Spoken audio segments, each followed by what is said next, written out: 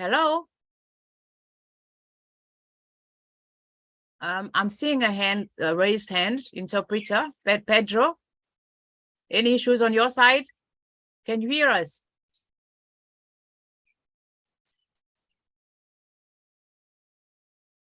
Hello? Okay, so maybe there was a wrong sign. So may we continue, Petronella? Are we online? Hello?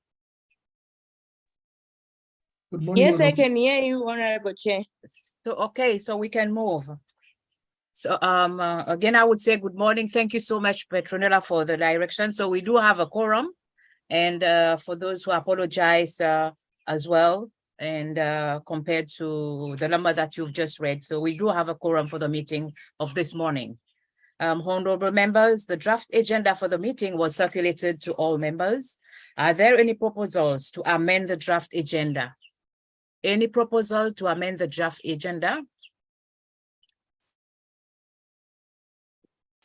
No. Any proposal? Okay.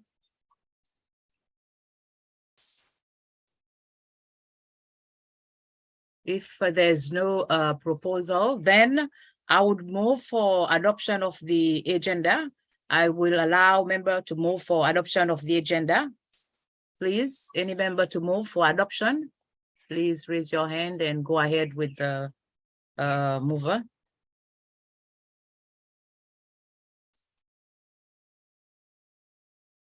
Any member to move for the adoption of the agenda? May we see the agenda, please, Petronella, open the agenda. All right, Honorable Chair, let me share. Okay, thank you.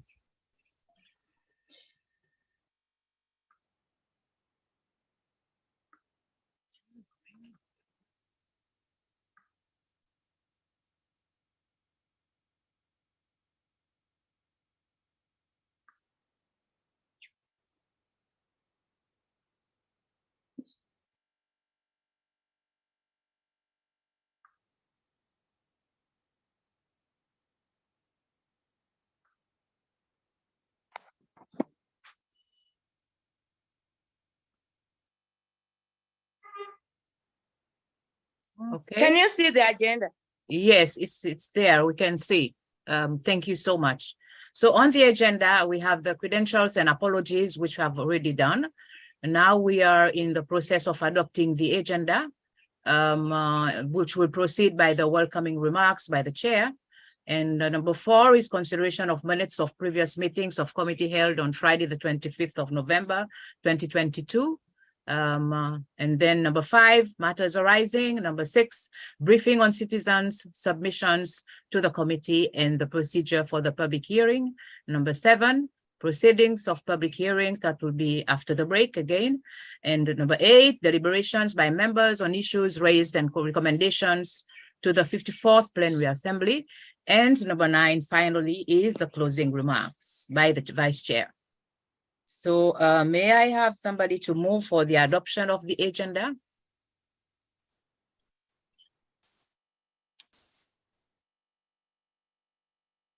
Honorable Desmond Moela, please go ahead. Thank you, Honorable Chair. We accept and adopt the agenda as presented. Thank you very much. Thank you. Any second man? Anybody to second it? Somebody to second the adoption proposed?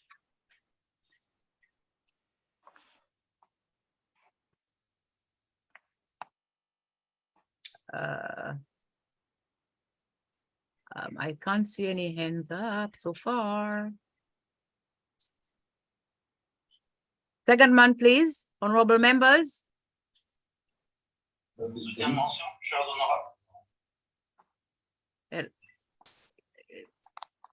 Yes. Second.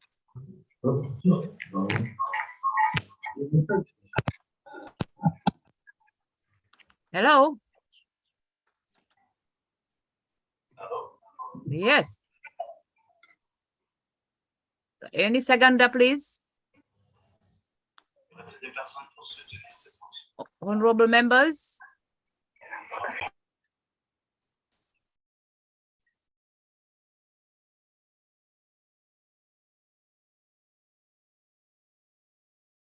Interpretation, English. Okay, any other option? Petronella, can you see any hands up? Because probably on my side, I can't see much. Am I big? Yep. Okay, South Africa. South Africa, please go ahead.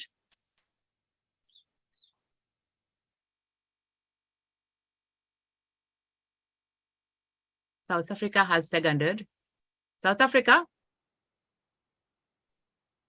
Honorable Chair. Yes, Honorable Desmond, yeah. Yes, we have moved. South Africa is moved Okay, for the okay. adoption. Yes. Thank you. Thank you we- so much. Okay, sure. Thank you so much. Thank you, all honorable members.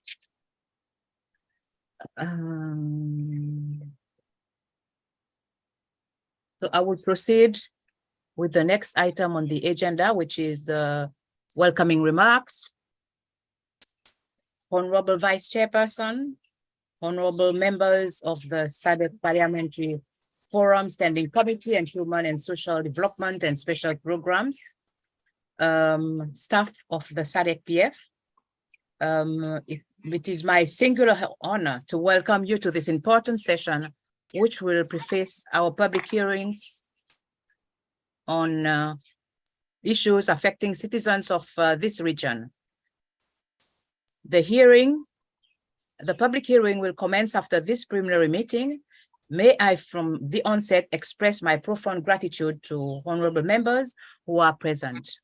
Honorable members, you may appreciate that this committee is instrumental in assessing the achievements of the targets set out in Sustainable Development Goals, the Sustainable Development Agenda 2030, as well as Africa Agenda 2063.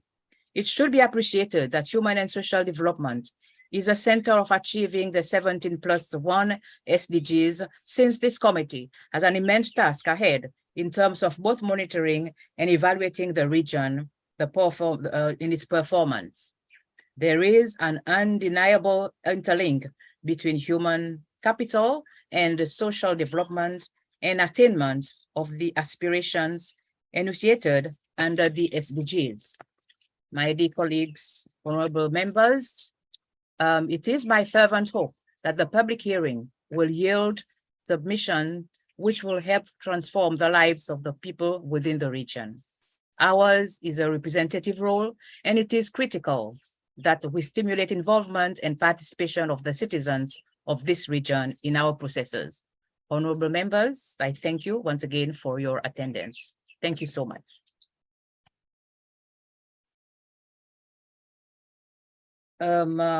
We move on to the fourth item on the agenda, which is the consideration of minutes of the statutory meeting of the Standing Committee on Human and Social Development and Special Programs held on Friday, 25th November 2022 at 9 a.m.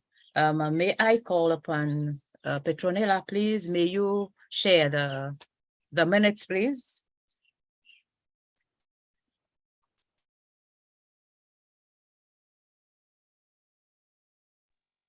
Okay, Honorable Chair.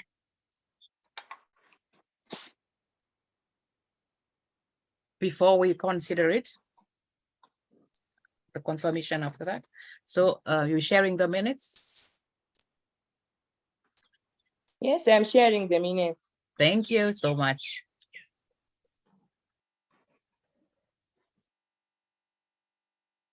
So the minutes is shared. Maybe what we can do, we shall proceed with the minutes meeting. As you can see, those were present on the day. There were 9 honorable members who were present. There were 6 absent. And then in attendance, we had the SADC parliamentary staff and consultants and others. There's specialist and the staff as well. So may we move to, we had the resource person. The meeting was called in order at 15:16. So we move to number 1, adoption of agenda. Petronella, may you lead us through the minutes, please? Okay, thank you, Honorable Chair. Thank you. As you can see, the agenda of the meeting is outlined in the minutes, and we had welcome remarks by the chairperson. The Honorable Chairperson opened the meeting by delivering welcome remarks, which set the tone for the day. In her remarks, Honorable Bistokwet began by extending her gratitude to the members of the committee for attending the meeting. She explained that the meeting was being held ahead of the 53rd plenary session to be held in Arusha, Tanzania. The chairperson drew to the attention of the committee to the laudable theme of the joint sitting of the standing committee and noted that it was indeed a bold statement of intent and strategic direction by the SADC region.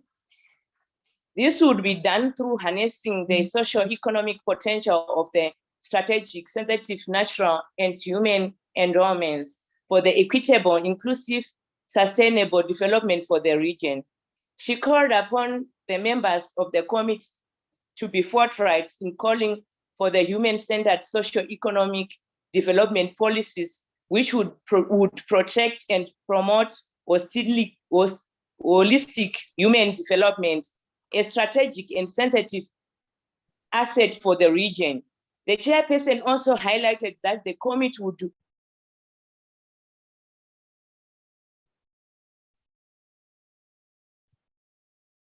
Hello? We can't hear you. I can't hear you.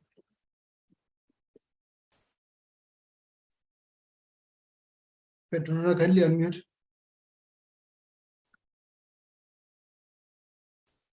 Hello? Petronella, kindly unmute.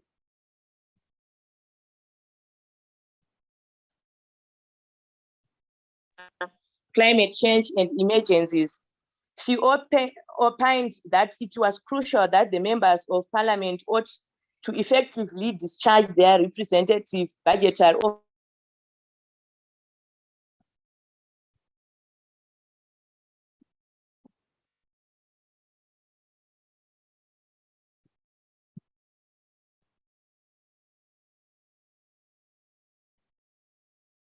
Hello? Petronella, kindly unmute. Emergencies. Okay. We lost you there for a minute. Yeah, we lost you for a minute. Can you? You're not hearing me. Now you. Now we are unmute. hearing you. Yeah. All right. I'm now at item 3.0. I think you have to go- Consideration of. Can you hear me? We can hear you. I think you need to go back at least 3 paragraphs before this one. All right.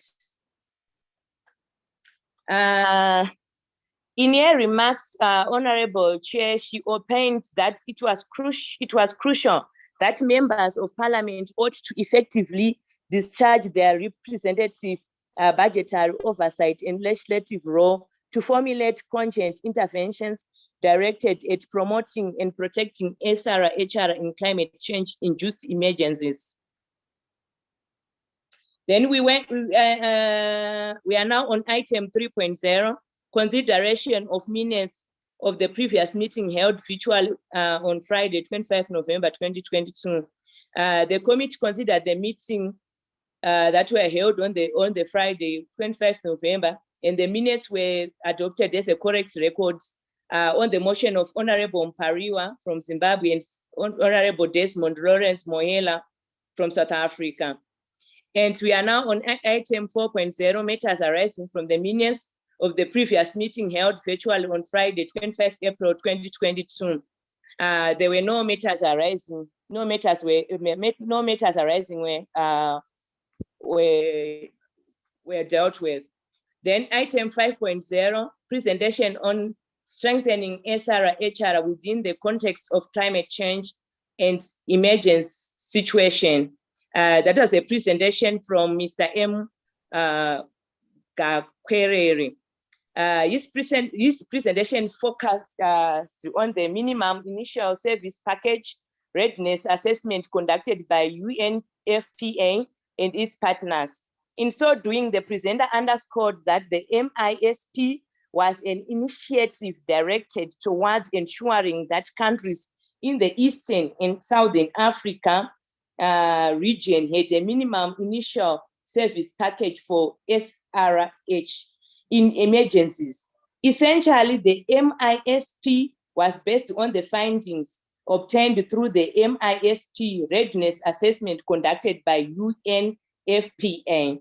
This assessment was intended to evaluate the readiness of ESA countries to provide SRH services in emergencies.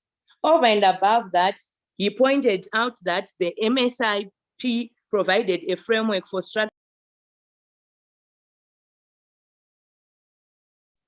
interventions while simultaneously identifying key areas needed further investments. The presenter also highlighted that the MISP was anchored on 7 key objectives, which included the following: ensuring that the health cluster identified the organization to lead the MISP for SRH, preventing sexual violence and responding to the needs of survivors, preventing and reducing morbidity and mortality due to HIV and other STIs, and newborn morbidity and mortality, preventing unintended pregnancies, planning for comprehensive SRH services integrated into primary health care as soon as possible, ensuring that safe abortion care was available to the full extent of the law in health centers and hospitals. He went on to talk about regional perspective on SRHR in emergency situation. The presenter provided regional perspective on the MISP readiness for countries in the ESA region, pertaining to the legislative landscape around the intersection between SRH and MISP. He observed the following about the majority of countries in the ESA region. Most countries in the region had laws, plans, policies, and programs around disaster management and risk reduction. There were limited integration of SRH, MISP into relevant national policies and laws. There was limited evidence of laws that provided for an integration of SRH and disaster risk management in emergencies. There was limited incorporation of SRH in recovery plans. There was limited national and subnational coordination mechanism for SRH in emergencies. As regards the institutional framework, the presenter pointed out that most countries had limited capacity, that is equipment, facilities, supplies, financial resources, and qualified staff to provide comprehensive SRH services in emergencies. He further underscored that the institutional frameworks in most countries were underfunded, incapacitated, expertise to adequately prepare, respond, and recover from disaster shocks while simultaneously promoting and protecting SRH. With reference to inclusivity, the presenter informed the committee that there was a general lack of information, education, and communication materials in the relevant languages accessible to all persons. This militated against the fundamental principles of inclusivity and accessibility of basic SRH services in the context of emergency situation. Mr. Gwakware went on to give some recommendations. The presenter concluded by noting that it was imperative that the members of parliament in the various SADC member states used their voices to advocate for the incorporation of the MISP into national emergency preparedness, recovery, and disaster risk reduction policies and plans. He further implored the MPs to formulate laws that were cognizant of the growing and evident intersection between climate change, emergencies, and SRH. He added that this must be supported by costed action plans adequately supported by sound national budgets. He also emphasized the need for the education curriculum to include MISP and SRHR. He concluded by noting that the MSIP was a low-hanging fruit for MPs to call for legislative and policy reform. The committee also made some deliberations and made some observations, resolutions, and recommendations. The committee members commended the presenter for a comprehensive presentation on the intersection between SRH, climate change, and emergencies. They observed that it was critical that more attention be placed on this emerging concept, bearing in mind that due to climate change, extreme weather events had become more catastrophic and required adequate preparation. The committee was encouraged that most countries in the region had some form of disaster management and disaster risk reduction frameworks. These were implemented through established institutions. Notwithstanding the above, the committee bemoaned the reactive nature of most disaster management response frameworks and acknowledged that more often than not, SRH was overlooked. The committee also lamented that the pursuit of information and disaggregated data around SRH in emergencies, SRH and HRH, and this was aggravated by the weak according mechanisms between institutional and legislative frameworks. Additionally, the committee observed that most countries had limited funding to support the full and effective implementation of their disaster management framework, let alone the MISP, which required a substantial commitment of catalytic funding. The committee also made some recommendations. In view of the observations made, the committee recommended the following. Number one, there was a need for capacity building for sessions for MPs on the intersection between SRH, climate change, and comprehensive emergency response. There was need for a review of laws and policies around disaster risk reduction to incorporate the emerging issues of HR in emergencies. SADC MPs must encourage their national governments to reform and strengthen their health systems to be able to effectively respond to emergencies. This may be done through mainstreaming MSIP into national health and disaster response plan.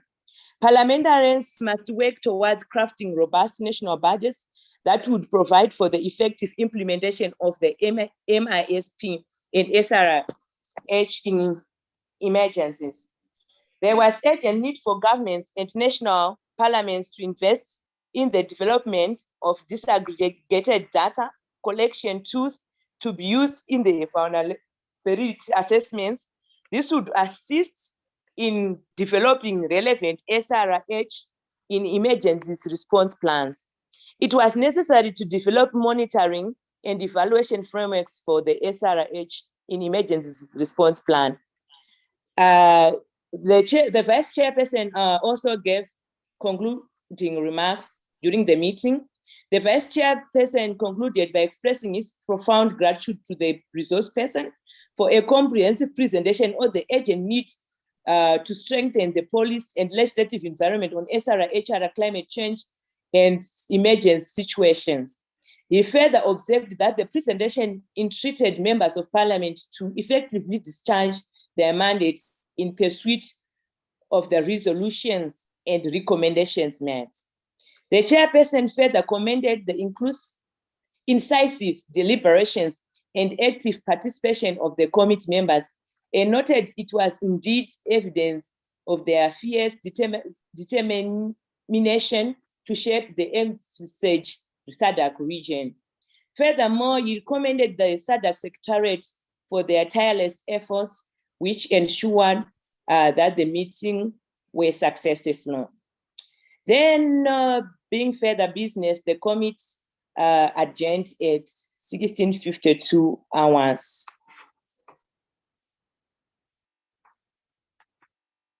Thank you. I think I'm done with the minutes, Honorable Chair. Thank you, Ms. Petronella. Honorable members, I do convey my sincere apology to the committee for not introducing our secretary. I will now introduce our secretary, Ms. Petronella Hasvina, the committee secretary for today. And you are very much welcome, Petronella. And I'm sure you will be, we will have a very fruitful deliberation together. Thank you so much.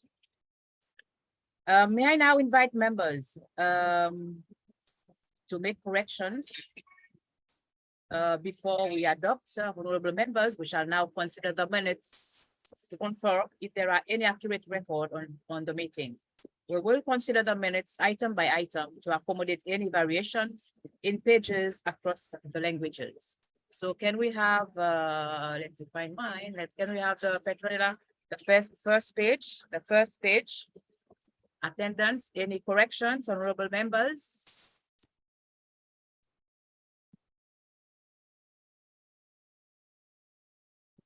No correction so far. Can we move to page number 2? Page number 2. I hope it's the same page where we have for the honorable members from Angola. I hope so. So page number 2, can we move page number 2? Starts with the resource person and then 3 names. Or after that, okay. Page number 2, we have adoption of the agenda. Any amendments to be made on this one? Not, it's still on page number 2, that is item number 2, welcome remarks. I don't think I haven't seen any raised hands. Okay, we go to page number 3. Page number 3.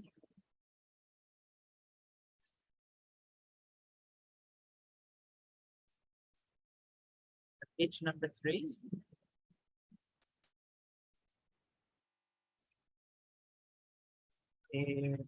Consideration of minutes of the previous meeting virtually held, that is number 3, item number 3, page number 3. Yes. Item number 4. Any corrections? Not. Item number 5. Presentation of strengthening SRHR within the context of the climate change.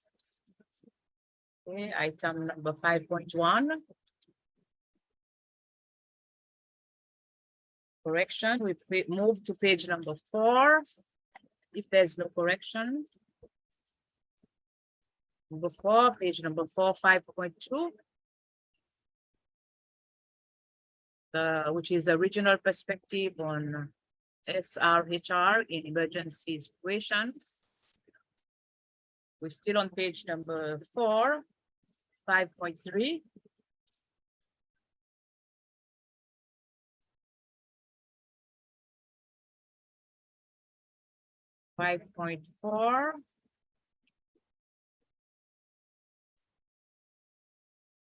There's no hands up, so we can move to page number 5, which is the continuation of 5.4. So, and no raised hands. 5.4.1, committee's recommendations. Any critical recommendations or issues, corrections to be made? On this one, we're still on page number 5, so we move to the closing remarks. If there are no recommendations, and the last page is 6, which is any other business. So far, I haven't seen any hands up except anybody who has got any issues to bring up. If there are any issues or corrections to be made, may I move that somebody has to move, honorable members, for the adoption of the minutes?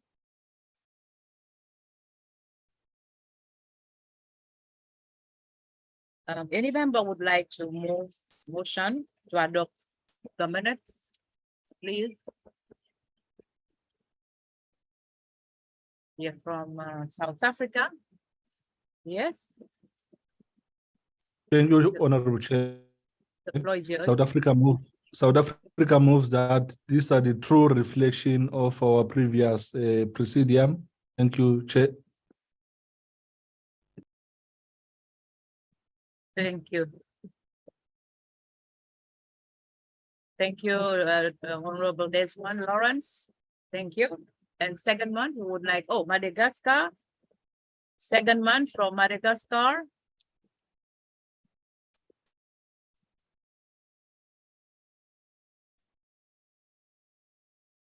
Thank you. Thank you. Yeah. Oui, Voilà. Madagascar Céleste, soutient honorable. l'adoption de ce projet verbal. Vous attendez? Est-ce que vous attendez vraiment? Madagascar soutient l'adoption de cette... non. Yes, I do. Yes. I cannot hear. Madagascar. I could not hear Madagascar. You have the interpretation. Yeah, that's good. Thank you so much. Yeah. Yeah. Thank you so much, Dr. Lovarina. Thank you. So the minutes is being adopted by the committee and seconded by Madagascar and moved by South Africa.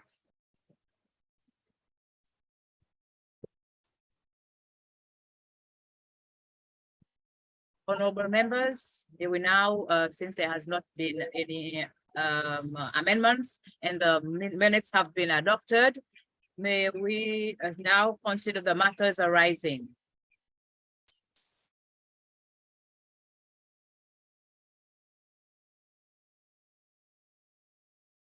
May we have the agenda again?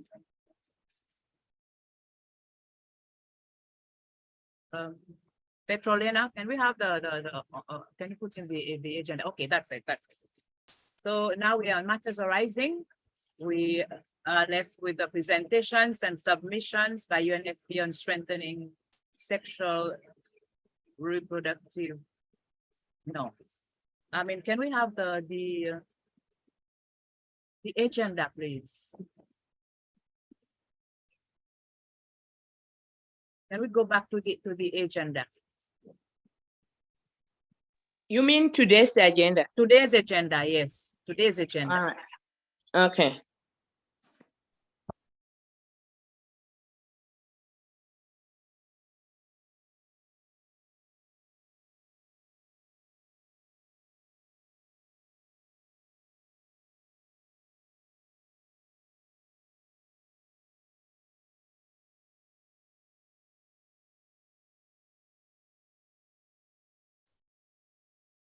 Okay, so we have the matters arising. For matters arising, we on the agenda, we still have number 6, which is the briefing on citizens' submissions to the committee and the procedure for public hearings. We have proceedings of the public hearing session, number 7. We have number 8, deliberation by members on issues raised and recommendations to the 54th Plenary Assembly. And the last one will be the closing remarks.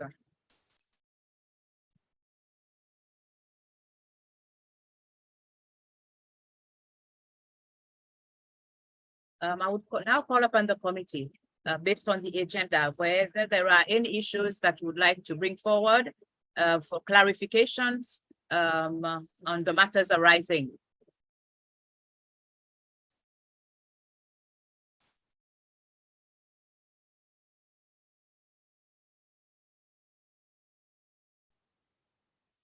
Yes, so I can see Her Excellency Secretary General, Ms. Boevos Goma. Her hands were up. The floor is yours, please. Good morning, Honorable Chairperson. My apologies, it's a mistake.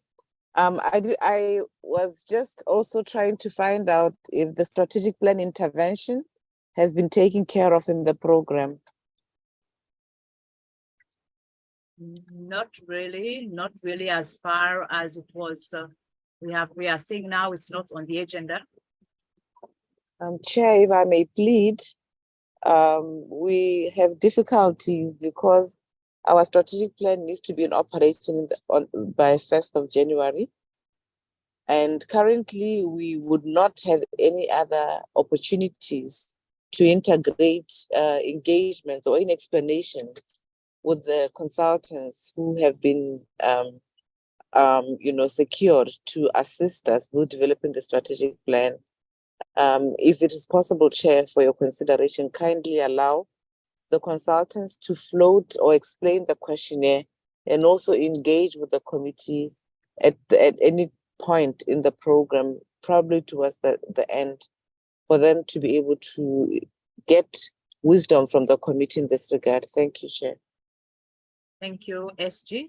SG, please guide me. Shall we do it now before we close the meeting, or we shall do it this afternoon? I need to be guided. Yes, Chair, that's an important question. The consultants were open to either morning or afternoon. I'm not sure if Mr. Manzi is online to explain what the conclusion was, whether the consultants settled for the afternoon or the morning. But I recall that they were thinking of the afternoon. So maybe after you dispense of your business, you could kindly allow them to step in just before you conclude. Thank you very much. Thank you very much. Ms. Petronella, may we add the strategic planning on the agenda as well for this afternoon?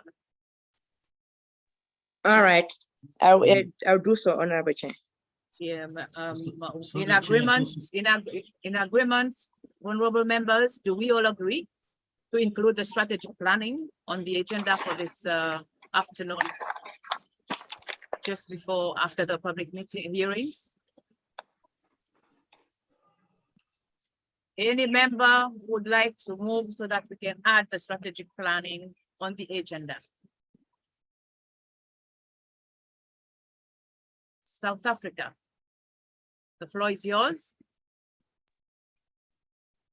Honorable Chair, I think it's a matter of compliance. Let us agree that we amend our program and include that particular item. Thank you, Chair. I don't see any problem for us amending the agenda and including that particular item. Thank you.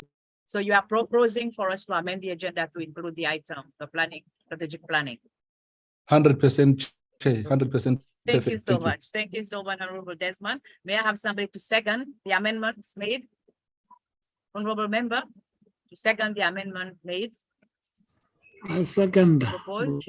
Botswana. I Thank second. you so much for the second month. Honorable Shogo Nitso. Am I right? Honorable Tsoganetso Lewe. Thank you so much. So Thank you. thank you so much. We have amended the agenda. Petronella has inserted it onto this afternoon before the closure of the public hearings, and it's been inserted, and I thank you so much. Any other matters? I will open the floor for any matters on the AOB, if there are any matters to be raised before we close the meeting for this morning.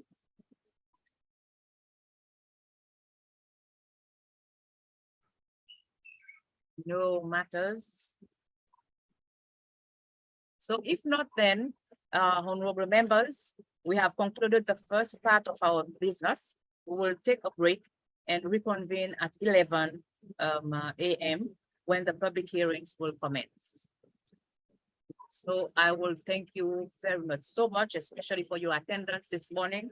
You really supported the meeting and it has been very much appreciated. And thank you, SG, for your support as well. And thank you all the staff of the SADC PF for supporting our meeting and the translators as well. And thank you so much, Petronella, for guiding us throughout our first part of the meeting.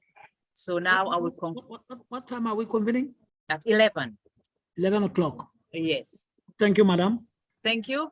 Thank you so much. Now we may end our first part of the meeting. Thank you so much and have a nice pause and see you later. Thank you, Chair. Thank you.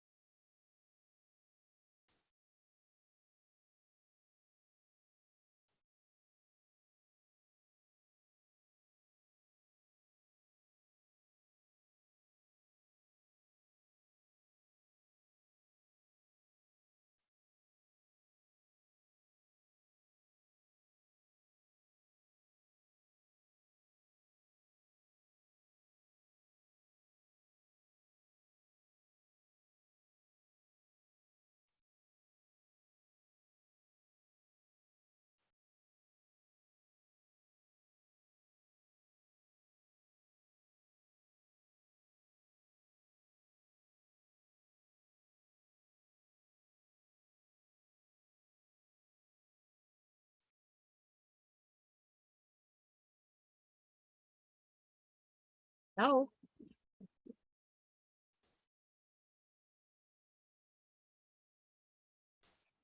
Hello, Honorable Chair.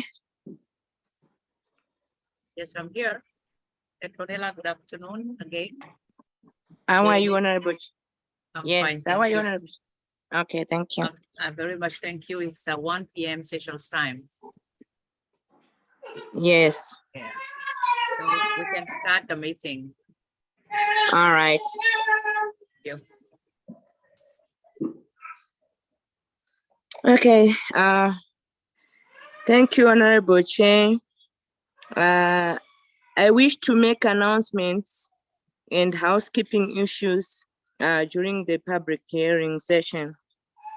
The Honorable Chairperson of the SADC PF Standing Committee on Human and Social Development and Special Programs, Honorable Rosie Bestoquet, members of the SADC PF Standing Committee on Human and Social Development and Special Programs, parliamentarians from SADC National Parliaments, Her Excellence Mrs. Bohem Sekoma, SADC PF Secretary General, SADC citizens from across the region, representatives of civil society organizations, representatives from partner organizations, SADC PF secretariats, staff, and staff of the SADC National Parliament, distinguished participants.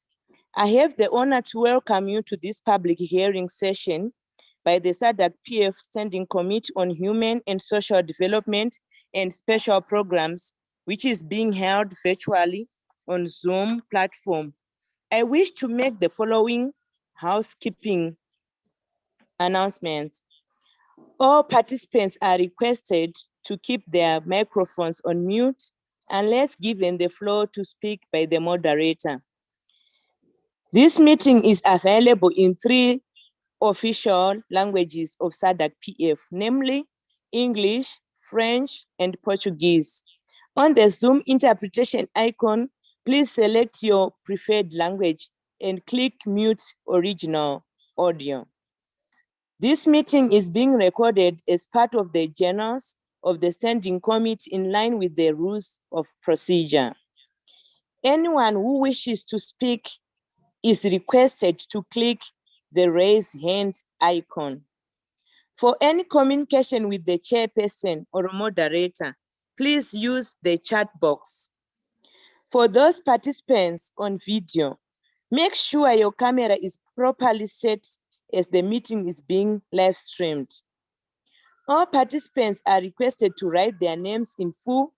Those that are representing organizations should write the names of their organizations, and those attending in their individual capacity should write their names in their country. I now invite the moderator for the meeting to take over.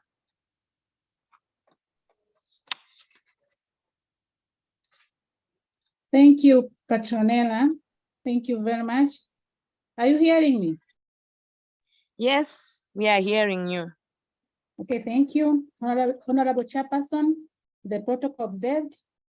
It is with utmost pleasure and honor to serve as your moderator during the public hearing proceeding for the Human and Social Development and the Special Program Committee.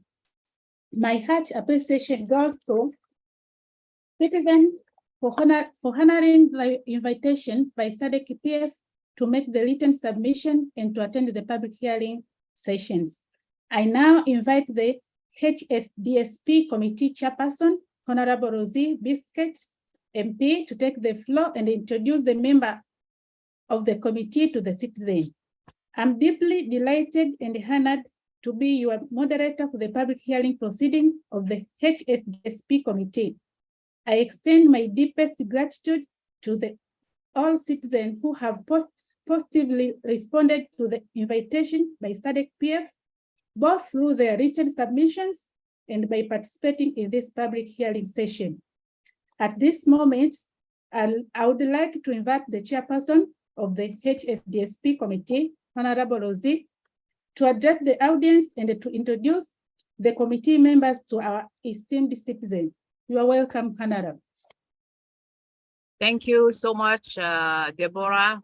our moderator. Thank you so much. And I am deeply honored in my capacity as a chairperson to extend a warm welcome to the SADC citizens on this very special, important occasion of the 2023 public hearing session for the Human and Social Development and Special Program Committee. Before I deliver my remarks, I would like to invite the committee members to introduce themselves to the citizens. Committee members.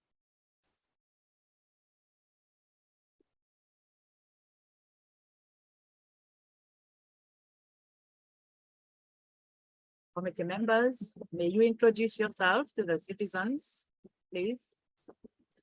Yes, good morning. Morning, Agnes. It's Honorable. Nganakafula from Namibia. First, I would like to apologize, Honorable Chairperson, for not able to attend the first session in the morning due to unforeseen situation. However, I managed to be part of our discussion starting now. I'm the representative of the Namibians from all the way from Windhoek. Good morning once more again.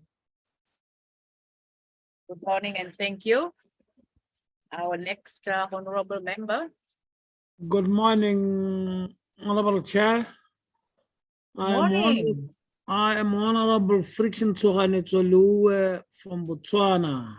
Thank you. Thank you, Honorable. From Botswana. Our next honorable member. Bonjour tout le monde. Je m'appelle Dr Fiarouvala Louvanirine. Célestin, oui. Je représente Madagascar, député de Madagascar élu dans les zones de Vaknakar. Et je fais partie du membre de la commission HSDSP. Et c'est un plaisir pour moi de vous annoncer que aujourd'hui même, on a établi un réseau parlementaire sur la justice reproductive et je viens d'être élu le secrétaire général de ce réseau parlementaire. Merci. Merci, Honorable Celestin. Honorable members. Good day, honorable members. My name is Honorable Desmond Muela from South Africa. Thank you very much. Thank you, Honorable Desmond.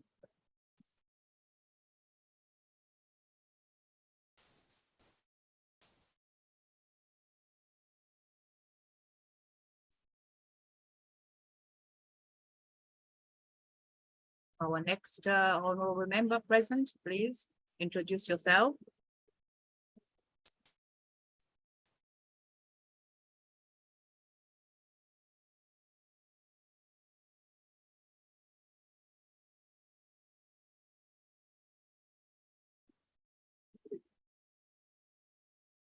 Madam Moderator. Any more members present, please?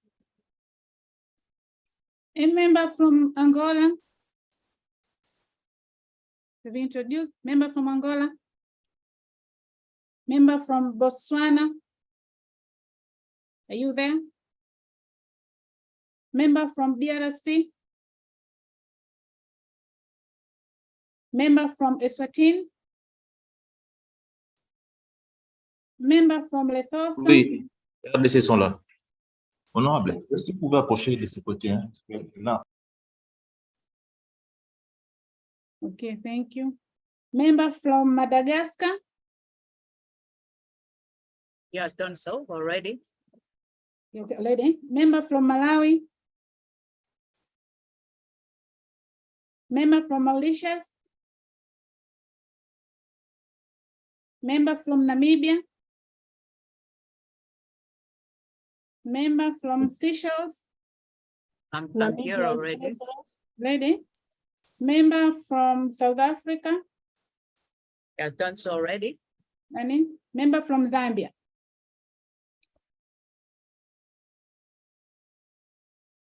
Okay, thank you. And Our Vice Chair from Tanzania. member from Tanzania?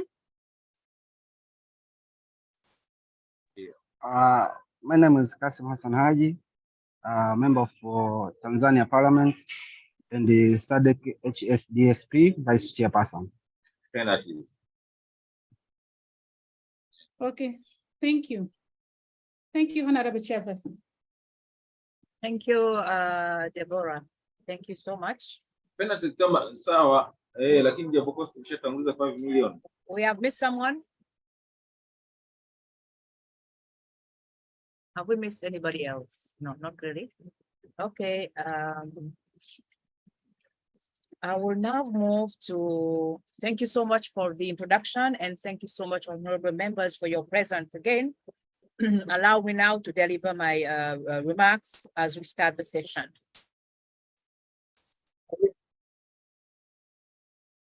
Parliamentarians from the National Parliamentary. La RDC, je ne suis pas représenté. La RDC, nous sommes en ligne. Oui, allez, RDC. Oui, Honorable Marcelin. Honorable Kazadingo et Gabriel, Oui, sénateur parlementaire de la RDC. merci beaucoup. Merci beaucoup. So now I will deliver my short remarks. Members of the SADC PF Standing Committee on Human and Social Development and a special program, our Vice Chairperson, parliamentarians from the SADC National Parliaments, Her Excellency Mrs. Buemo Sikoma, SADC PF Secretary General, SADC citizens from across the region, representatives of civil society organizations, representatives from the partner organizations, SADC PF Secretariat staff, and the staff of the SADC National Parliaments, distinguished participants, ladies and gentlemen, good morning, but in Seychelles, I would say good afternoon. It is my singular honor to welcome you to this important session during which we are to conduct a public hearing. As the chairperson of the SADC Parliamentary Forum Standing Committee on Human and Social Development and Special Program, I would like to express my profound gratitude for your attendance, which is invaluable to this process. As I preface my remarks, let me recall an important statement from the renowned Nigerian novelist, poet, and critic Chinua Achebe, who rightly opined that, I quote, "A functioning robust democracy requires a healthy, educated, participatory fellowship and an educated, morally grounded leadership," unquote. This caption encapsulates the utility of human and social development trajectory of this region and is from the same spirit that as a committee, we are involving the citizens in order to stimulate participatory democracy, which shall ultimately have a bearing on the livelihoods of the diverse people of this region. Honorable members, ladies and gentlemen, human and social development programs are a linchpin to improve the livelihoods of the people of this region. If this region is to achieve the aspiration of Sustainable Development Goal 2030 and Africa Agenda 2063, great effort need to be exerted on human and social development. To this end, it is fundamental to consult and gather views of citizens of the SADC region on matters pertaining to human and social development and special program. Ours is a representative role, and it is critical if SADC PF is to remain relevant and alert to exigencies and vicissitudes of the 21st century, to always revert back to the people it represents. It is from the people that we derive the authority to govern. Hence, it is paramount that Parliament always involve the people in its activities. Honorable members, ladies and gentlemen, as a way of preparing ourselves, the discussions and submissions will be based on the following thematic areas. Number one, ways in which Parliament collaborates with relevant stakeholders to address gender discrimination in Southern African education, including child marriage, child labor that affects girls' access to education.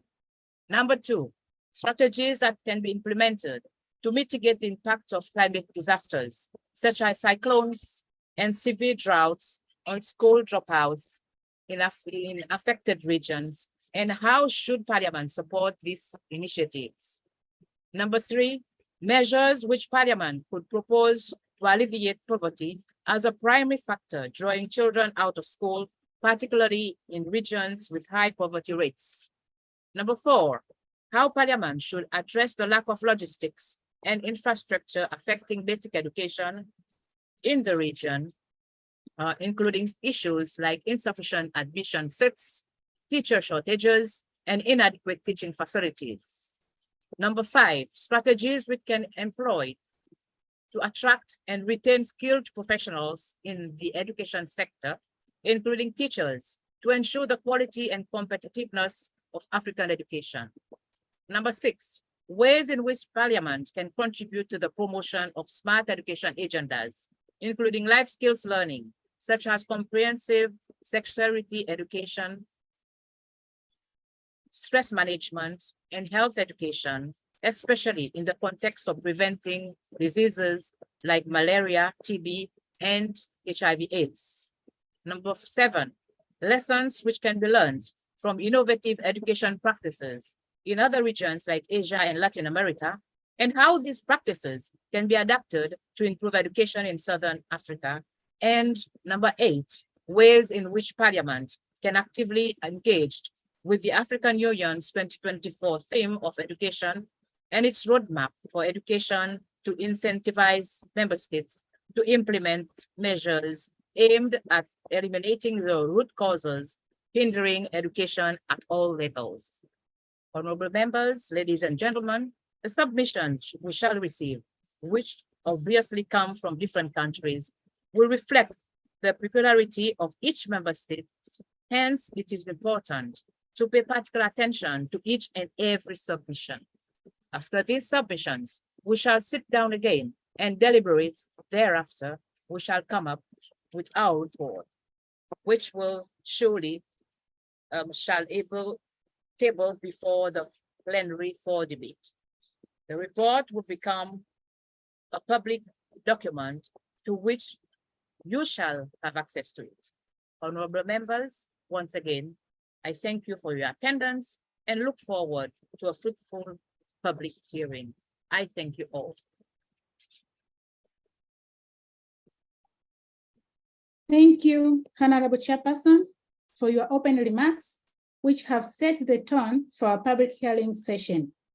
I now invited Dr. Lamboli Kumboneki, Senior Program Officer, HIV/AIDS at SADC Secretariat, to give a sector update briefing citizen on a crucial development that have been taking place, which are critical for regional integration and are of interest to the citizen stakeholders. You're welcome. The floor is yours.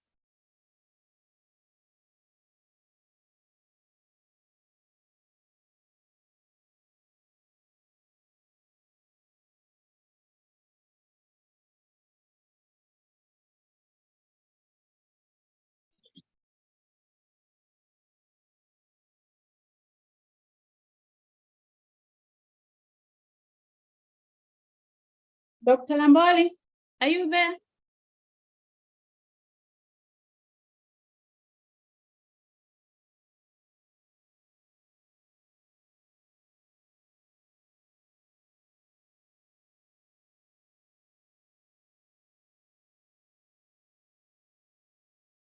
Dr. Lamboli?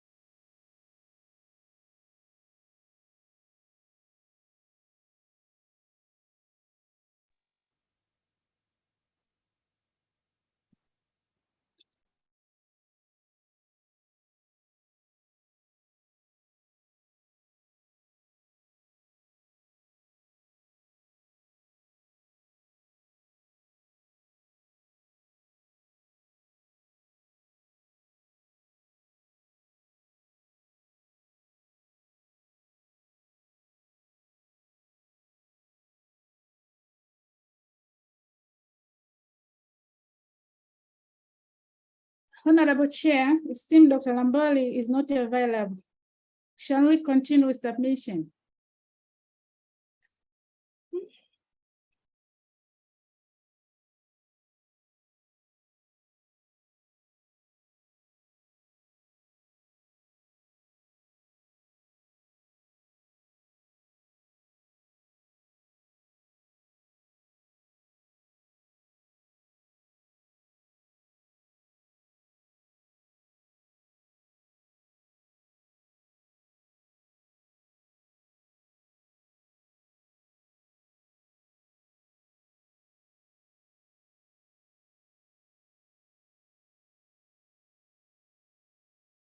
Through you, Honorable Chair, perhaps the moderator would jump into the next submission if the submission that has been called is not available. In the interest of time, you may wish to go to the next submission and so on and so forth, so that when they join the meeting later, those who are not available, they can be given an opportunity at a later stage, in the interest of time, Chair, if that is acceptable.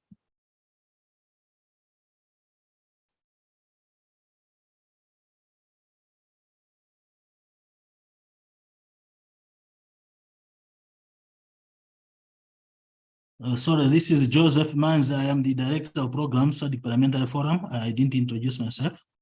I am in the Secretary General's office.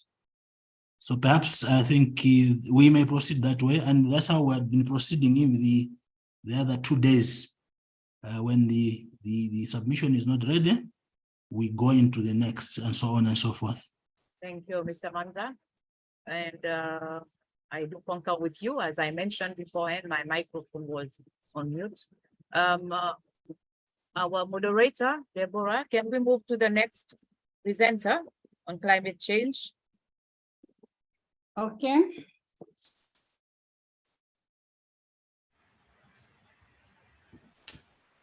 I think that should be me. My name is Nchiko from Amnesty International.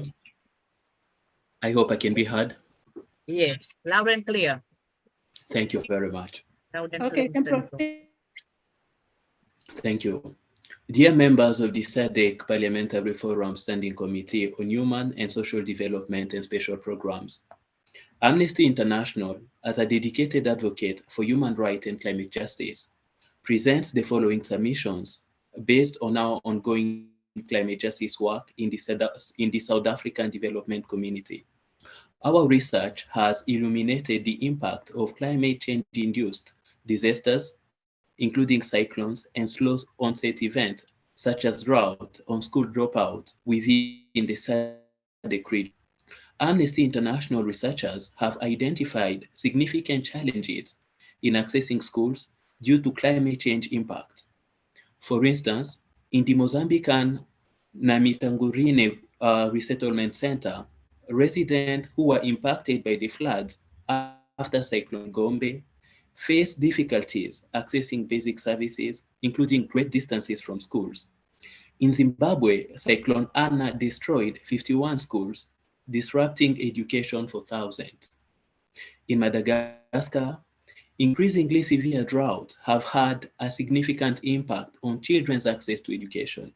Many children find themselves unable to attend school, left with no choice but to engage in child labor and enter early marriages as a way to assist their families in making ends meet.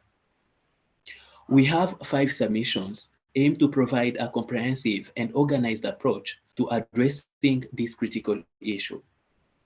First, infrastructure development and access to essential services.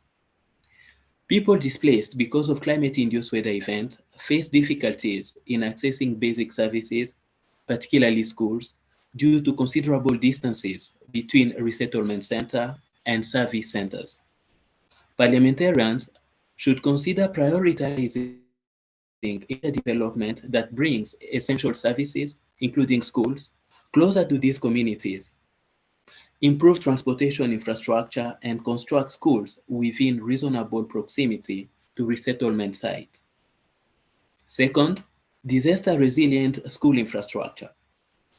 Cyclones and extreme weather events damage school infrastructure, disrupting education. Parliamentarians should ensure that resources are allocated for constructing disaster-resilient school buildings. Here, community involvement is key to ensure that efficient resource allocation and sustainable construction practices are taking place. Third, universal social protection schemes. Parliamentarians should ensure that their government invests in universal social protection schemes that are accessible to all, gender responsive, inclusive of marginalized populations, and adaptable to climate-related challenges. These schemes should alleviate economic pressures on families, preventing child labor and early marriages. Fourth, awareness and sensitization campaigns. Climate change impacts can create various challenges, such as extreme weather events and resource scarcity, which can divert individuals' attention away from education as they focus on immediate survival and adaptation. This shift in priorities may lead to a reduced awareness of the long-term benefits and importance of education, increasing the incidence of child labor and early marriages. Parliamentarians should ensure that their government collaborate with NGOs and community organizations to conduct awareness campaigns emphasizing education's value, particularly in the context of climate change. These campaigns can counter child labor and early marriages. Fifth, legislative reforms. Parliamentarians should consider legislative reforms to strengthen the implementation of the minimum legal age for marriage and laws against child labor. These reforms must be in line with the African human rights system and international human rights standards to protect children's rights and serve as a deterrent against harmful practices. To conclude, we urge parliamentarians to integrate these submissions into their respective government national climate change adaptation and disaster risk reduction plans and strategies, such as nationally determined contributions and national adaptation plans. It is essential that these plans and strategies prioritize human rights, institutional capacities, governance mechanisms, and inclusive planning frameworks. Thank you very much. Okay, thank you. Thank you, presenters from Amnesty. He recommended several things, including the awareness and the sensitization campaign in climate change, because climate change can affect education, access to education. Okay, we are moving to another submission. Another submission is from Vivian. Vivian is about. Sorry, Chair, to come again, Honorable Chair. Sorry, Honorable Chair.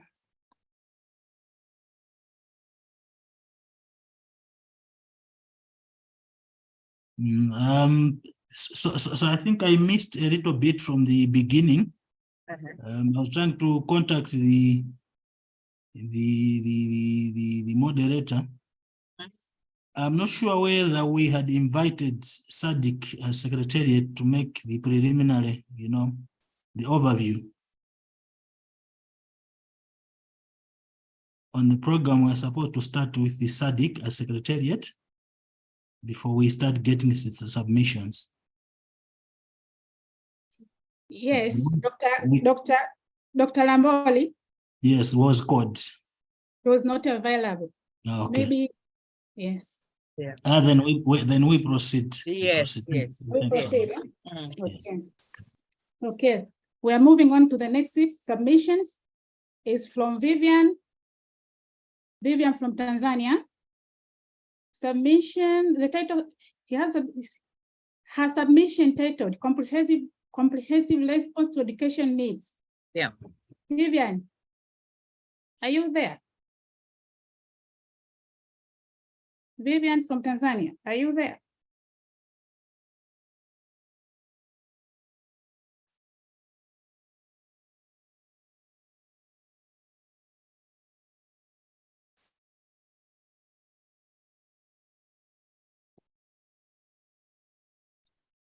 Vivian is not present.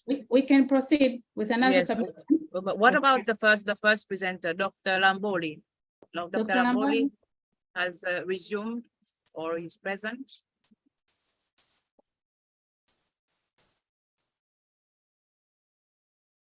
He's not. Is not. Okay. Okay, we're moving on to another submission. Yeah, which is the Southern African Alliance, ARASA. Yes. Arasa, are you there? Yes, I'm Arasa there, is there. Chair. Can I go ahead and share my screen, please? Okay, you are welcome. You have 10 minutes. You're welcome. You.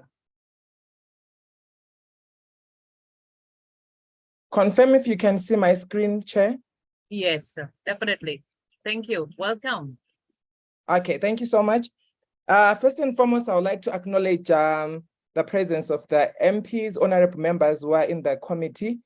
And I would also like to acknowledge the Secretary General of the SADC PF, Ms. Bohemo Sikweme, and all distinguished guests who are present here and SADC citizens. And I would like to thank you for the opportunity.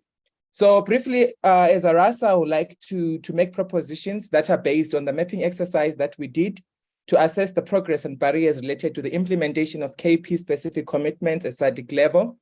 Our study mainly focused on Mozambique, South Africa, and Zimbabwe.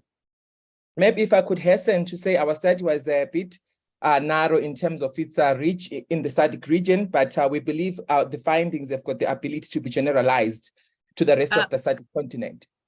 1 second, Arasa. May you introduce yourself, please? Okay. Sorry, my name is Patsani Sivanda, and I'm the Regional Key Populations Officer at ARASA. Thank you. Okay, thank you for that.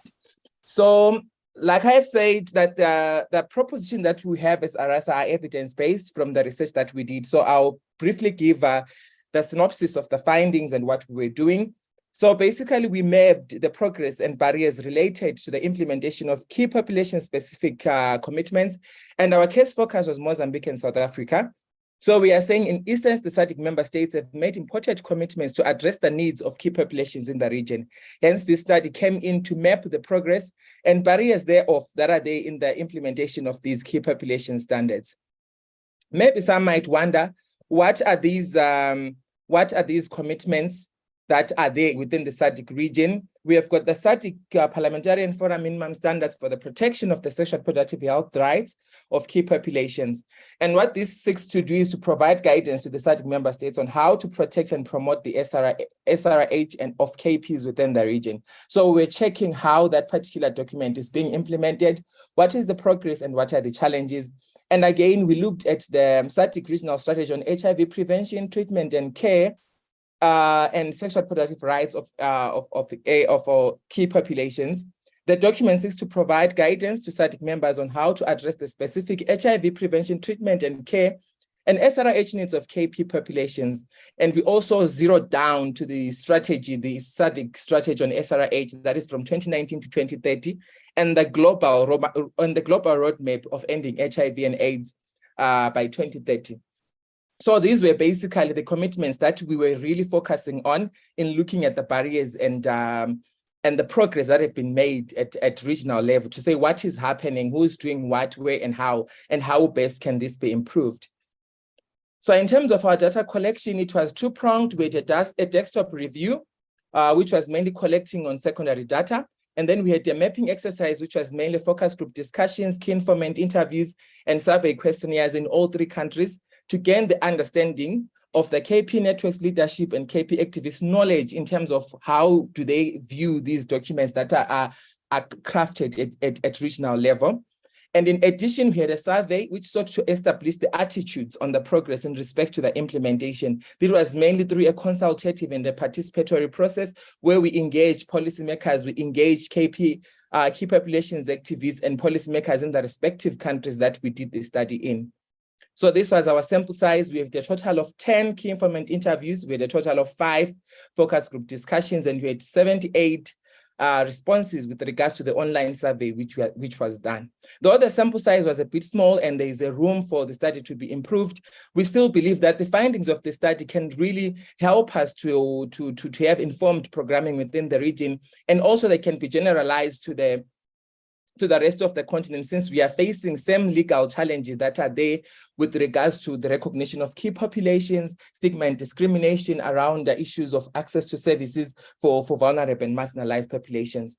So in summary, the findings of the exercise, they reveal that key populations, they view these documents as very important, but there is limited knowledge about them, which will inform one of our asks to the SADC, to the honorable members in the platform, to ensure that maybe there are programs to promote understanding of these KP-specific commitments in collaboration, of course, with civil society organizations. We noticed that as well, in as much as the documents could be there and they are well crafted, there might be some financial constraints that are there in order to ensure that these documents are living documents that are practicalized in our region. And also we noticed that in as much as the documents are there, there are documents that are left lying idle without or with limited actioning or concrete actions being done on them. So moving forward to maybe specific country results, we noticed that there is some progress, particularly in Zimbabwe. I just picked a few because of our time. We note that Zimbabwe was able to reform laws in regards to decriminalization of willful and deliberate transmission of HIV. The existence of this offense is important to note that it brought about low health-seeking behaviors as it promoted non-disclosure of HIV status between sexual partners for fear of criminal consequences when one claims an offense has been committed. So we note that progress in Zimbabwe, that the decriminalization of willful, deliberate HIV transmission is actually opening the space for those who might be HIV positive to disclose their statuses willfully to their partners. And besides that, we noticed that even in Zimbabwe, there are various population documents that have been crafted. For example, the Indigenous 5, which really recognizes key populations, the PrEP implementation plan, and the general coordination that is there between national AIDS councils and Ministry of Health and civil society to ensure that key populations access health, HIV-related healthcare services. Then with regards to barriers, you notice that financial challenges at the highest percentage as one of the barriers to the implementation of these key populations implementation. And the results are very shared with Mozambique as well, which I'll share next. And you notice that there is criminalization, which speaks mainly to the legal environment that is still prevailing in Zimbabwe and the broader SADC nation, which criminalizes people who use drugs, sex workers, and the broader LGBTI community. So, and some of the barriers, of course, include weak health systems, the political will, religious and cultural extremism against key populations. However, the major challenges, as I have noted, was the violence against key populations and funding issues, weak healthcare systems, and generally the shrinking civic space for civil society to advocate for access to HIV services for key populations. With regards to knowledge and attitude towards KP-specific commitment, this mainly speak to KP activists themselves, who will notice that the most known commitment is the global UN political declaration, which had 80%. And you find that the least known is the SADC PF minimum standards for protection of the sexual and reproductive health, which shows that there is more to be done in order for us to channel and educate our citizens with regards to these commitments, so that they could be able to effectively hold our governments into account as to what they would have agreed at SADC level. Then if I move to the SADC region, we note that even in Mozambique, there is some progress that have been done. There is the new national HIV response strategy, which recognizes LGBTI persons as key populations as well, which we think is a very good progress. And again, in Mozambique, I'll hasten to say there is coordinated response with regards to KP HIV programming. There is a unit within the NAC that mainly focuses on KP, a technical working group that really focuses on KPs, which we think is a progress towards issues of accessing to HIV/AIDS related services and meeting the commitments that were agreed. So with regards to barriers, like I said before, financial challenges also came out as one of the major challenges. And we spoke of criminalization, we spoke of weak healthcare systems, we spoke of religious and cultural extremism. By that, we really mean there is the conservative nature of the religious and culture within the SADC region, which sometimes infringes or affects the recognition of KP or key populations within our region, which affects their right to access services due to increased stigma and discrimination and attitudes from healthcare workers and even from some of the policy makers. And with regards to the knowledge, we'll notice that the UN political declaration was also the one which is known, the global one, and the regional documents, we find that they were least known, which also speak to one of our key asks to our parliamentarians to say how best can we channel, how best can we make these commitments be known within the region. For the sake of time, I'll rush to South Africa. In South Africa, we also noticed much progress in South Africa, which we might say is one of the leading countries in the continent of recognizing key populations, even at constitutional level. So we noticed that South Africa is a highly institutionalized mechanism that recognizes KPs as a number of ministries develop strategic plans which recognize the needs of the KPs. We also noted the Department of Education, the revised strategy, which really speaks to the protection of LGBTI students. Notice the Department of Justice and Constitutional Development Plan has several outcomes and strategies for KP inclusion, including the outcome to raise awareness about the Constitution and human rights, particularly with regards to vulnerable groups. And also we note the Human Sciences Research Council Strategic Plan 2016, 2017, and 2020, which also deals with the needs of the KPs. So in the South African context, you know that there is a lot of institutionalized instruments that mainly speak to the LGBTI, that mainly speaks to the LGBTI and the broader key populations with regards to protection of their rights and even access to health. However, we notice that in as much as there is that progress, there are still challenges that are there, and financial challenges also came out as one of the constraint in the implementation of these commitments.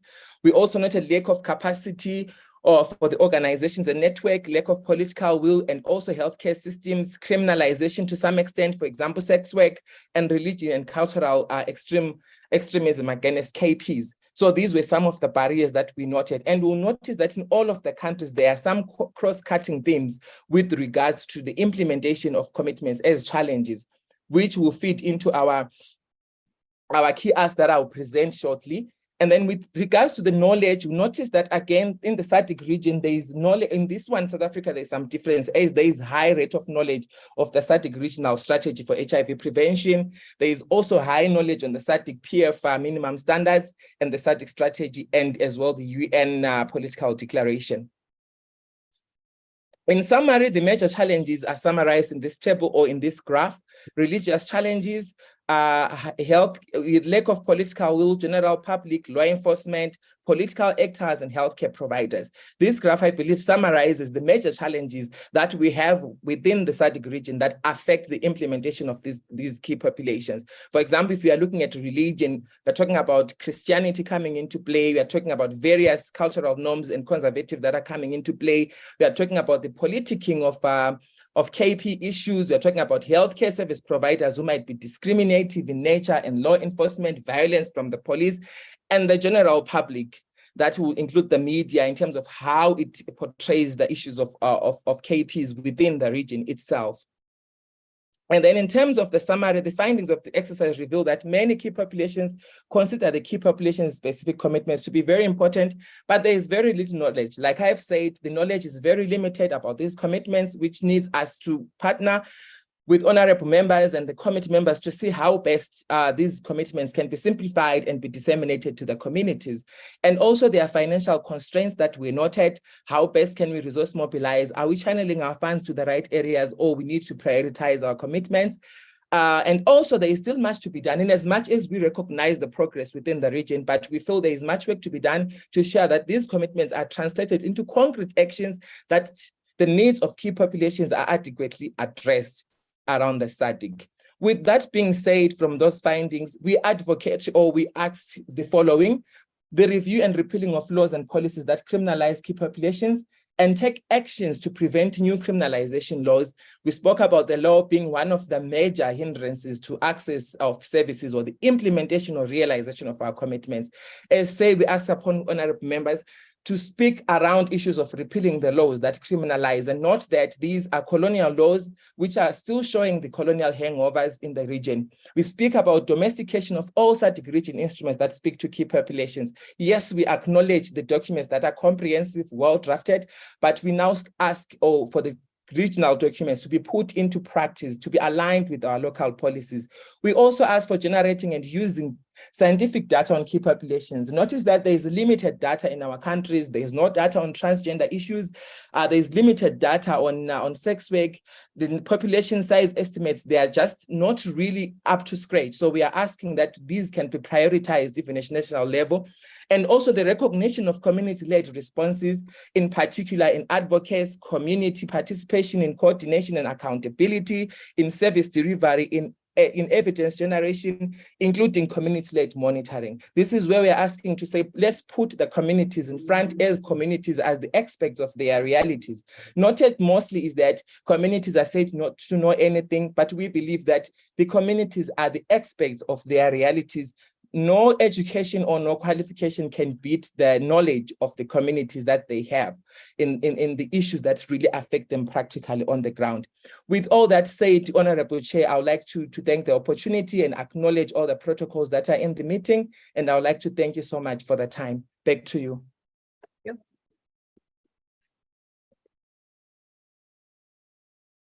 You're welcome. Thank you very much.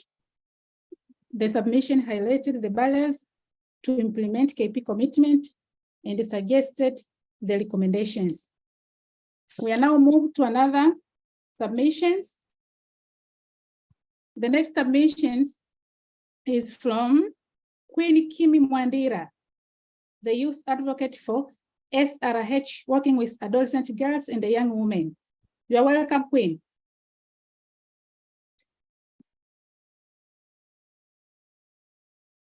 Are you there?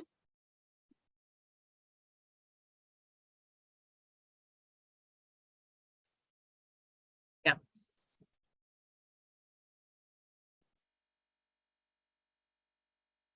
We can proceed. With your permission, Honorable Chaplains, can we proceed? Yes, definitely. Yes, we can proceed, please. Okay. Welcome. Another submission is from Toera Ngwira, founder and executive director for youth-led organization, Extramile Development Foundation in Malawi. Toera. Hello. Hello, Madam Moderator. Queen is present, isn't she? Queen, can you hear us? Yes. Yes. Yeah, she's around. She's here. Queen. Yes. Yes. Okay. Welcome, Queen. The floor is yours. Thank you. My name is Queen Kimi Mwandira from Malawi, working with adolescent girls and young women in areas of sexual reproductive health rights. Allow me to share my concern in the issues to do with sexual reproductive health rights. Sorry, Queen. We cannot hear you. I cannot hear you. Please. Can you increase your volume? Yes. Now, am I audible? Yeah, definitely. That's better. Thank you. Thank you. My name is Queen Kimi Mwandira from Malawi, working with adolescent girls and young women in areas of sexual reproductive health rights. At this time, allow me to share my concerns on sexual reproductive health rights, on how it's affecting Malawi. In Malawi, we do have vulnerable groups of adolescents that need special attention when it comes to issues to do with sexual reproductive health rights. These are street-connected adolescents in rural areas, as well as in the humanitarian crises. Recently in Malawi, in the southern region, we had an issue of Cyclone Freddie, which negatively impacted adolescent girls in areas of sexual reproductive health service collection. For our government, only prioritized issues to do with food as well as shelter to these people impacted. By the end, there was high rate of teenage pregnancies, as well as contracting of SRHRs, as well as HIV. From the statistics of UNFP, they reported that addressing the impact of the Cyclone 3D on sexual reproductive health services, as well as sexual well-being of adolescents, it encountered that almost none of the pregnant adolescents received the necessary sexual reproductive health services during the incident of Cyclone 3D in the southern region of Malawi. This also same applies to my fellow adolescents in the rural areas. They do not have access to sexual reproductive health services as urban adolescents do. As a result, we hear a lot of high rates of school dropout, which comes in due to teenage pregnancies, as well as child marriages. As UNICEF has recorded, they say that in Malawi, there is 31% of adolescents aged 15 to 19 in rural areas that have children. And while in the urban, there is only 21%. These statistics are clearly showing that there is a very bigger gap amongst the service provision of sexual reproductive health in rural areas. This also showing that due to the culture as well as the geographical location of the rural areas in Malawi. And also due to the high rates of the childbearing, of child pregnancies, it also leading to the high rates of child marriages, which is putting our country at risk. I hereby recommend SADC-PF members in collaboration with the Malawi government to invest in provision of sexual reproductive health rights for these vulnerable groups by not only looking into the specific needs, but also they should focus in the in the community and human-centered approach in order for them to listen to what they want, as well as to address their actual issues by consulting them. And also I recommend that SADC-PF to strongly adhere to the commitments made under the sexual reproductive healthy rights and take immediate and effective action. Thank you. Over. Okay, thank you. Thank you very much. We are moving for another submission, and thank you for keeping time. We are moving for another submission. It's from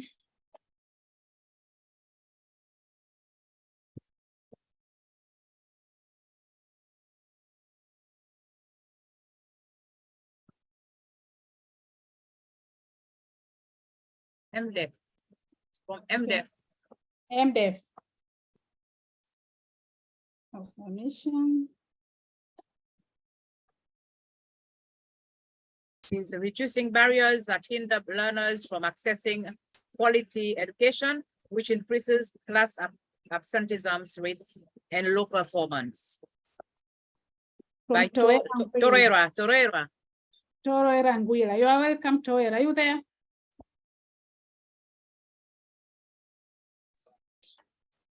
Hello. Yes, Torreira, you are welcome. Hi. I hope I'm audible enough. Otherwise, I'm on a noisy place. I hope to be stable in 10 minutes. If I'm audible enough, I can continue. Maybe. Please advise. You have 10 to 12 minutes. You're able to hear me clearly? Yes. All right. Thank you so much. I'm Torreira Anguilla from Malawi. I'm working with Extra Mouth Bombing Foundation, where our efforts are centered on reducing barriers that hinder learners and students from accessing quality education. We know that most of the government institutions are accessed by the marginalized children and young people. So we work with government institutions, complementing government efforts in making sure that students access quality education. So for most of the challenges, we had a study with Nzuzu District Education, looking at the challenges that schools are facing. And most of the challenges, uneven distribution of teachers in primary and secondary schools, talk of poor infrastructure that affects quality of service delivery, and talk of lack of teaching and learning resources for the learners, which is to some extent we blame the government because of the budget cuts, the austerity measures that are in place. The government has made so many budget cuts, which is affecting the quality of education.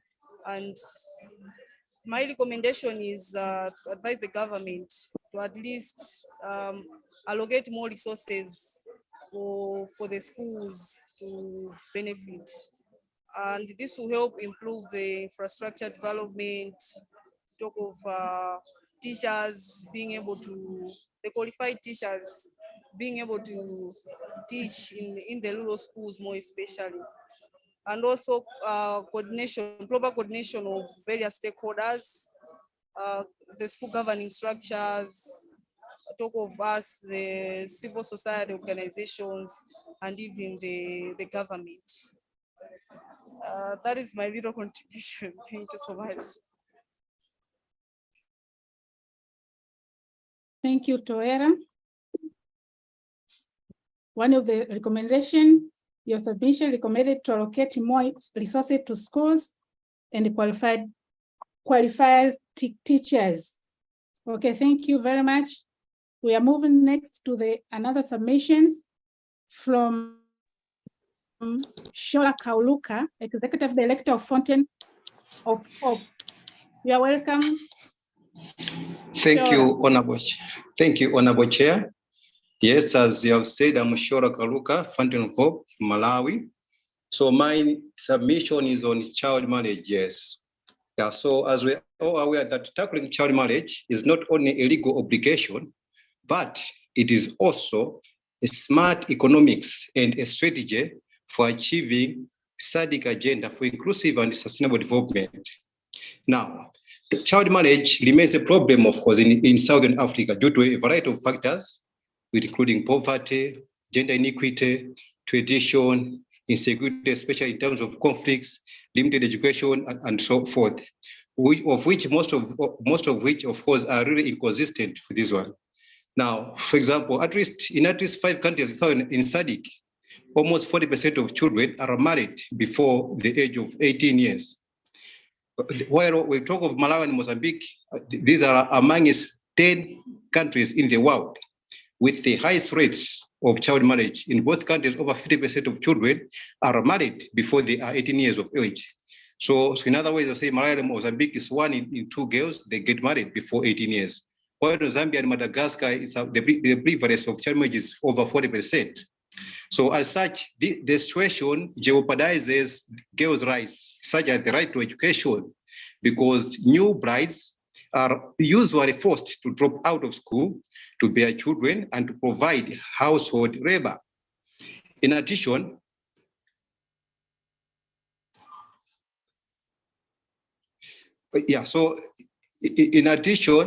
these married girls have few social connections, restricted mobility, limited control over resources, and little or no power in their new households.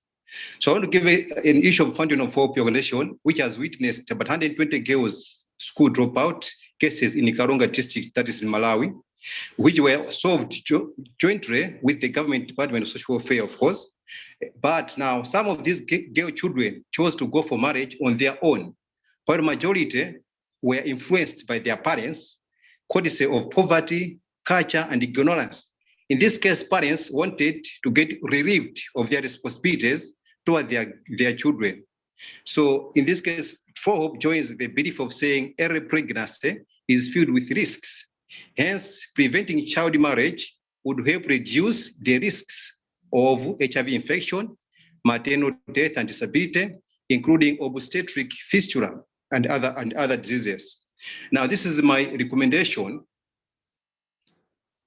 So these recommendations goes to the SADC PF, where I was saying our governments, okay, including Malawi, that is, should make the birth registration process accessible in all districts or in all areas at regional authority levels, so that rural masses are able to mobilize each other and register their children.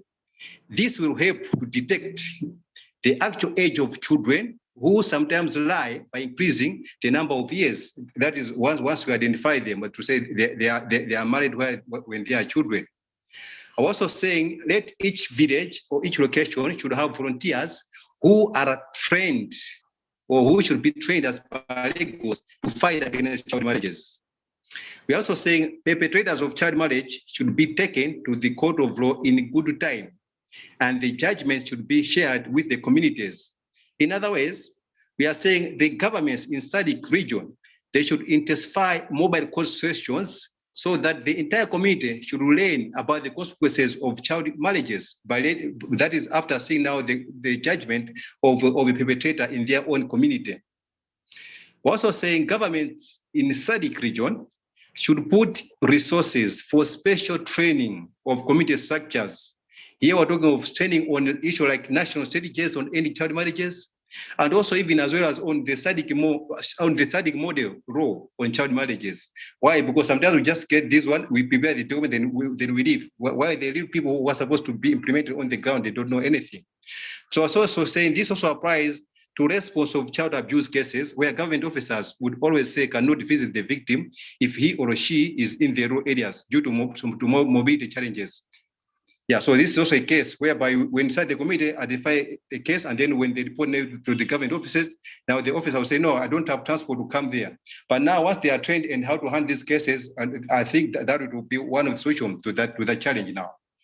We're also saying each country in SADC region should have a specific network on ending child marriage, which shall advocate for the implementation of the child marriage-related instruments and monitor the progress of ending child marriage, action plans, as well as helping in fundraising for resources of child marriage work.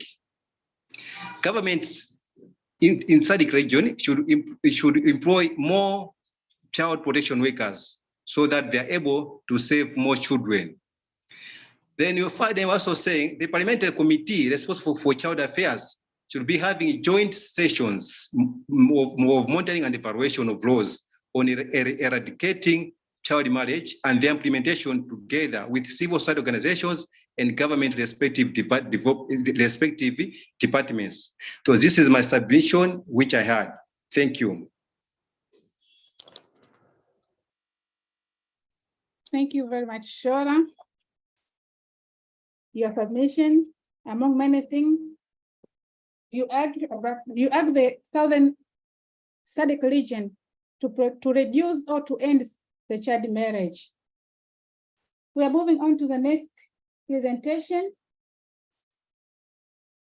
from Maria Mchome about the role of Parliament in promoting smart education agenda for life skill learning and disease prevention.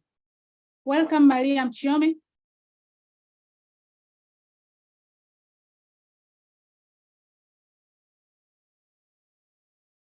Maria Mchome, are you there? Yes. You're welcome. You have the floor. Okay, thank you. Thank you so much, dear SADC Parliament member. My name is Maria Mchome from Tanzania. I am a medical student, and also I am the founder of Health Hub. Thank you so much for this opportunity to share my thought on smart agendas education. I'll just go direct to the presentation.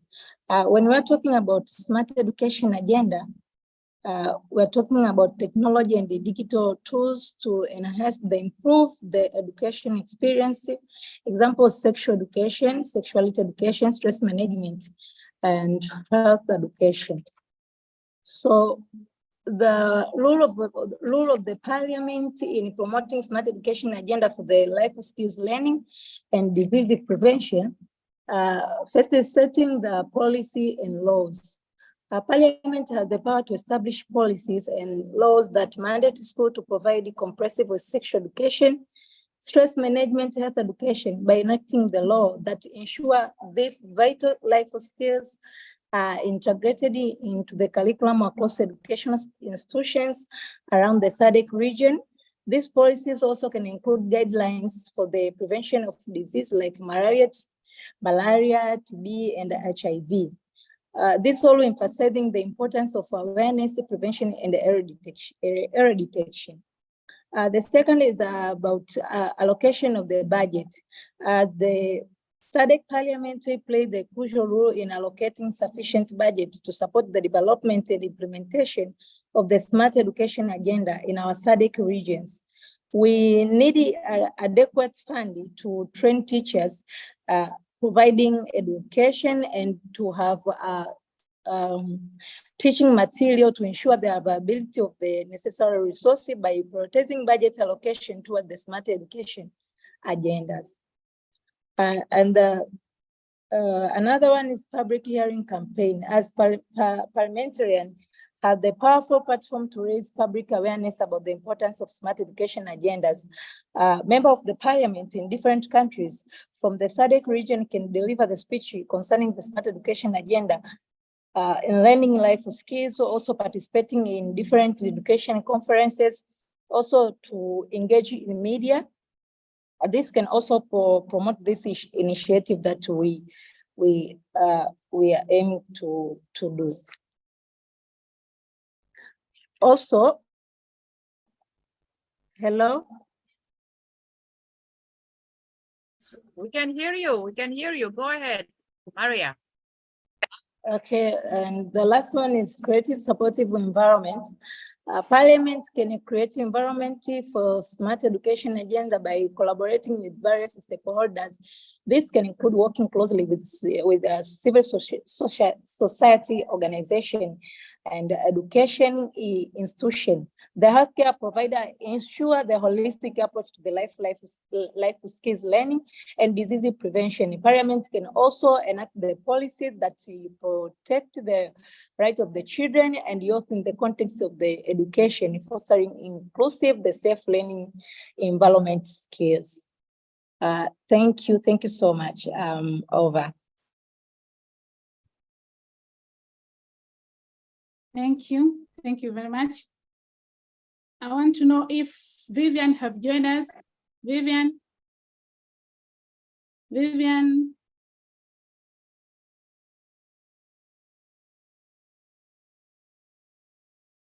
is still not around. Okay, I want to know if Dr. Lamboli.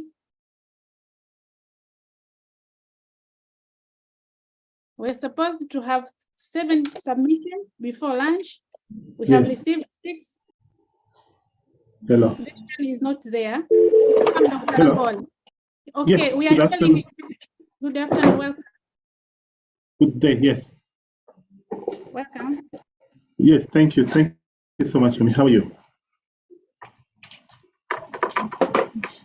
We're fine. Hello, can you hear me? Yes, we're hearing you. Yes.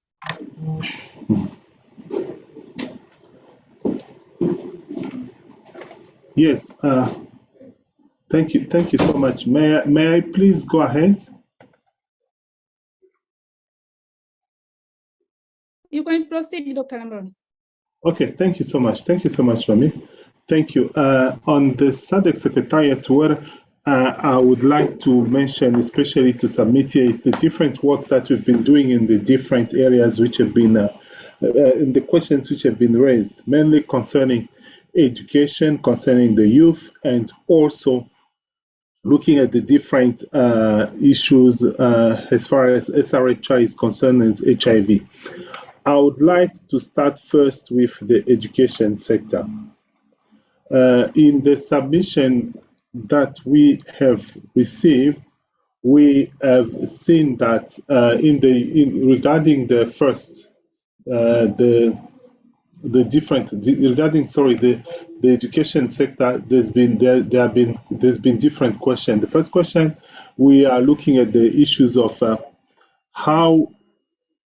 what are the different policies and how the SADC Secretariat has been working in the education sector to address the vulnerable children, but also improving accessibility to school, and at the same time looking at the issues of climate change. The first point that I'd like to make is we at SADC Secretariat, we've been engaging first in terms of developing strategic documents. The first strategic document which I would like to mention here is what we call the Care and Support Teaching and Learning, which has been developed. The framework was mainly developed in 2016, adopted by the Ministers of Education, and also Member States has been working in terms of implementing the care, support, teaching, and learning. This is a document which has been addressing the challenges in terms of vulnerable children and improving accessibility, not only to school, but also looking at the marginalized and the vulnerable children in the region. When you look at the framework mainly advises member states at a strategic level what are the key actions to take in terms of improving access, making sure that the children are not only provided in terms of accessibility, but we are also addressing the personal issue in terms of vulnerability, in terms of also children who are facing different challenges at home, financial challenges, economic hardship for the parents of the children, and so forth. And in terms of the CSTN has been monitored since then, and every year we receive the input from member states and see how we progress. And following the CSTL, currently we are implementing a program which is called the Future Life Now program. The Future Life Now program, though right from now focusing on mainly 4 countries, it's a project which addresses issues such as accessibility to school, SRHR, HIV, and also climate change. This is a program where we link the education sectors and the health sectors. In terms of education and health sectors, we ensure that the children are taught with comprehensive sexuality education, not only at school but also out of school. And the assessment which has been done in the last year has shown that through this project, targeting mainly 10 schools in 4 member states for the first phase, it was Zambia, Malawi, Zimbabwe, and Lesotho. More than 90,000 children were reached through those strategy, through the program, and also we have managed to now expand the program to 2 additional member states who are going to take in, which is South Africa and Eswatini, while the Secretariat and other partners are working in terms of mobilizing additional resources to allow for more member states to come into the project. On the other end, we've been working also with the UNICEF and the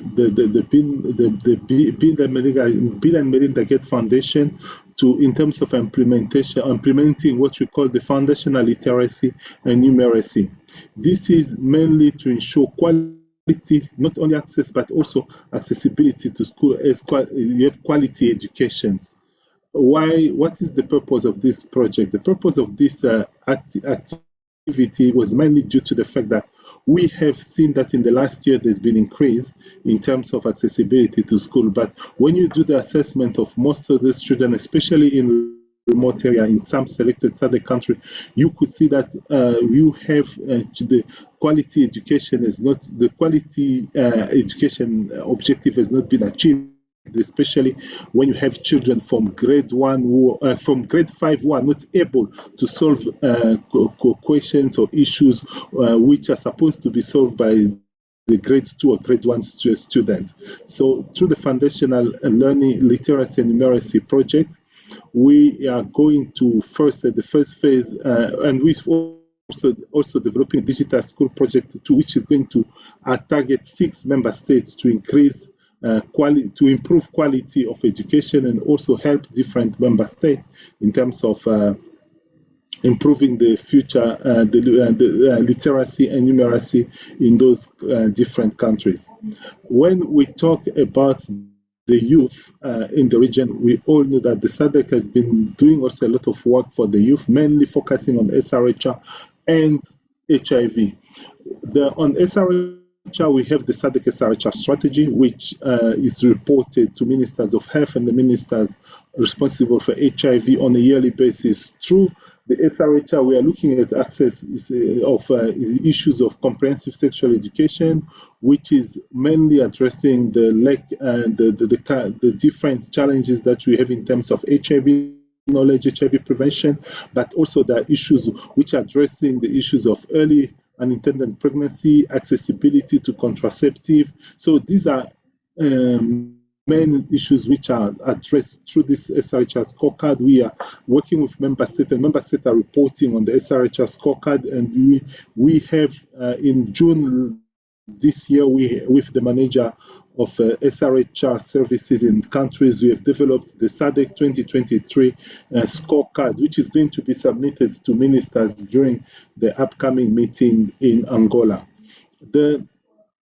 Regarding HIV, when it comes to the youth and adolescent, we implement mainly what you call the SADC strategy for HIV prevention among adolescents, girls, and young women. This is also a tool which helps member states. When you look at all member states have developed a strategy in that regard first, and the different program and projected countries are reporting at regional level to constitute the annual report which is submitted to countries.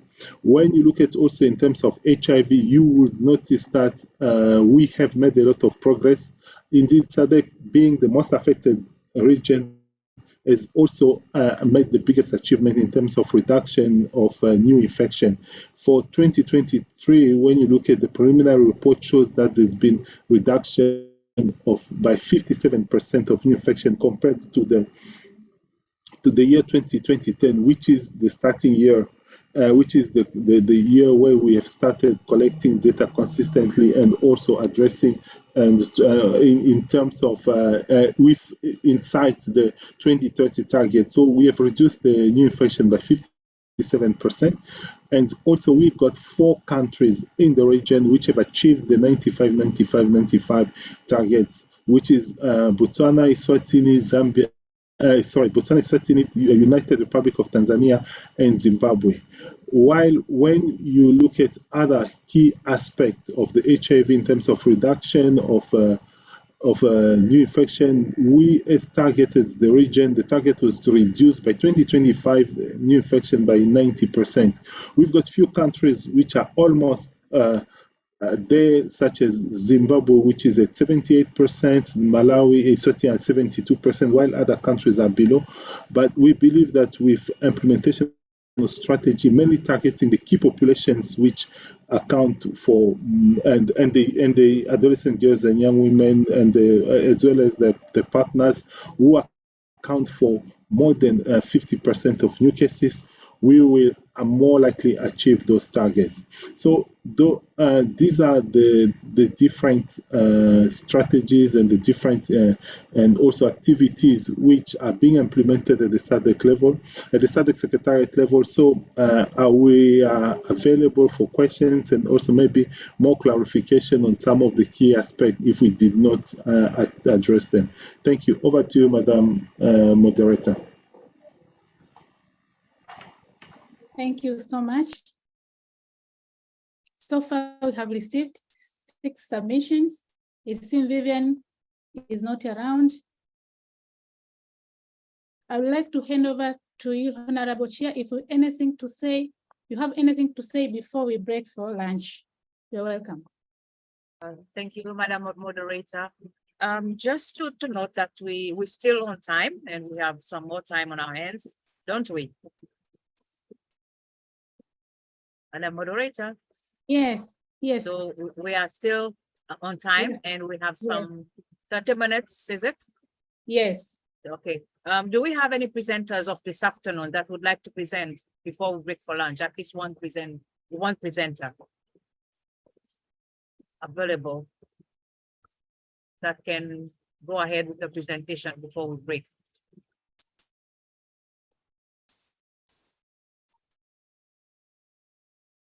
If there's presenter who is ready to present now? Yes, yes, who's ready to present, and they were supposed to present this afternoon. In case we have, because we still have some more times on our hands. Yes. Anyone, any presenter who want to present now? Okay, we have Madagascar, Honorable Celeste. Your hands is up. Oui. Merci, Madame la Présidente. D'abord, je m'excuse pour anticiper cette intervention parce que cet après-midi, on a d'autres obligations. Nous sommes maintenant dans les campagnes présidentielles, donc je vous prie de me permettre de parler maintenant. Donc, si vous voulez, j'aimerais faire mon intervention dès maintenant. OK, madame. Oui, je pense que vous pouvez y aller parce qu'on n'était pas en retard. Oui, ça va. OK, merci, Madame la Présidente. Merci beaucoup. Honorable Présidente de la première commission permanente de HSDSP, honorable membre de la commission, Madame le secrétaire général et son staff, les participants à cette audition publique, chers collègues, Madame la Présidente, je vous remercie de m'avoir donné la parole. Pour commencer, je voudrais vous faire part d'une toute récente nouvelle. Il s'agit de la mise en place des réseaux parlementaires sur la justice reproductive qui intègrent toutes les composantes de la SDSR. Et ces réseaux impliquent les deux chambres, les chambres basses, les députés, et les chambres hautes du Parlement malgache, et les responsables de la santé publique, et aussi les organismes de société civile.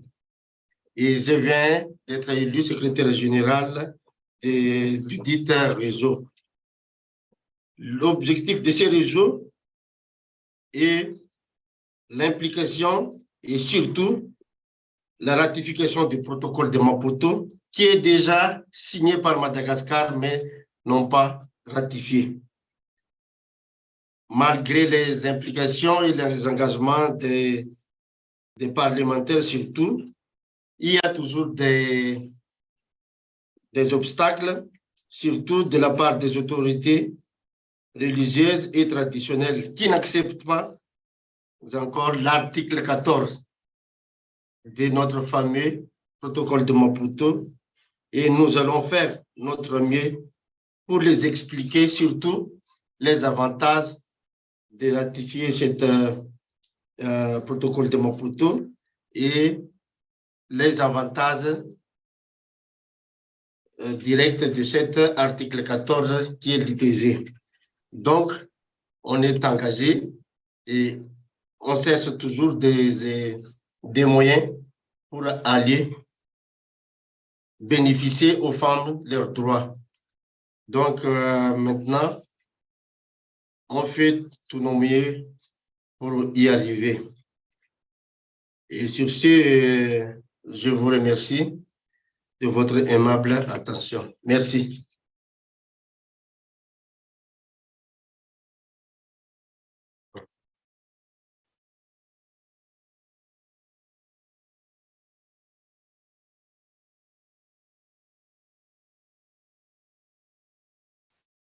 Yeah. Moderator? Yes.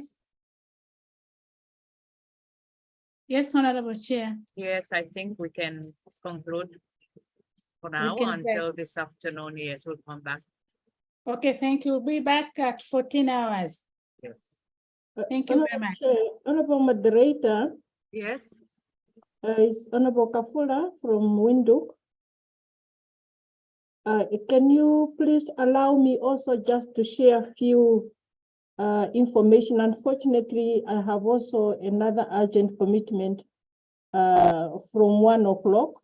If you can allow me just to chip in with few information about the status in Namibia. Can I proceed? Yes, you can go ahead, few minutes, yes. Go ahead, Honorable. Yeah, thank you very much, Honorable Chairperson, Honorable members. Good afternoon once more again.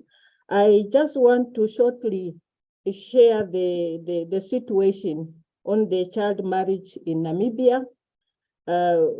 Currently, we are talking of 7% of girls in Namibia are getting married before the age of 18, and 2% are married before their 15th birthday.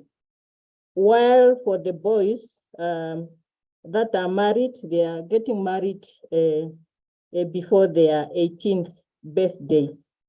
However, the Namibian Constitution, Article 14, stipulates that men and women of full age, without any limitation, due to race, color, ethnic origin, nationality, religion, creed, or social or economic status, shall have the right to marry and to found a family.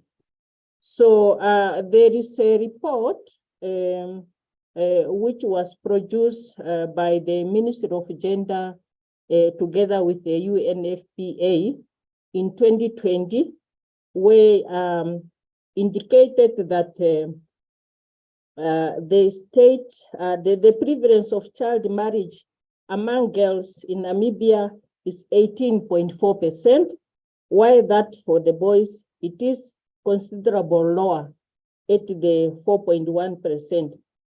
This child marriage is also coming with the traditional norms.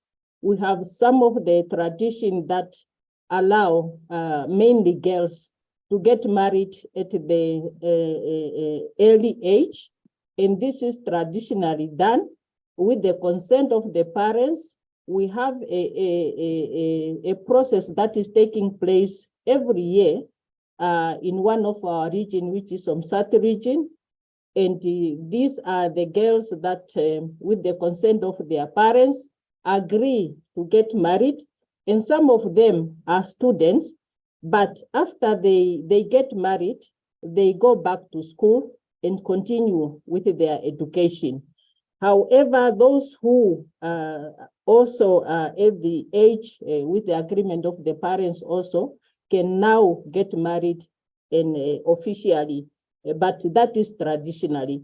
But the church and the law allow children to, girls to get married at the age of 18, but those who get married before the age of 18, they must also have a contractual agreement with the parents or the whoever is taking care of them.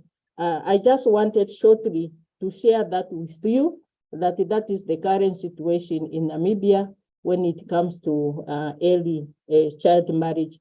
I would like to here sincerely also thank you, honorable members, that unfortunately I will not be able to attend up to the end of our sessions due to other unforeseen circumstances. And thank you very much, and I wish you a productive discussions, and we are looking forward to our final report as we are going to submit it to our next meeting. Thank you very much. Thank you, Honorable Ding Jana from Namibia. Thank you. And thank you for your presence this morning. And likewise, Honorable Celeste, thank you so much for your presence this morning. Thank you. Over to you, moderator.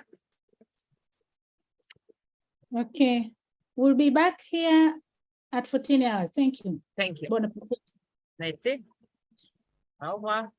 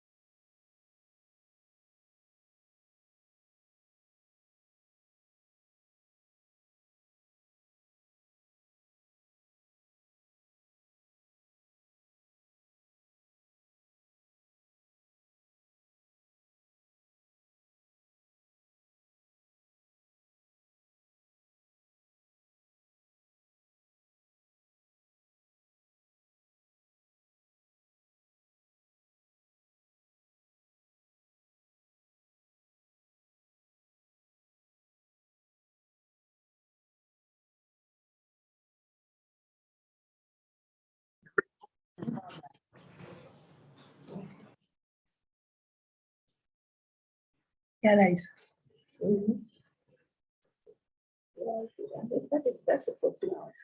They were from there, office. I will not leave. I was going to look for food for me. But it's one and the same thing. You do this, no, this, no, do this. Enact laws. Now, when you go to where I was over on Monday, on Monday, was it Monday? No, on Sunday. Where I was on Sunday.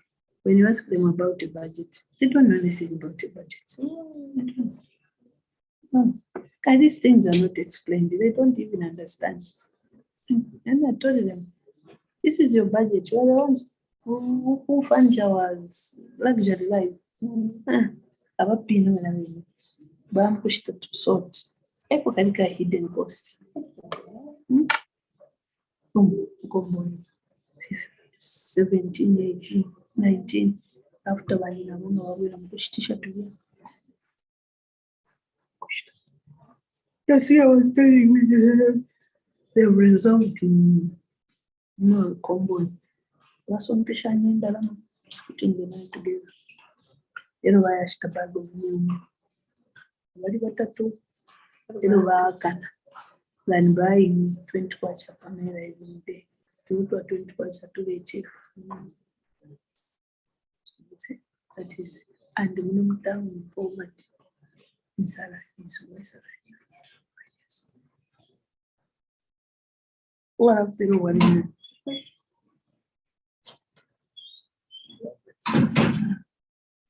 Have you seen now, depending on one type of food, have you seen the situation where we are? Tanzania, Amakonde and plantain. You see. Tell you what variety. If Makonde then you go up planet rice. I was expecting the minister to fund in money to introduce rice for Kwachama. They even invite them Chinese wise, so much the setup. This is how we create employment and just boasting. We are employing 4,500. We are employing so much. Again, you squeeze the same citizen to, because the government would have even state funds. But if yeah. You see our friends, if you have get of sugar, at least even poverty levels, if you are cold. If you are couldn't feel Monica, you remember in Rwanda. But while I'm in Rwanda, despite the country is too small, I saluted them, those people. My portion very to know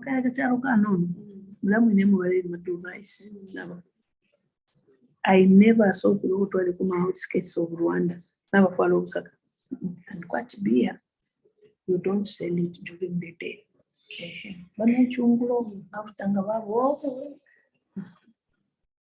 I never saw in the app. Yes. And we came. To live from a block to live where 16, they were still in the field. Now we get so much on there to Kurusha, and every home in Rwanda has got a banana plant.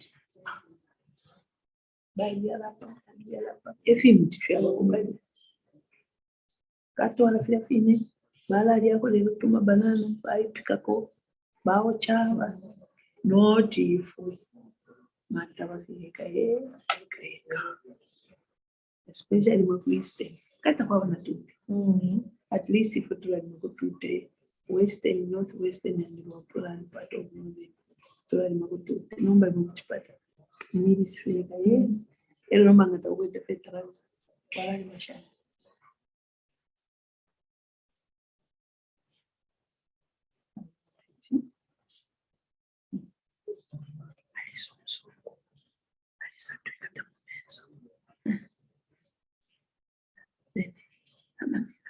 Deixa de tirar benefícios, ficou para tu kumanyira kushifire pamatraki. Microphone. Uku?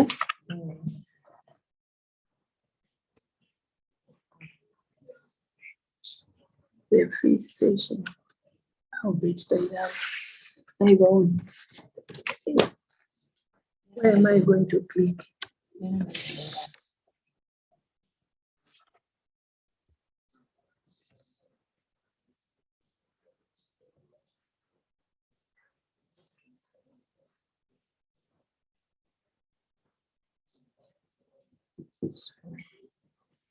Cannot depend on the poor people to be busy.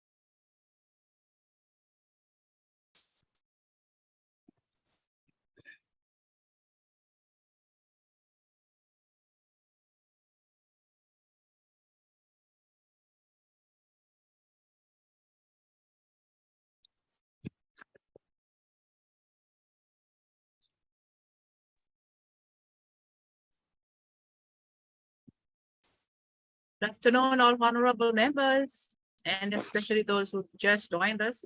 Miss Deborah, I know you are back. May you lead us through the afternoon session. Thank you.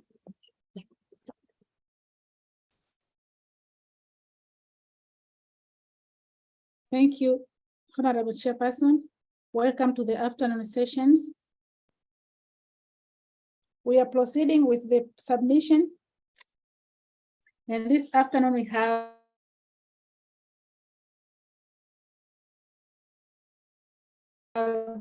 nine submissions. We start with the submission from Lingaleni Mihoa. Lingaleni Mihoa from Oxfam in Southern Africa.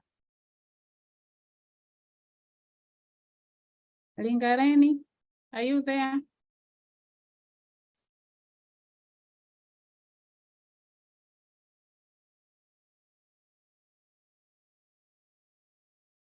Lingaleni, are you there?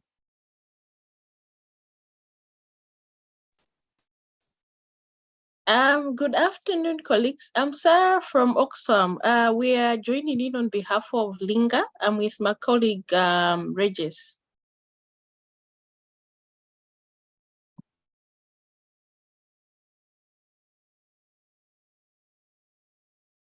You're welcome, Sarah. You have the floor.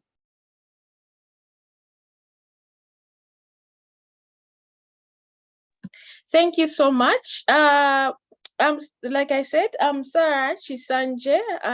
Work with Oxfam in Southern Africa. I'm a Gender Justice Program Coordinator. I'll be joined by my colleague, Regis, who introduced himself, who will pretty much take us through what we had presented. Regis?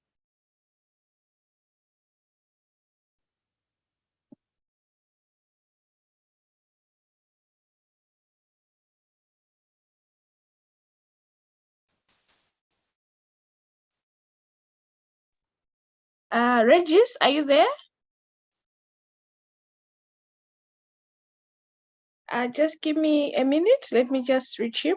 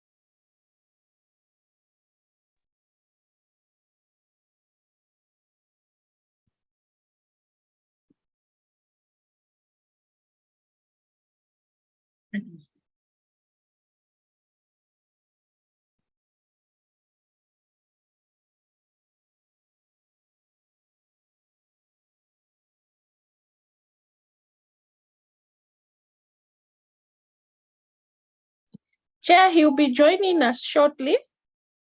He just had some connectivity issue. Okay. Hello, I am here now. Sorry about that. Regis. Okay, Regis, I introduced myself. Pretty much right now you introduce yourself and we take them through what we had prepared. Thank you. Thank you. Good afternoon, honorables. My apologies for the technical glitch up. My name is Regis Mtutu. I'm the Women's Rights and Gender Justice Coordinator for Oxfam based in Harare, Zimbabwe.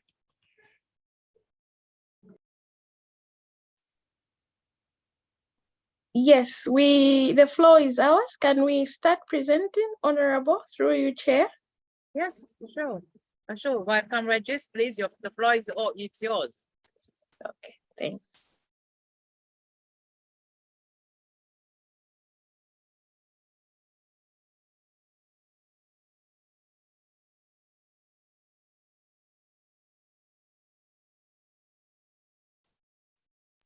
Sarah, shall I start or over to you, or I can go ahead?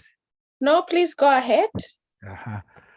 Good afternoon, honorables. Allow me to say all protocol observed. We are going to present to you on the SADC model gender-based, SADC model law on gender-based violence. Our presentation will focus on the following: what the model law seeks to achieve. Secondly, we'll look at the inadequacies of the national laws on gender-based violence. Then we'll look at what we can do to expedite the domestication of the SADC GBV model law at the national level. And lastly, we'll end up by saying what are our asks to you. I will not delve much into the background of the SADC model law on gender-based first law, as you have been able to provide guidance and leadership on that. Let me quickly go on to say, as Oxfam, we believe that the SADC model law is a useful tool for the SADC member states, as it provides for the following: one, guidance on the scope and content of best practices for GBV provisions to be incorporated into national GBV laws. Two, it will encourage national legislatures to enact GBV laws where they do not exist, or where they do exist but do not conform with this model law that you have brought forward. And it will allow to review such laws and adopt certain provisions from this model law to ensure efficacy of national laws on gender-based violence. Thirdly, it will support national GBV laws during the implementation stage, especially where gaps still exist. Four, it will be a benchmark to national policy analysis, to legislators, to implementers, as to best practices in enacting and dealing with gender-based violence. Five, it will reinforce a commonality across the region, bring about a regional approach in dealing with gender-based violence laws, measures, and strategies to eliminate gender-based violence. Six, a stimulus to debate, raise awareness, to advocate, and therefore this model law is a government tool to assist SADC member states to develop and enact national GBV laws, or revise or reform existing laws in order to meet SADC member states' international, continental, and regional commitments relating to human rights, and more specifically, commitments to stop gender-based violence. We will now look at what inadequacies of national laws on GBV exist at the moment. We feel that to operationalize the SADC Gender Protocol and other international and regional GBV-related instruments, SADC member states have different pieces of legislation to address gender-based violence, including legislation that address specific aspects of GBV, such as rape and other forms of sexual violence, domestic violence, child sexual abuse, trafficking in persons, discrimination against women and other protected groups, female genital mutilation, child or forced marriages, and other harmful practices. So when we look at that, we see that there are certain loopholes in the legislations which provide provisions that lack scope or content and are fragmented, inconsistent, conflict in allocation of mandates, are ambiguous or generally vague as to meaning, privilege, entitlement, or rights. Secondly, there's a lack of adequate access to justice provisions to enable and capacitate the various players in the criminal justice and administrative systems at various stages to prevent, receive, investigate, attend, prosecute, and decide on GBV cases.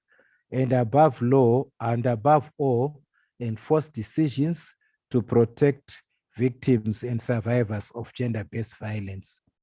There's also a lack of adequate compliance and enforcement measures, making the law inefficacious and not having the impact it was intended to have. There's also a lack of adequate provisions to ensure sufficient and sustainable resources. In other words, this results in lacking of judicial, rehabilitative, administrative, and financial capacity to deal with GBV. We also seek a lack of provision acknowledging and addressing the nexus between statelessness and GBV on one hand, and forced migration and gender-based violence on the other hand. And lastly, the law does not focus on how it can include asylum seekers, migrants, and others on the move, as well as stateless persons. So currently, all these issues related to gender-based violence in member states are regulated by various ministries and statutory authorities with complementary support from the private sector, especially civil society organizations.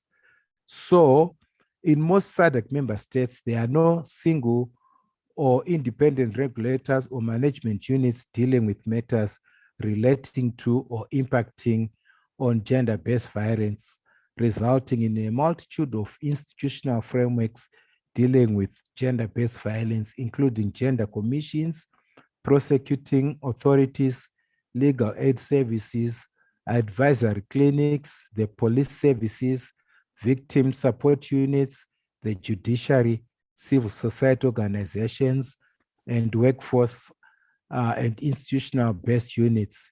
So we feel that this law will provide an umbrella approach that then brings all those who are working to eradicate gender-based violence to work with a single purpose, a single focus for the eradication of gender-based violence. So let us now look at what we can do to expedite the domestication of the SADC GBV model law.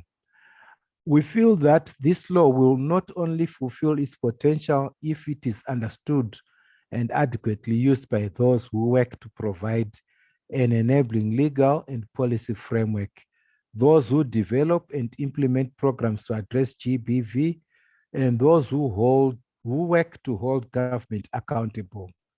This submission therefore aims to support the domestication and implementation of the SADC GBV model law by providing an easy-to-use overview of the content of the model bylaw with practical and concrete examples and recommendations on how interested and committed parliamentarians such as you, under the auspices of the SADC Parliamentary Forum, civil society organization, youth advocates can collectively take action to promote the bylaw in our respective countries.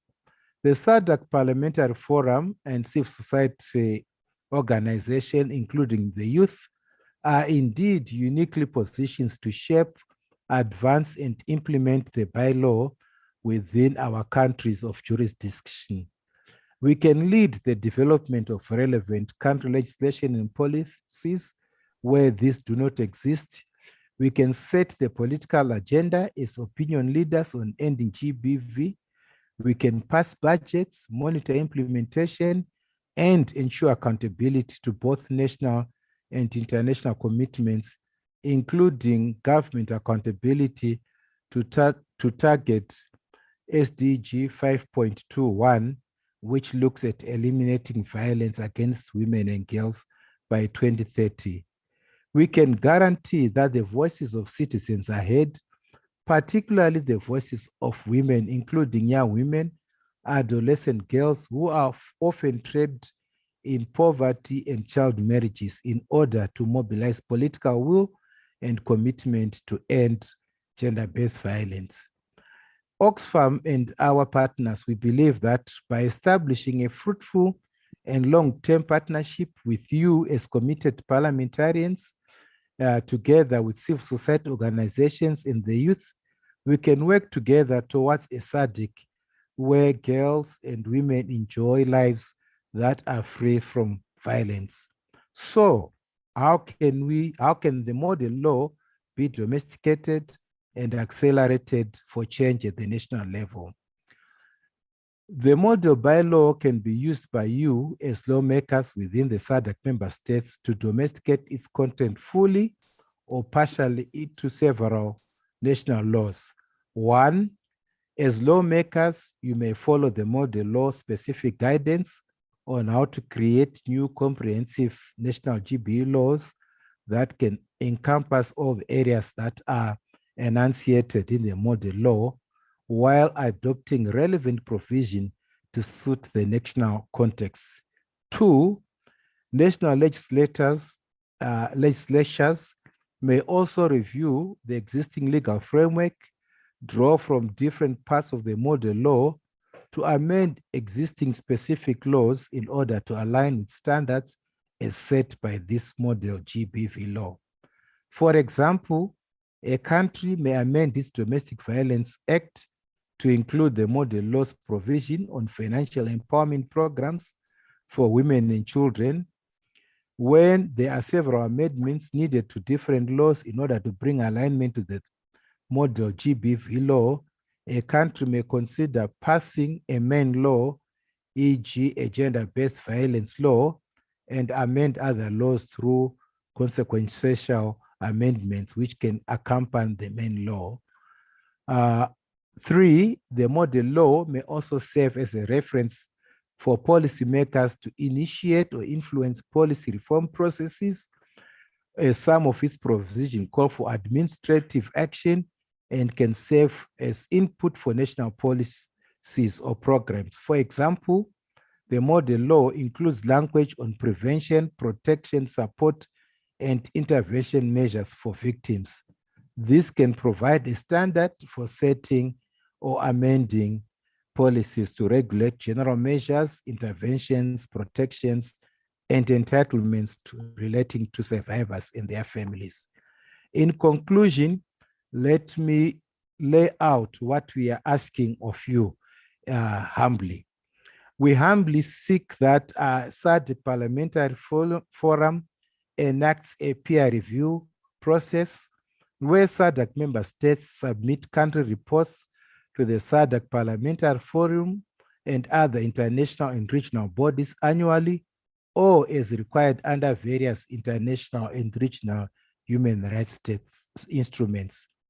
These state reports have to highlight the commitments, status, and measures taken by the states to end gender-based violence. Secondly, we ask that you implement recommendations by SADC member states, promptly follow up on these recommendations made by you as a SADC Parliamentary Forum and other international and regional bodies on measures to be taken to eradicate gender-based violence and protect survivors of gender-based violence. Three, we ask that an enabling environment be created so that the SADC Parliamentary Forum encourages SADC member states to provide a conducive legal and policy environment for CSOs to enable CSOs to advance advocacy, research, and litigate on gender-based violence. We also ask around accountability to respective country legislatures.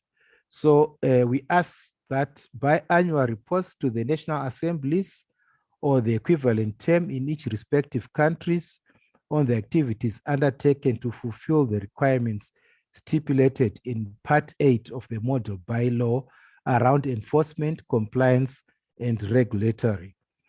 We also ask that member states collect GBV data and have information management systems, that member countries must embrace the development and operationalization of GBV data portals, These will ensure easy access to data, assist with coordination, and minimize gaps in critical indicators such as intimate partner violence. Fifthly, we ask that we work greatly on prevention, that member states need to invest in the primary prevention of gender-based violence. This includes mobilizing and sensitizing diverse communities about the important role they play in preventing gender-based violence by addressing harmful social norms, structures that support gender inequality, and the general acceptance and condoning of violence against women and girls. 6, media coverage. Member states and activists within the member states countries should continue to utilize the expanding digital media space to promote GBV stories for relevant audiences, including minority and diverse groups. 7, support. As decision makers, we ask you to embrace survivor-centered approaches in GBV service provision, that member states should adopt and expand perpetrators or rehabilitation programs, particularly focusing on men, and ensure support facilities serve male victims of violence. It is also critical to ensure data for rehabilitation programs is readily available to enable trafficking to be stopped. 8, integrated approaches. There's a need for member states to continue strengthening forms of gender-based violence coordination using clear frameworks at country and regional levels, including private partnership, which remain largely untapped.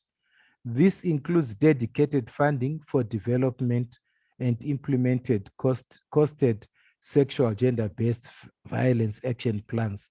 And lastly, evolving forms of gender-based violence. Countries must urgently review legislation and expand legislative scope to respond to emerging and evolving forms of gender-based violence, including online sexual harassment, stalking, and controlling behaviors. I'll end here, and I would like to thank you for taking time to listen to me. Thank you very much.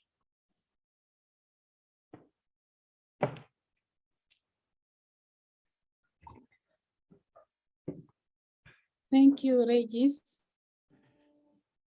Thank you very much for your submission on how the domestication of the SADC model law on gender-based violence at the national level can be expedited, on what concrete step can be taken to proactively prevent gender-based violence in the community and ensure comprehensive support and justice for survivors. Thank you. Now, we are moving to the next submissions from Vivian on how can barriers to girls and women education and skills development be overcome to ensure they have equal access to educational opportunities. Welcome, Vivian.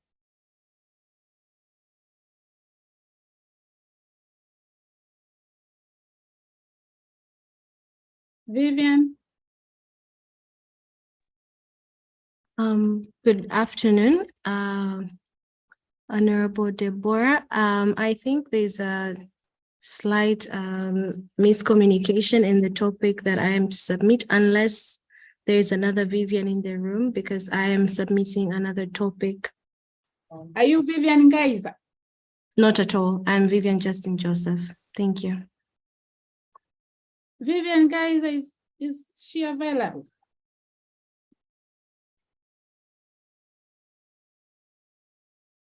Good afternoon, Honorable Deborah. My apologies for just coming in. I am Rilebuhila. I am not Vivian, but actually on the program, I think I'm supposed to be the one presenting on how can the Parliament actively engage with the African Union 2024 theme of inclusive education. Okay, you may proceed. Okay, thank you so much, Honorable. And good afternoon once again to all the honorables and everybody else joining this important submissions. My name is Relebohile Lefojane, and I am the head of the Southern Africa Youth Forum Disability Cluster. And as I had mentioned, I will be presenting on how can Parliament actively engage with the African Union 2024 theme of education and its roadmap for education to incentivize member states to implement measures aimed at eliminating the root causes hindering education at all levels. So I would like to break down my presentation further to say that the most important keyword is there from this theme is active engagement of the Parliament with the African Union education theme. And the African Union theme for 2024 is Educate an African Fit for the 21st Century, Building Resilient Education Systems for Increased Access to Inclusive Lifelong Quality and Relevant Learning in Africa. And from this theme, I also would like to highlight inclusive lifelong quality and relevant learning. And so from the lens that my presentation will be taking is on inclusive digitalized education for persons with disabilities. For if we are to have that inclusive lifelong quality and relevant learning in Africa, it means no one should be left behind. I would also like to just explain a bit to say, okay, because the issue of digitalization is one of the roadmaps of the African Union that they have, that the African Union has highlighted to taking in order to ensure that they are able to implement the theme. So digitalization in education refers to the use of desktop computers, mobile devices, the internet, software applications, and other types of digital technologies to teach students of all types. So the digitalization of education impacts the right to education for children with disabilities living in the Southern Africa. I would like to elaborate this further to say that already for digitalization to be accommodated, it means allocation of resources. And now, again, for persons with disabilities as well, it means that for this right to education to become a reality for them, further measures must be taken into consideration. I also want to explain further to say that disability is an outcome of interactions between health conditions and environmental conditions, and of which together they kind of present a complex situation. But then my presentation will be able to address further the recommendations that the Parliament can be able to implement. I'll now move on to how can we design for inclusion in digitalized education. Firstly, it is important to invest inclusive technologies and interactive resources that meet the needs and balance demand for agency and personalization. So inclusive technologies empower persons with disabilities, or rather children with disabilities, in a sense of being independent in the classroom and also being able to perform to their optimum. And for this to be able to be achieved, the inclusive technologies, it is also important that there is collaboration with relevant stakeholders, such as those who create these mobile devices, the software operators as well, for good advices on which technologies are most inclusive, especially if we can talk of mainstream education for persons with disabilities.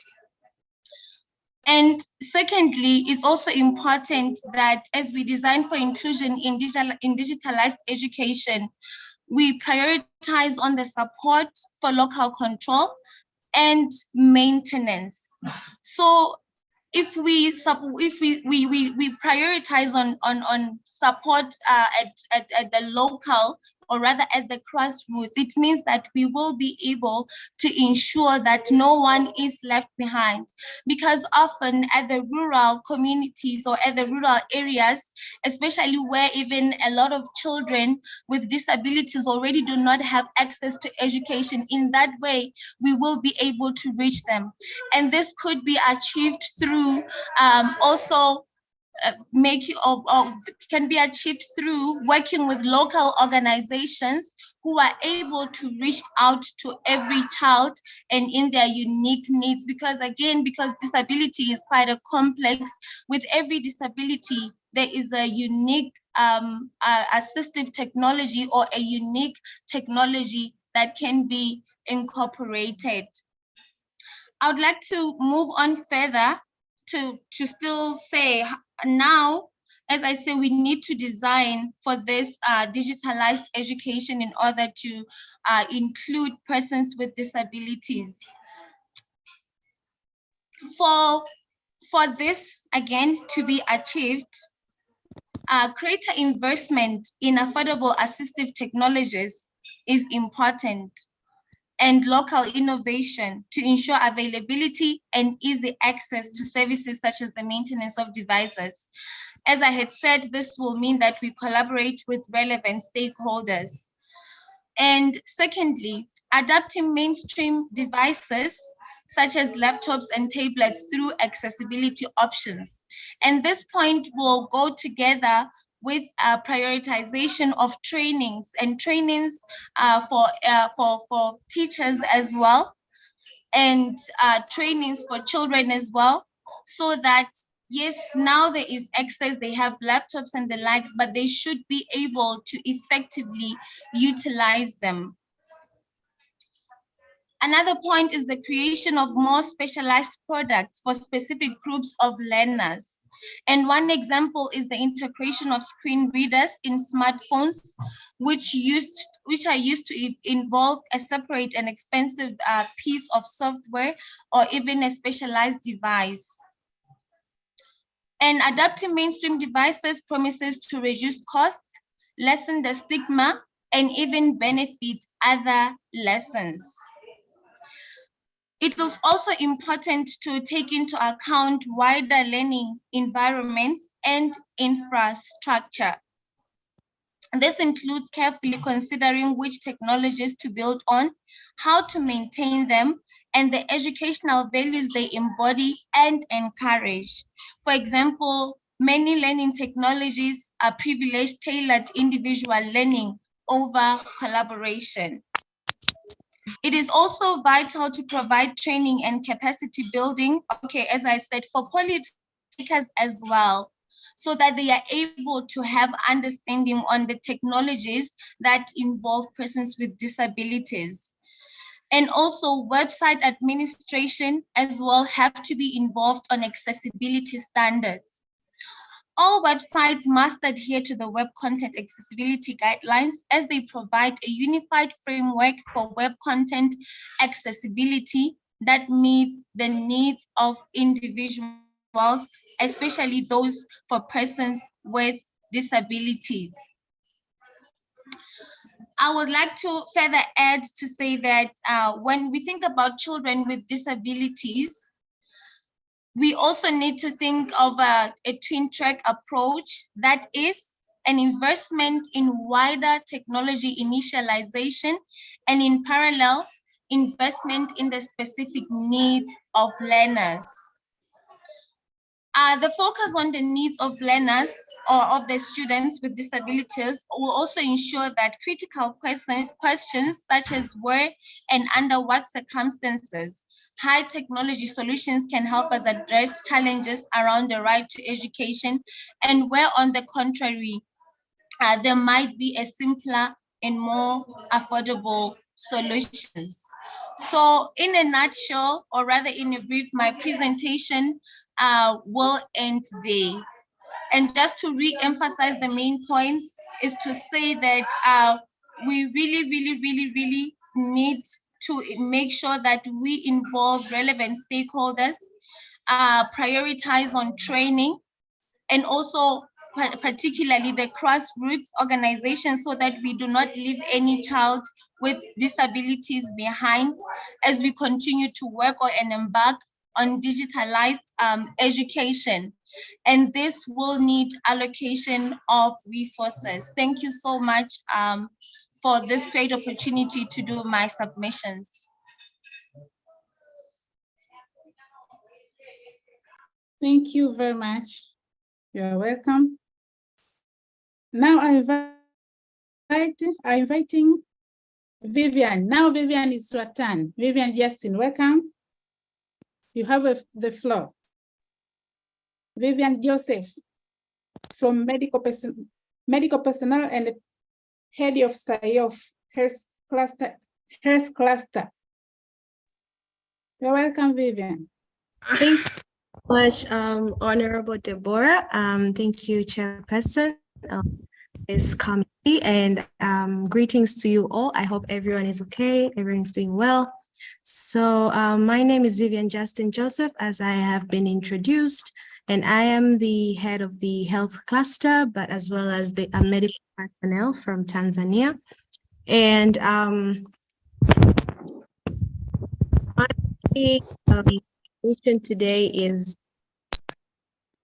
goes with the head of unlocking a healthier future, prioritizing tobacco control in the SADC region, and urgent need to initiate discussions on establishing a SADC model law on tobacco control. Prepared a presentation. I hope, if it's okay, with your permission, Chairperson, if I could share it so that we can go along with it, if that is okay. Go ahead. Thank you. Thank you so much. So I will share my screen shortly.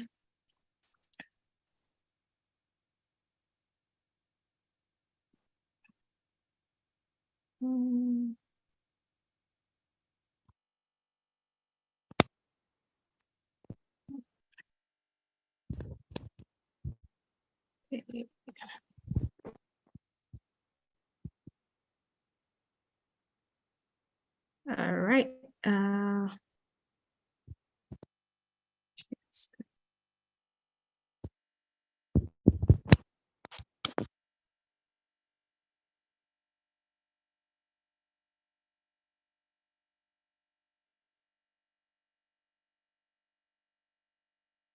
There.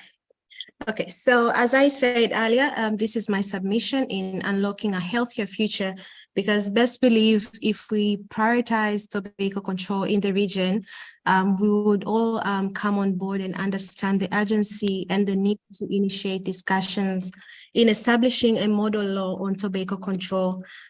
Before that, okay, as I go along, there's something I'll add into that in regards to the protocols of health in the SADC Secretariat. I had gone through that, and mainly tobacco control falls under Article 13 on those protocols.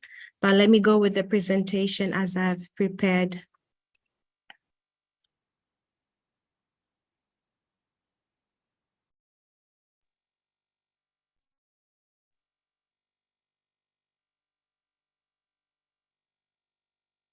So first of all, I would love to briefly let you all know on the SIOF Health Cluster. This SIOF Health Cluster comes from a regional youth-led organization that advocates for the rights and well-being of young people in the Southern African Development Community. And so it is a health department which is working to raise voices of the youth in terms of, in regards to the health cross-cutting issues and bringing youth inclusion on the health matters. And that is briefly, yes.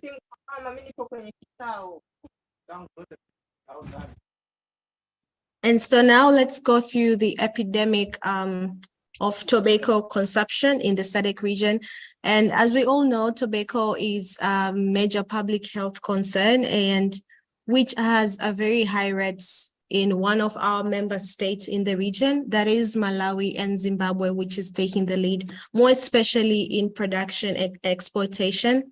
And tobacco has more than 20 million people using the tobacco products. So tobacco products is not only the cigarettes that we all basically know, but also along with the nicotine products, because tobacco produces nicotine. And now the industries have developed more fancy and glamorized products, which have attracted more youth to use. For example, the e-cigarettes, the vapes and shisha, which initially had been said that these products were to reduce the tobacco addiction or the nicotine addiction, but it is now the opposite of what has been stated to us. Rather than these products have even more effects negatively on the lives of people, more especially on the lives of young people.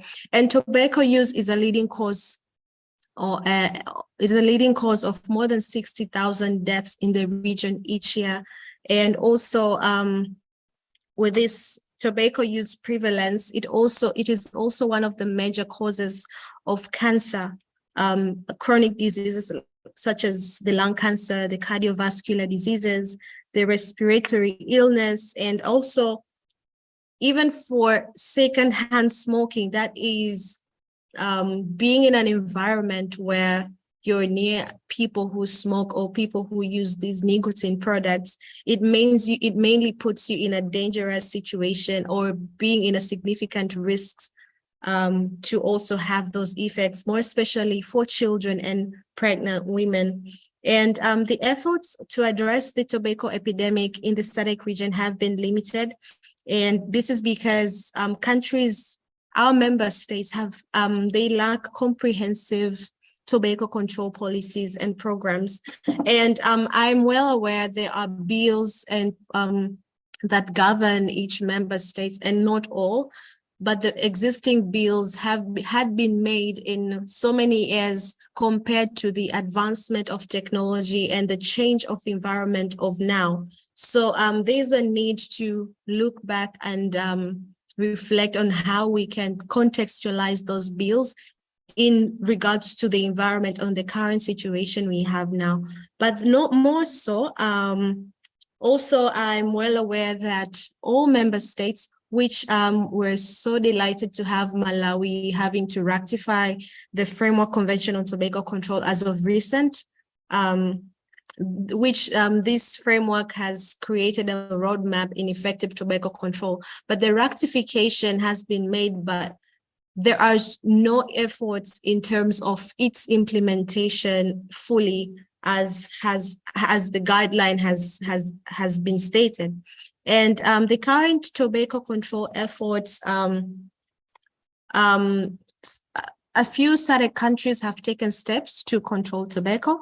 And as I said, we have policies in place through the ratification of the Framework Convention on Tobacco Control, the FCTC, and whereby among the articles stated in the framework, there is advertising bans and graphic warning labels where there is no advertisement of tobacco products. This is because we all know that consuming tobacco kills. So in those guidelines, it has been stated there is no advertisement of such.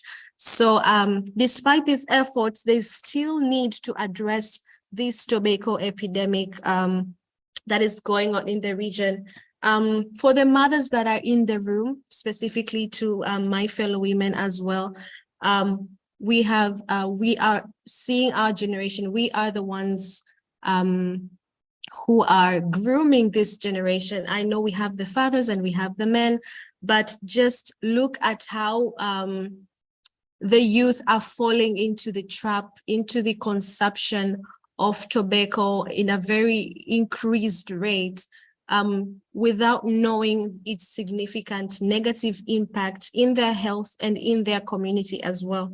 And so there is a need of more efforts to be pushed, and That is why when we as SIOF health cluster, we made research and we realized there's a gap on those protocols on health in regards to tobacco control, because in the Article 13, it states specifically for the non-communicable diseases, and every effort or policies that may align to support the prevention of non-communicable diseases, including tobacco use as a significant risk factor. It will enable us to reduce the rates of consumption, but also the reason why we're stating it as tobacco control, it's because we cannot eliminate tobacco as a product or as a crop in Africa. That is one thing we should also be aware of, because tobacco is also a sign of heritage for Africa. It's a sign of harmony and culture among Africans, but regulating it, controlling its consumption, controlling its production, we will move in a better pace in ensuring there's a healthier future, not only for us now, but generations to come. So I would really emphasize on why should we establish a model law on tobacco control. This model law, it is essential for several reasons, and I will state as my presentation is showing on the screen. First of all, to promote uniformity among the SADC countries, because we will have one model law that will unify us as a region, including all member states, the 16 countries that form the region. So therefore, having one model law that binds us together in its implementation on tobacco control, it will also advance the unity as a region, but also to support regional cooperation. This model law will facilitate cooperation and coordination among the SADC countries. It will be a stepping stone for each member state to find a basis to contextualize in accordance to their nationals, in accordance to their governments, in accordance to the ministries of health and on how they govern their countries. But they already have a structure on how they can formulate that context to implement in each member states. And because we believe it will promote information sharing, it will promote joint efforts in tackling the tobacco epidemic. And this would particularly be important for the member states with limited resources and capacity to implement tobacco control measures alone. But also the SADC region will gain a global recognition, because having this model law will demonstrate SADC's commitment to international tobacco control efforts. Therefore, we will be recognized globally on joining efforts in controlling tobacco. But also it will comply with the international obligations, because as a region, we are obligated to implement the WHO Framework Convention on Tobacco Control. As I stated earlier that all of the member states have ratified this framework. So it is an obligation for the region to implement the framework. And how can we implement this is to contextualize that framework in our own context, in our own map, in our own laws, to see how best it can work for all our members, which it will provide guidelines for tobacco control measures. And this model law will support compliance with these guidelines to promote regional cooperation on tobacco control. Here we have, I don't know if you can see the heading, but the impact of tobacco use on SADC youth, and these were the youth recommendations. So these recommendations were obtained through, we normally have for SIOF, we have the Southern African Youth Forum for every year, where we gather youth from all of the member states. And this year we had a forum in Botswana, Gaborone, in July, and we had a health session to discuss how tobacco has impacted the youth of the SADC region. And we also had a moment to share out the recommendations What do we youth have to say? What do we youth are recommending? Because we cannot only just state a problem and say that we have this existing problem, but we also bringing solutions that are going to be relevant, effective, and in this advanced, innovative world, I think we as youth know what's best for us and what is going to work best for us as youth. So we had 6 recommendations, and I'll read them through. The first recommendation from the youth is that the impact of tobacco on youth health has become critical concern within Southern Africa. Statistics have demonstrated a significant rise in tobacco use among SADC youth, and leading to an upsurge in smoking-related diseases, including respiratory problems, cardiovascular issues, and virus cancer. So this data that has shown its significant rise on tobacco use, it has emphasized the urgent need for effective tobacco control measures. And how can we effectively have these measures is by formulating, drafting, and establishing of the SADC model law on tobacco control so that it can lead us and stand as a stepping stone in implementing these measures to control the use and, of course, its production, because without production, there will not be a high prevalence on its tobacco use. And second recommendation, the SADC youth called for awareness of the Framework Convention on Tobacco Control. It was surprising that in the room, there was only a few, maybe 5% of the youth that were in the room that were aware of the Framework Convention on Tobacco Control, which had existed since the 9th May 2003 by WHO. So the youth, the youth called for awareness of this framework. They should know not only people that were in the room in that particular day, but rather all other people that play a significant role in making and decision-making of these changes or of this area on tobacco control, but also noted the importance of aligning national policies with the FCTC. That is the contextualizing the bills, the policies that exist in our member states, and to align them with what the Framework Convention on Tobacco Control guidelines, so as we can be protected, we as the youth, and to have a health and integration of the FCTC guidelines into legislative frameworks. Also, the third recommendation was participants were inspired to take active roles in promoting tobacco-free environments by raising awareness about harmful effects of tobacco, engaging with policymakers such as the SADC Parliamentary Forum. And I am so delighted and very humbled to present this to you because you are a very significant policymakers that we need to sharing our voices and to you giving us the platform to hear us. It is a very great milestone for us, the youth, so that we can shape an effective tobacco control policies. And youth empowerment emerged as a crucial aspect of combating tobacco-related challenges. So the youth are ready to promote tobacco-free environments, and we need your support, and we need to be given a firm word, a firm stepping stone, so that we can move forward in raising awareness on how harmful these effects of tobacco are. And the fourth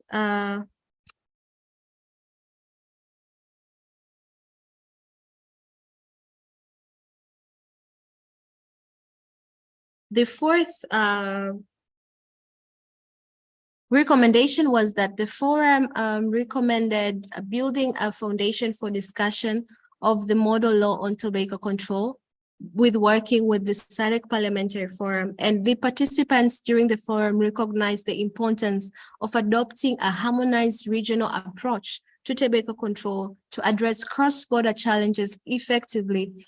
And the proposed model law aims to standardize regulations and enhance regional cooperation in tobacco control efforts. As I stated earlier, that it brings uniformity and it brings power for the region. But also the second the second last is urgent action on tobacco control. The young people called for immediate and comprehensive action to combat tobacco use among the youth. This includes implementing evidence-based policies such as increased taxation, comprehensive bans on tobacco advertising and promotion, but also support for smoking cessation programs. If we happen to have the stakeholders to support this, the young people are ready, and they were firmly strong in this statement to believe that they can stand up and immediately put into actions the work in combating tobacco use among the youth because of its significant negative impact on the health and the life of the SADC youth. But last but not least is that the youth involvement in policy formulation and the youth voices and perspectives should be actively sought during the policy making process to ensure policies are relevant and effective for the target group. We are, on behalf of the SADC youth and on behalf of the SIOF Health Cluster, I am very much humbled, and I should say I very much appreciate this great opportunity. And I believe this is one step to involve the youth in policy processes. And once again to say, we would be much delighted if we also take part in making these policies to ensure that these policies will also be relevant and effective to us, we the target group of the youth, but also the region as a whole, because we believe we are making policies that are effective and sustainable, not only for us, but for future generations. And as I said before beginning my presentation and submission, is that this submission was to ensure that we unlock a healthier future. Let's prioritize tobacco control, and let's see the urgent need to initiate discussions on establishing this SADC model law on tobacco control. Thank you so much for taking your time to listen to me. And I submit Honorable Deborah, and that is my submission. Thank you. You're welcome, Vivian. Thank you for your submissions. You highlighted the importance of established SADC model law on tobacco control. Thank you very much. Honorable Chairperson, with your permission, we are proceeding with the next submission from Jack Krish. Sorry, Deborah, maybe we should urge the presenters to maintain the time frame allocated so that we don't delay other presenters. Thank you. Okay, thank you.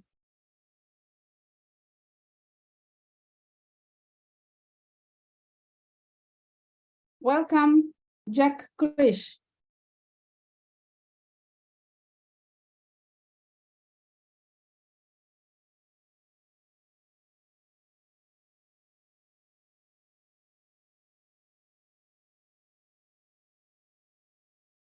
Jack, are you there?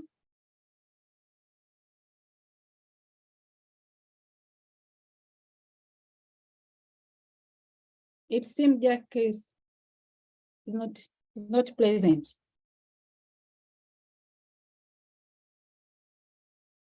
So we're moving. Are you ready?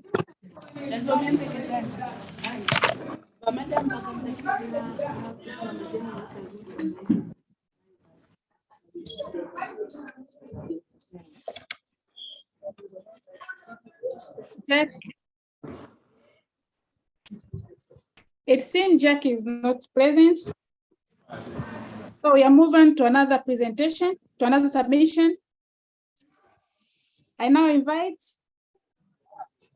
Dr. Blessing Kasenge, a medical practitioner from Zambia SADC, Youth Parliamentary Representative. Welcome. Dr. Kasenge, are you present?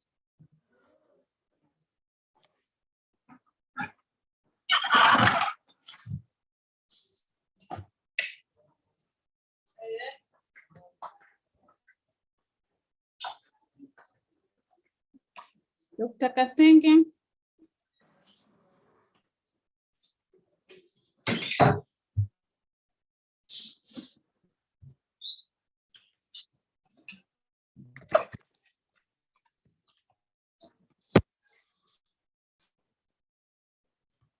Dr. Kasenge is not present. We are moving on to the next thing. The next submission is from Ziada Kasim, young person from Tanzania. Ziada Kasim, are you there? Hi. You're welcome, Ziada. The floor is yours. Welcome. Thank you so much, Honorable Deborah. Good evening, everyone. My name is Ziada Kasim from Tanzania. I'm a climate justice advocate. I'm currently working with the NGO Green Conservers Tanzania. We are based on climate justice advocate and renewable energy expertise. And I'm going to present the expedition, the demonstration of the SADC model law on gender-based violence at the national level, and comprehensively addressing gender-based violence challenges in the SADC region. By introduction, to expedite the demonstration of the SADC model law on gender-based violence at the national level is expressing that there is a need for prompt action to adopt and implement the SADC model law on gender-based violence. This means that each member country within the SADC region should adapt and incorporate the principles and provisions of this model law into their own national legal system. By doing this, they aim to comprehensively address and tackle the challenges related to gender-based violence that exist within the SADC region. And we can refer from the few years, according to the report. This is from Relief Web in 2021 report. The results show that while gender-based violence is a common phenomenon in SADC, the prevalence rate varies significantly across members of states, where there's a physical violence range between 6% to 34%, 34.4%. That is a physical violence range. And we have a sexual violence range between 4% to 25.5%. And also we have emotional violence range between 15.9 to 36.5%. And also we have a report from the World Bank. This I have chosen from my country, Tanzania. In 2022, they show the report that we was having the 40% of all women aged between 15 to 49 years have experienced the physical violence, while 17% have experienced sexual violence. Of women between 15 to 49, this is 44% have experienced either physical or sexual violence by an intimate partner, by their intimate partner. The exposure violence prevalence is the highest in rural areas, averaging 52%, while the prevalence in urban areas averaging 45% and almost 30% of girls, they experience sexual violence before the age of 18. So as we're moving in the SADC, Southern African Developed Community SADC region, gender-based violence, we term it in the physical, sexual, emotional, economic abuse, as we say it, as we can define it. And also it can manifest in multiple ways, including intimate partner violence, sexual assault, human trafficking, child marriage, and so and so. So by prevalence, the prevalence of GBV in the SADC region is a matter of grave concern, while the exact figure may vary among member states and within different communities due to research and data that are shown from different reports. It is often underreported due to stigma associated with it and lack of trust in the law enforcement and support service. However, studies suggest that a substantial portion of the population in the SADC region, particularly women and girls, experience GBV in some form during their lifetime. The factors contributing to its prevalence are multifaceted and include deeply rooted patriarch norm, poverty, lack of education, and limited access to justice and support service. And GBV in our SADC country have a different impact, and this everyone know what does this impact is. So I can tell some of these. We have a physical, economic consequence, health, social isolation, impact on children. GBV can have a negative impact to children, community disruption, and so. But what are the current GBV challenges in our SADC community? We have so many challenges in our SADC countries, SADC community. The first one I can tell is a high prevalence.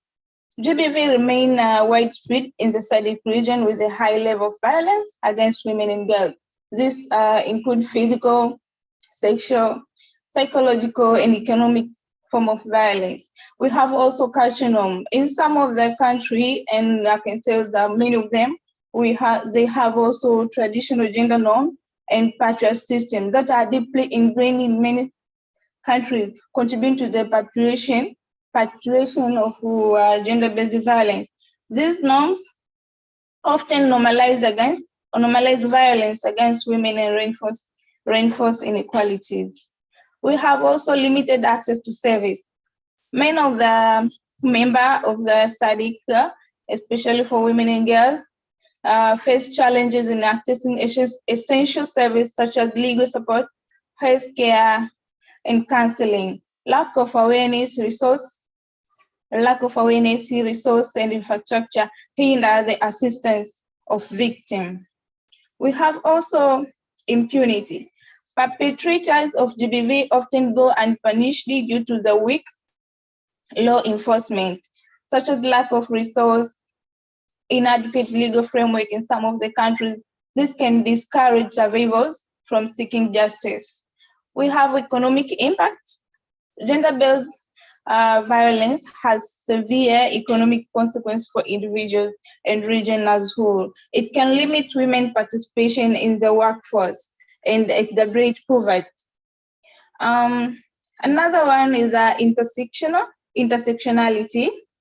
Gender-based violence is often compounded by intersecting factors such as age, race, sexual orientation, disability, this leading to increased vulnerability among the certain group. We have also conflict and displacement. In conflict affected area within the SADC region, gender-based violence is exacerbated due to increased insecurity and the breakdown of the social structures. Displacement also makes survivors more vulnerable. Brenda, you have 3 minutes left. Oh, okay. So let me move from these challenges and domestication, gender-based violence domestication challenges. We have the challenge of domestication of gender-based violence is complex and critical issues. We have, I can order them. We have cultural norm attitude that lead to domestication challenge. We have lack of awareness, resource constraint, legal framework, institutional capacity, and so. So domestication of the gender-based violence at national level, it is important, and it is crucial because it ensures that the legal framework is promptly in a place to protect individuals from GBV, gender-based violence. It helps standardize the approach across members of state, providing a consistent and unified response to GBV issues. And by adopting the SADC model law on GBV, member states can strengthen legal protection, improve support service, enhance mechanism, and also there is collaboration. The process of adapting this domestication at national level, it involves collaboration between various stakeholders, government bodies, civil society, and we have to remember that this process is essential for promoting human rights, gender equality, and social justice within the SADC region, ultimately contributing to the overall well-being and development of the affected community. By conclusion, due to time, I would like to emphasize the importance of taking urgent action to implement and adapt the SADC model law on gender-based violence at national level within our SADC communities. It would highlight the need of comprehensive address the significant challenge related to gender-based violence in the region. This might be a call for collaboration and coordination among SADC member states to ensure the effective domestication of the model law and of gender-based violence in the region. Thank you so much. Thank you so much for the opportunity. Thank you, Vivian. Thank you so much for your submission. We are now moved to the next submission from Foster Mafiala, a young person, SRHR African Trust. Welcome, Mafiala. Mafiala.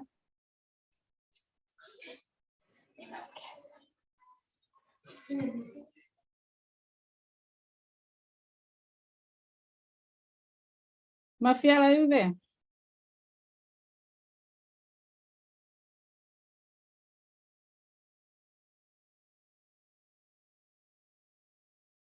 Mafiala is not present. Mafiala,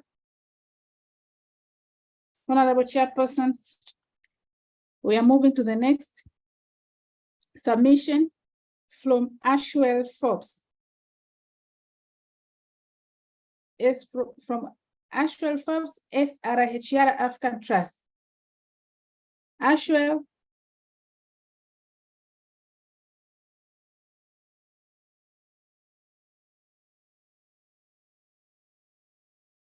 Ashwell.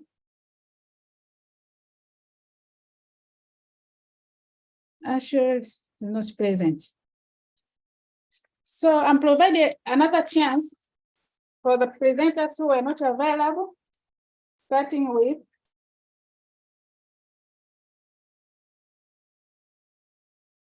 Vivian Ngaiza. Good evening, everybody. Good evening. On behalf of Vivian Joseph Ngaiza, I'm with Janet Baisi from Tanzania. And I'm going to present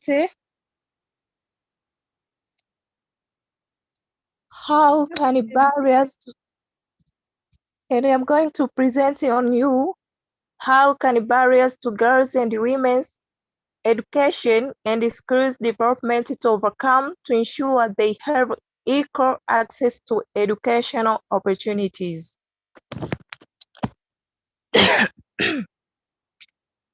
These responses have been carefully researched and elaborated to address various challenges and opportunities within the education sectors.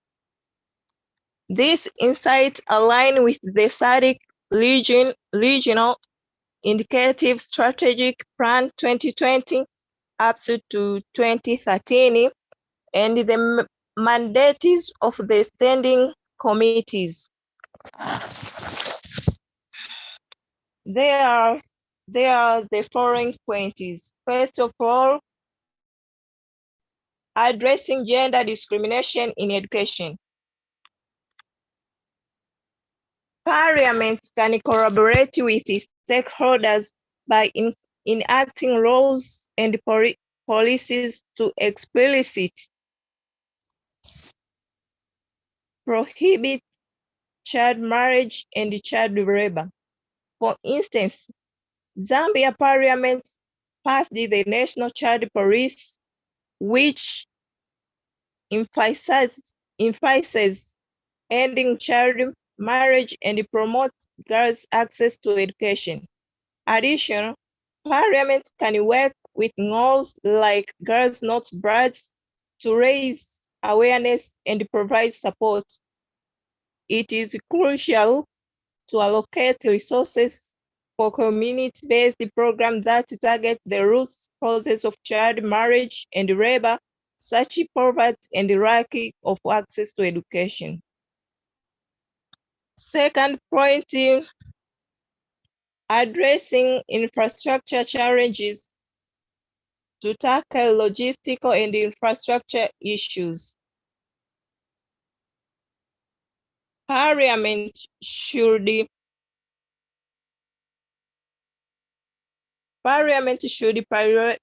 prioritize education in budget allocation.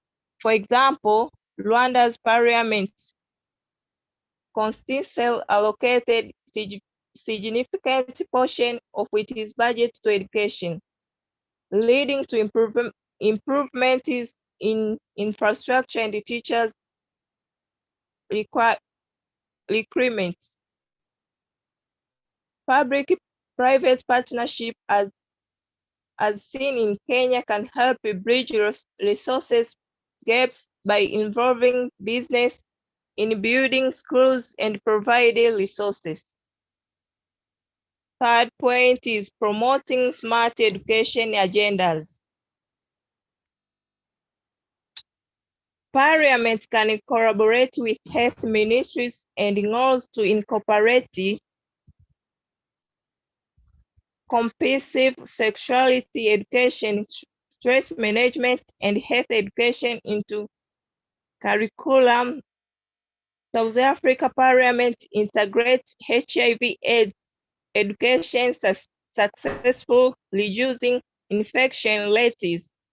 Smart education agendas can also include partnership with technology companies to provide digital learning resources, as seen in India's digital initiative. Another point is attracting and retaining skilled education professionals. Parliament can increase teacher salaries and benefits to make teaching a more attractive profession.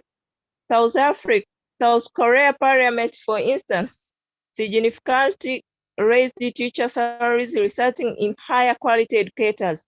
In addition, providing ongoing professional development opportunities and recognition for outstanding teachers can motivate them to stay in the field.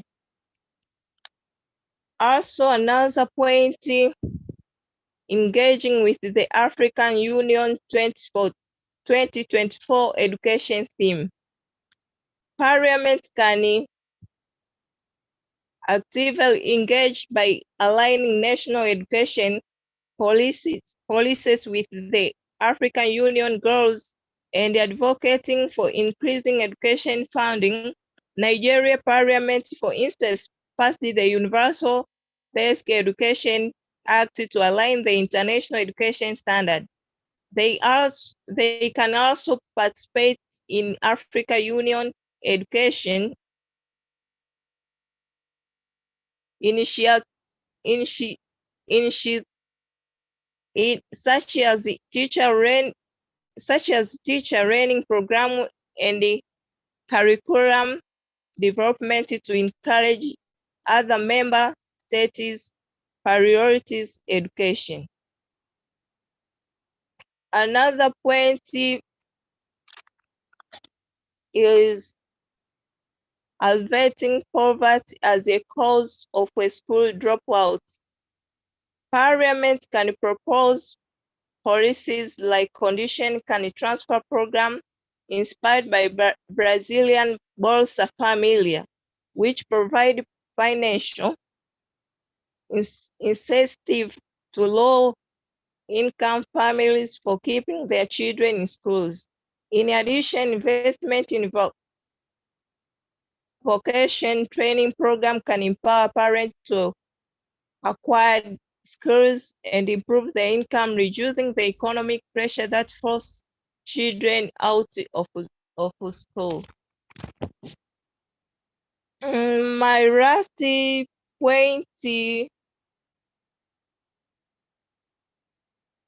is addressing infrastructure. My rusty point is mitigate the impact of a climate disaster of a school dropouts. Parliament can allocate fund for disaster resilient school infrastructure. You have like 2 minutes left. Like cyclone building and rainwater harvesting system. Mozambique Parliament in response to frequent cyclone invested in building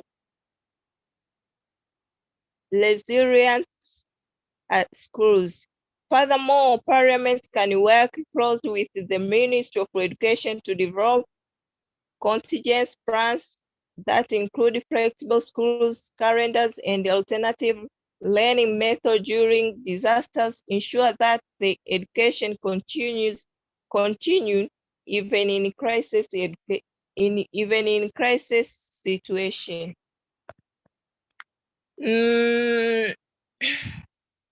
All in all, please consider this response as a valuable contribution to the ongoing discussion and effort to enhance education in Southern Africa region. I'm prepared to provide further details or participate in any discussion related to this topic. Thank you for attention to these critical matters. Thank you for taking time, listen to me. Thank you. Thank you very much for your submission, which provided recommendation on how to ensure girls and women have equal access to education opportunities. Okay, thank you. We are now, I'm inviting Jack Klish, if we is present, Jack. Jackie. Jackie is not there. Dr. Blessing Kasenge. Yes, I am around. Okay, you're welcome. The floor is yours. All right, thank you so much and good afternoon to everyone on the call. My name is Dr. Blessings Kasenge and I'm the SADC Youth Member of Parliament for Zambia, and I'm also a medical doctor by profession. So today I'd love to make a submission on a title, the title of my submission is Harnessing Youth-Led Research in Integrating Non-Communicable Diseases in the Fight Against HIV. So health, I believe, is wealth. And I believe that I think in the region, for us to push whatever agenda we need to push, we need to ensure that we are healthy. We need to ensure that our workforce is healthy. And therefore, this is a very important topic of discussion. So now, what is youth-led research? Youth-led research definitely is a process by which young people identify and investigate issues that are important to or affect them with the aim of using that information to create change. And what then are non-communicable diseases? So these are basically chronic conditions that cannot be passed from one person to another, and they may include cancers, cardiovascular diseases, diabetes, as well as chronic lung illnesses, for example. And infectious diseases where HIV and TB fall, these are basically infections that can be passed on from one person to another and may be caused by various microorganisms like bacteria and viruses in the case of TB as well as HIV. So now, why are we asking ourselves about youth-led research, or why youth-led research? So firstly, we need to understand that we have not been doing a lot of research as young people, especially due on the continent, on the region itself specifically, and due to various reasons. Some of these could be underfunding, lack of support for young researchers. And I think the COVID-19 pandemic itself largely exposed us because we were more reactive than proactive, in that we waited for the shock to hit us before we could think of any solutions. That is why currently we don't have any vaccine from the African continent, because we are not funding and not supporting research. So youth-led research itself builds a foundation for youth leadership and advocacy. It increases access to community and marginalized populations. It also helps improve community relationships and gives youth an opportunity to contribute to their communities. Finally, it also increases youth engagement and participation in various issues that are affecting young people. If you allow young people to research about issues affecting them, you expect them to participate more, you expect them to offer solutions that are also going to target themselves, unlike a situation where we leave research to other people and the solutions themselves really don't target the young people. And why are we talking about non-communicable diseases then? So according to the World Health Organization, by 2030, NCDs or non-communicable diseases will be the largest cause of death globally. And this is largely, especially in young people, because of the risk factors associated with non-communicable diseases. So if you look at risk factors, for example, like tobacco smoking, risk factors like alcohol abuse, risk factors like physical inactivity and poor diet, these are actually rampant among young people, and hence the need to involve the young people themselves in addressing some of these problems. So people living with HIV and TB are at an increased risk of developing these non-communicable diseases. So particularly, anyone can have these NCDs, but those, especially with HIV and TB, they are more at risk. And so it's now time for us to integrate and see how best we can manage these conditions together with the non-communicable diseases themselves. So what then are the proposals that I'm trying to make as a youth parliamentarian? My first proposal, in view of just what I've talked about with regards to research, my first proposal is that we need to improve youth-led research and make a conducive research environment for young people by ensuring that firstly, we develop a legal framework in which research can flourish. You will agree with me that it's very difficult for a young person, for example, to go and research about vaccines or to go and find a vaccine because there are all these legal implications. Probably one must have a certain type of qualification, one must be of a certain age, and there's so many papers to acquire just for a young person to participate in research. So how about we work on the legal frameworks that guide research in the region and ensure they are more accommodative and young people are able to participate and contribute. Secondly, we need to develop a regional grant scheme that will support young people in health research. We're not doing so much in terms of funding our own research. And that's why when we research for data, probably this data will come from the World Health Organization, this data will come from World Bank, but there's no institution on the African continent that is providing research. There's no institution in the African continent that is actively funding research, and particularly in our region. So how about, as a parliament, we create an institution that is going to fund research, especially for young people, and support these young researchers to be able to produce data that's going to drive our region forward. Thirdly, we need to develop a youth-led steering committee on NCDs and particularly research. Let's develop this youth steering committee where we bring young people, young researchers from various continents. They form this committee and they share ideas on how best they can conduct research in the region. I believe that as a Southern African region, we can actually create a vaccine. We can create a COVID vaccine. There's so many brilliant young people, so many innovative and creative young people who can bring these ideas forward. And all they need is the support. And by bringing them together, we can give them a platform to be able to contribute. Fourthly, we need to devise a mechanism that is going to deliberately include non-communicable diseases in everything related to HIV and TB. So much funding has been going to HIV and TB and less to non-communicable diseases. But by 2030, people will be dying more of NCDs than any other disease. So let's see how best that, as we are getting research for HIV and TB, let's also channel some of these resources towards non-communicable diseases. We need to also develop a health research excellence center in the region. In the Southern African region, I believe we don't have an excellence center that focuses on research. So how about to create a youth research excellence center that's going to steer health research, particularly here in the Southern African region, to help us aggregate data, to help us speak to data in the Southern African region. And lastly, let's develop a strategy to identify and support research group leaders who will mentor young researchers. We've got adult researchers. How about to create some form of support group where these adult researchers will be able to support the young researchers and be able to pass on this knowledge and pass on this mantle to the young people. I believe that by collaborating more, collaborating intergenerationally, we'll be able to steer our research ideas forward. And in conclusion, I believe that youth-led research is key to unlocking youth opportunities if harnessed. And there's also a need to simultaneously invest in non-communicable diseases as well as invest in tuberculosis and HIV. And by progressively supporting these youth-led organizations and researchers, we are directly securing the future of our region. Without research and development, we can't secure the future of the region, because without research, our future is obscure. Without research, we don't have hope. Without research, we are creating a generation that's going to be ignorant in future. So let's invest in research, particularly in health research, and I believe that we're going to secure the future of our region. So thank you so much for hearing, and thank you so much, and I'll be able to appreciate if these submissions are really taken into consideration. Thank you so much, and I hand over to you, moderator. Thank you so much for submission. I now invite Foster Mafiala, a young person from SLHR Africa. Foster, Are you there? Hello, I'm here, Deborah. Okay, you are welcome, Foster.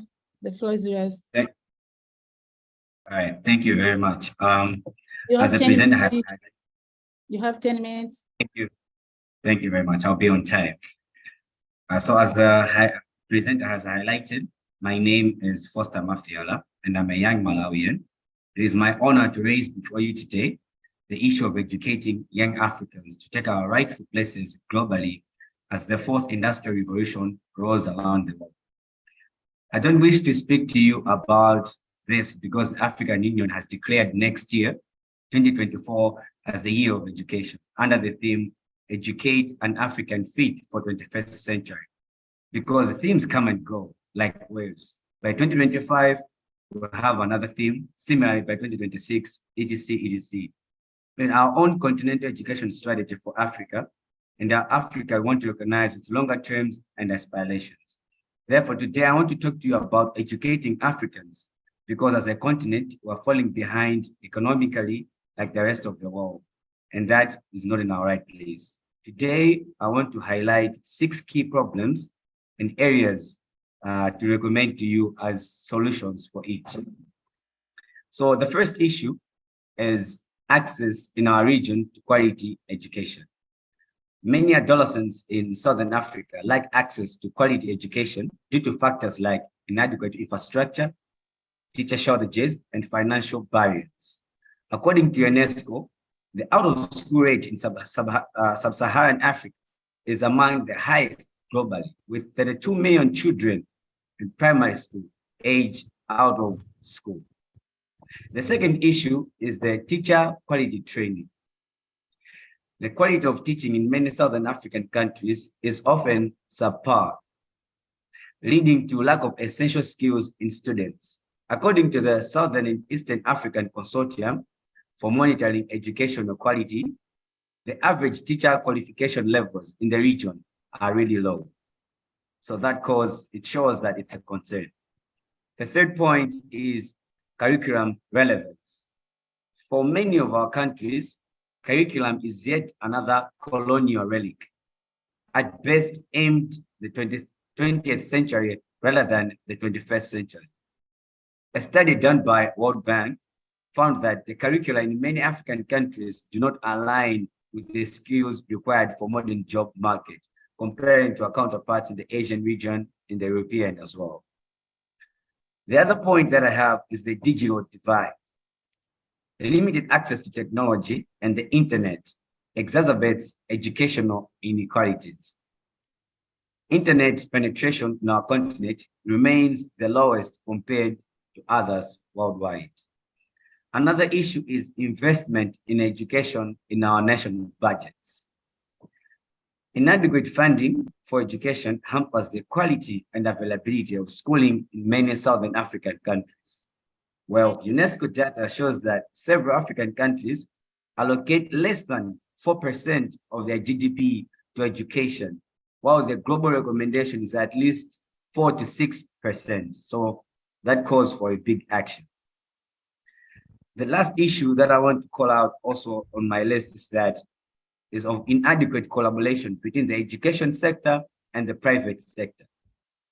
Inadequate collaboration between the two sectors hinders the development of relevant skills. The purpose of education is much wider than skills, of course, and it includes educating our young people for citizenship, for life as a global citizen in a sustainable world. But it must include providing our young people with work readiness, entrepreneurial skills that in our economies is of need. Therefore, here I shall provide the recommendations that I have to the issues that are earlier provided. 1, direct the improvement of teacher training and professional development programs by developing and enforcing legislation to ensure that teachers meet specific qualifications and are regularly updated on the latest teaching methods and technology. The second one, we need to hold your education ministries accountable to you for constant updating of curriculum to include relevant fourth industry related skills such as digital literacy, critical thinking, problem solving, and entrepreneurship. Thirdly, we need to hold the executive accountable for putting in place policies to bridge the digital divide, such as providing affordable internet access in rural schools and ensuring schools have access to modern technology. The fourth one is intervene and influence budget allocations for education and improve the transparency and accountability of education spending. The fifth one is develop legislations that encourages partnership between schools and private companies to support education initiatives, including funding and offering internships or apprenticeships, or also what is called corporate social responsibility. The sixth one, last but one, is to engage young people in education oversight functions. Give them channels to question and challenge education ministries over the quality of their education, and where possible, put in place national measures that encourage adolescents and young people to engage in youth-led accountability for education. The last one, and finally, please shift your oversight of education, not focus primarily on inputs, but on outcomes. Have in mind the needs of the fourth industrial revolution and develop parliamentary systems of results-based oversight. But only if we begin collectively to educate our youth for tomorrow and not for yesterday, we can, as a region, take our rightful place in the global economy. Thank you very much. Thank you very much, Foster Mafiala. I now call Ashwell Forbes. Yes, I am here. Thank you very much for the opportunity, Honorable Director of the proceedings. Honorable members, you're saying now? You can hear me? Yes, you are hearing you. You are welcome. You have 20 minutes. Good afternoon. Honorable members, my name is Ashwell Forbes. I'm from Namibia, and I would like to take these next few minutes, as I was supposed to be the last presenter for the day. I made sure that my presentation and my submission is short, but yet very important for the African child and the adolescent. I'll be speaking to you today on why, despite all the noise, why young people still need CSE. My name is Ashwell Forbes, as I mentioned earlier, and I'm from Africa, Namibia. I want to speak today about CSE, and I would like you to hear me out today. Despite what you in your country might be calling CSE, as we are aware that in many countries, CSE is referred to life skills, is referred to sexuality education, it's referred to health education, some even family skills. Really, as young people, we are not really hanged up with the names. We are hanged up with protecting ourselves and respecting other people, especially our fellow young people. So many times around Africa, especially in Southern Africa, young people always say among themselves that nothing for us without us. Some even continue to say anything for us without us is against us. If young people are the majority in population in Africa, and that very population face the highest risk of HIV, of suicide, of teenage pregnancy, just to mention a few, one would really ask, why are we not holding hands in CSE? About 1/3 of the population in Southern and Eastern Africa, we are young people between the ages of 10 and 24. According to the current forecast, the number of young people, 158 million, will almost double by 2050. Development in this region depends to a great extent on the use that is made among considerable potential in this age group. And favorably, this population impacts a broad population and development issues. The region has one of the world's highest rates of HIV infections, with some 625,000 new infections occurs annually. Similarly, high rates of incidents of early and unintended pregnancies, child marriage, gender-based violence.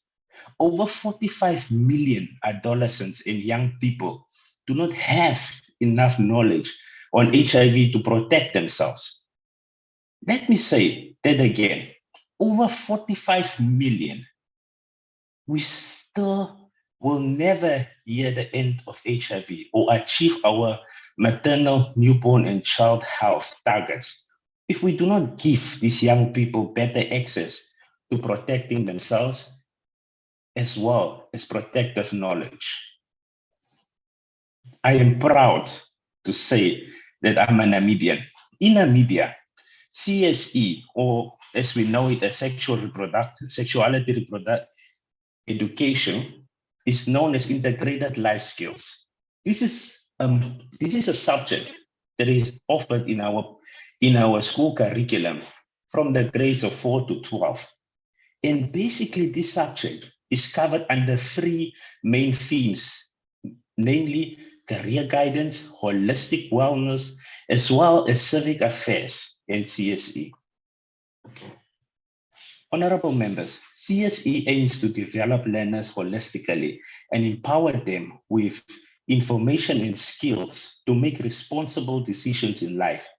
It supports learners in realizing that fulfilling their potential, enjoying a healthy life, becoming responsible citizens.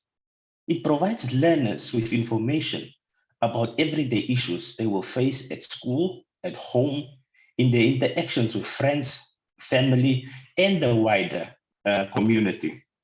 CSE is a curriculum process of teaching and learning about cognitive, emotional, physical, and social aspects of sexuality.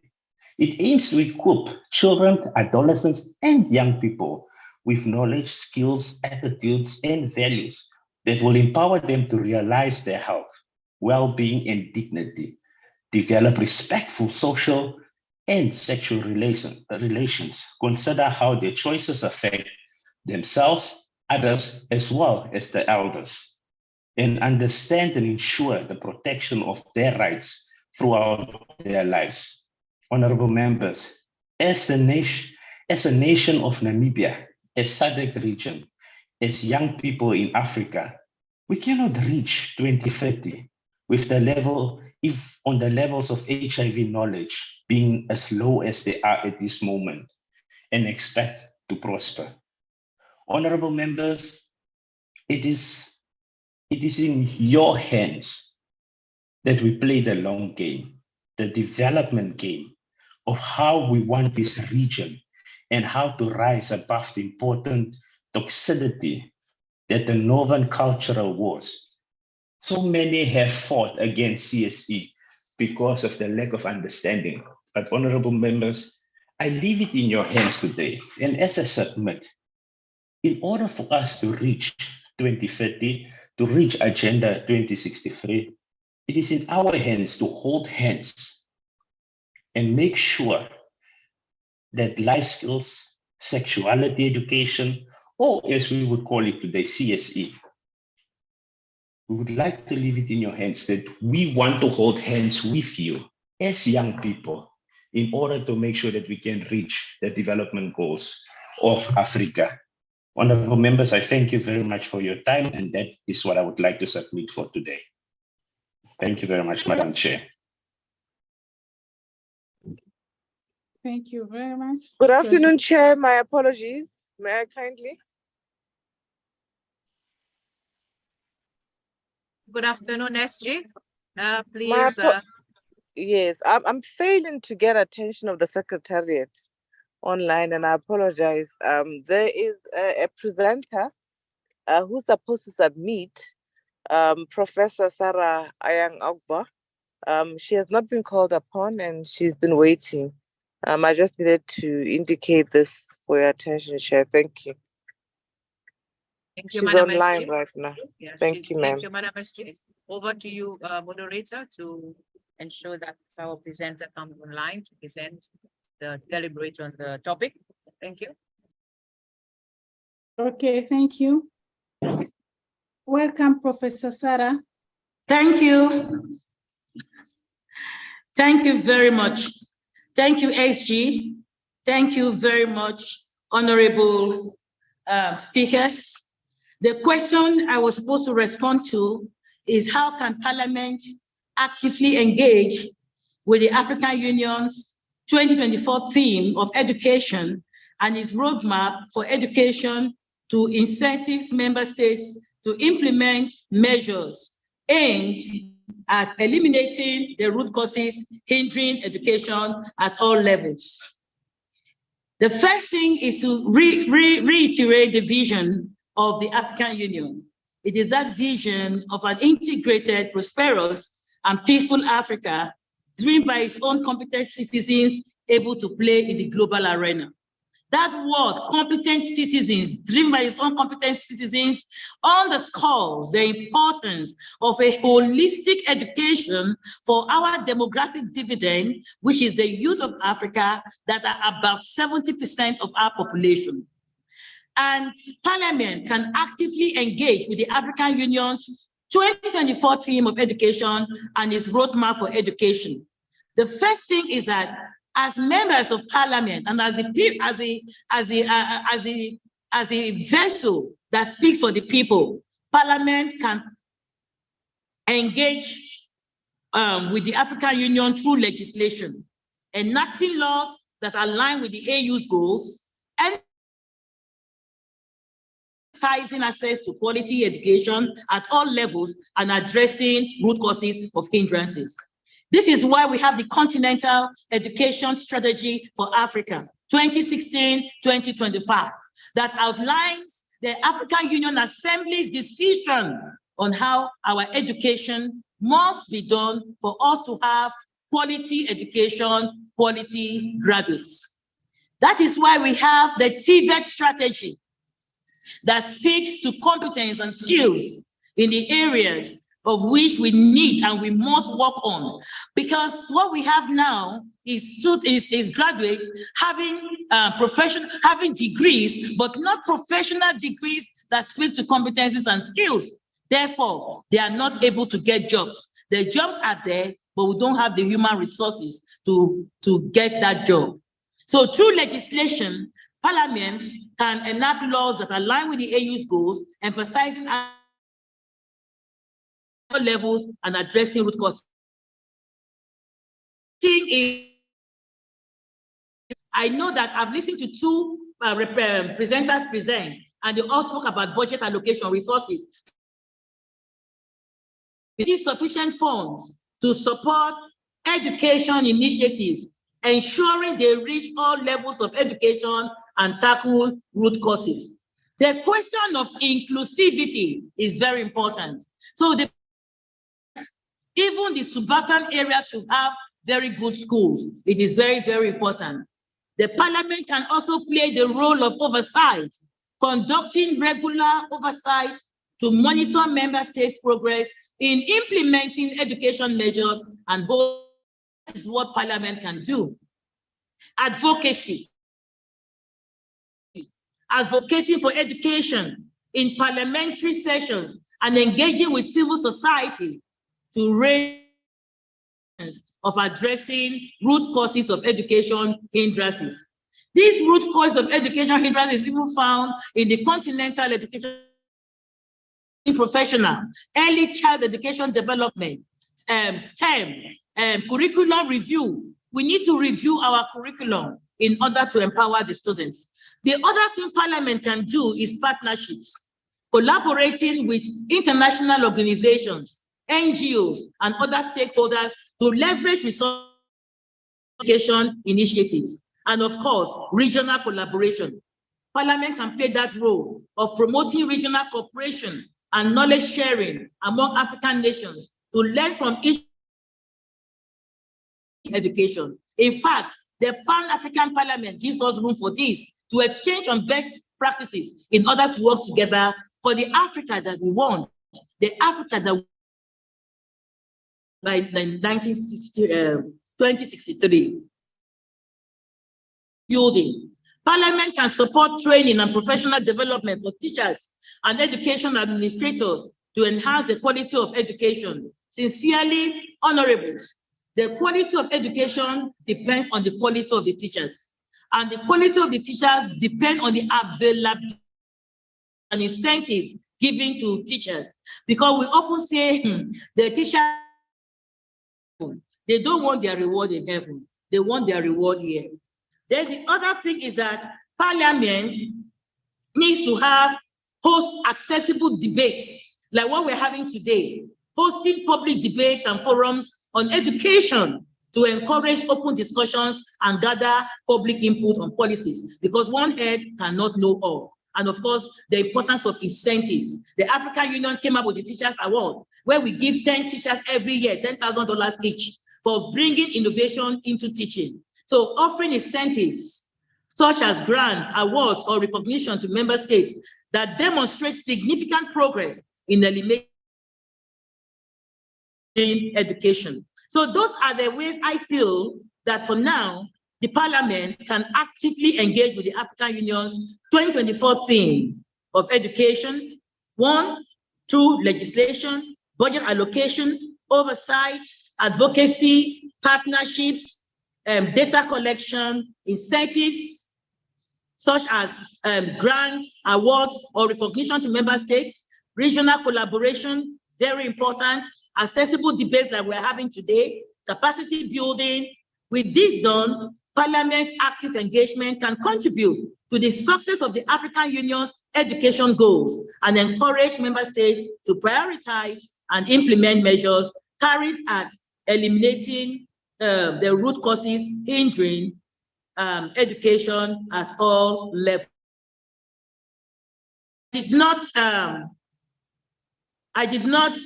Hello, can you hear me? Yes, Professor. Yes. So Professor. this is where I end, because I knew that I have limited time. You can see I'm in the classroom. We've been having PhD defenses all morning, but I said I must put my voice. Education, like Nelson Mandela said, is the only tool that can transform the world. Inclusive education, quality education, from early child education development to tertiary. It is very important. The first 8 years of a child is important in training that child and giving that child a foundation to know what that child wants. It behoves us as Parliament to speak to our policymakers. We are even the policymakers, to speak and make sure that that transformational education that we want begins with us. Thank you very much for this opportunity. Thank you very much. Thank you. Thank you so much, Your Excellency, Professor Sarah Ayang Obor from African Renaissance. We are so sorry on behalf of the committee that you have to keep you waiting. So thank you. Anyway, okay. We have very much appreciated your presentation. Thank you so much. Thank you, my sister. God bless you. Thank you. Thank you.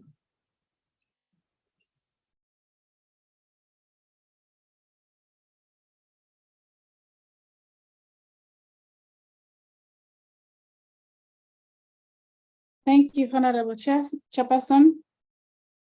We have remained with one submission from Krish. I want to know if has joined us. Krish. Krish.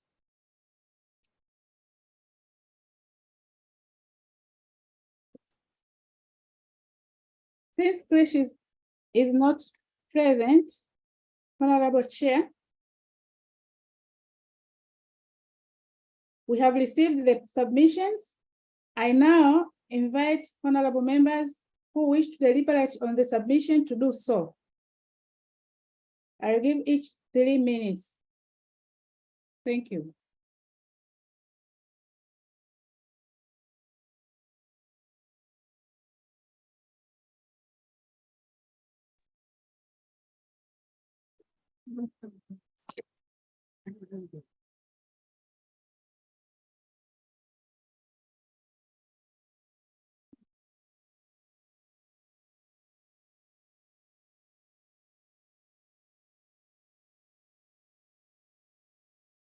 Please do raise your hands. I don't think you are tired. Let's move. Now is the time. So just raise your hands and so that you can we can deliberate on all the wonderful presentations which were done by the presenters from various organizations and from various countries. Please do raise your hands. Thank you.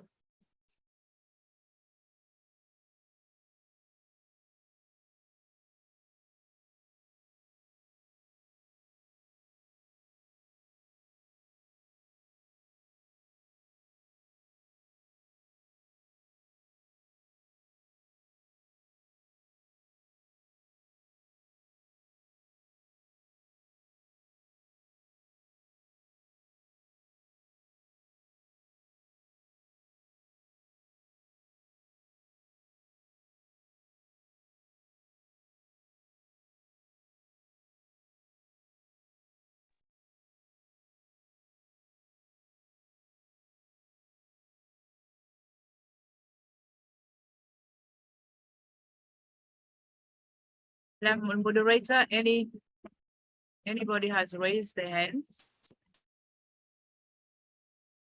Or are we satisfied with the presentations? Any clarifications? I don't see any hands.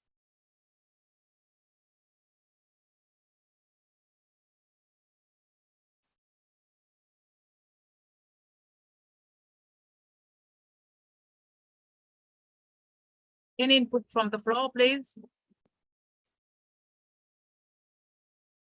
We have a hand up from Blessings. Please go ahead. Madam Moderator, there's a hand up. All right. Thank you so much, the moderator, for the opportunity and very lovely presentation from Professor. I think I must agree that education is really a key for to drive the region forward. So mine is a contribution and as well as a question. I think one thing that we really need to put oversight on is curriculum development, especially in the region. Because one thing that I've noticed is that we waste so much time learning things that will not really drive our countries and our region forward. I'll give you, for example, here in Zambia, when we talk of the curriculum, there's a time when we get to learn about the prairies, we get to learn about all these things, we get to learn about the Rocky Mountains, and we get to learn about all these things, but really we don't pay particular attention when it comes to the very key issues, things like how do we ensure that from a very young age we begin to support our children, begin to support young people, ensuring that the curriculum itself is speaking towards our future. So basically, I think the curriculum should really speak to our future, and I really feel that as a SADC parliamentary forum, is something we could really look into as to how we can provide oversight in all the countries of the region to ensure that the curriculum is speaking towards the vision within the particular region. So thank you so much. That was my submission, and I would also love to hear contributions from others concerning curriculum development itself. Honorable Chairperson, we have done with the citizens. Now is the time for honorable members to contribute. So we are inviting only honorable members to contribute. Honorable members.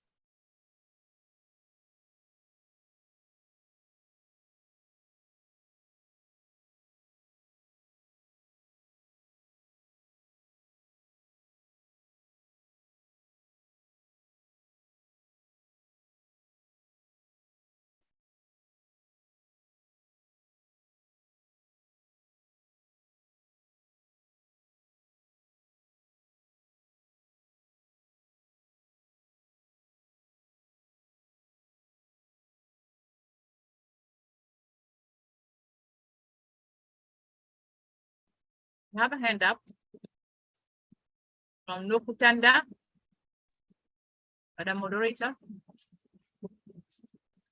You're welcome.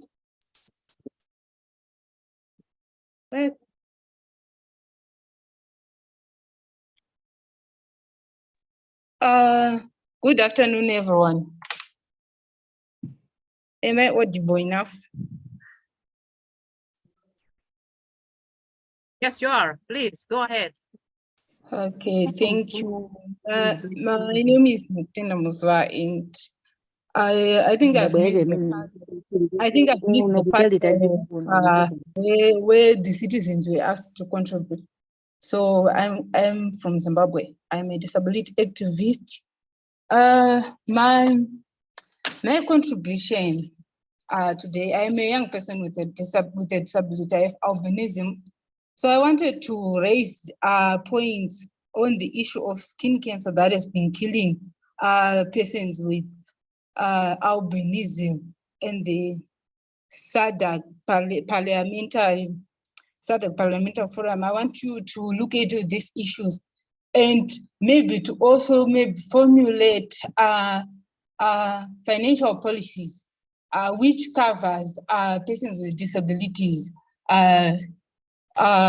funds, so that whenever a person with albinism is supposed to go to the hospital, they can be catered for, because skin cancer is killing people due to the sun. And also to have collaborations with other countries that are surrounding us.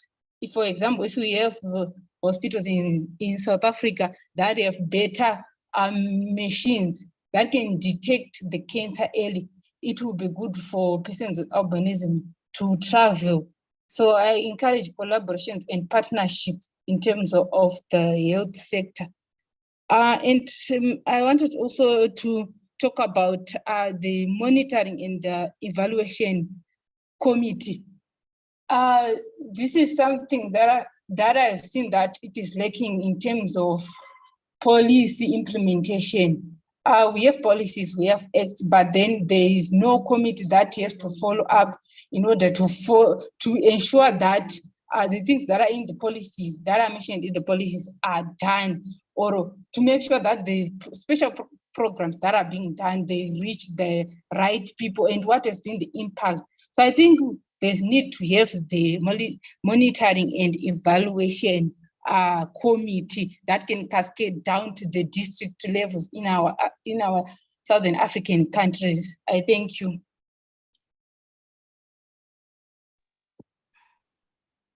Thank you.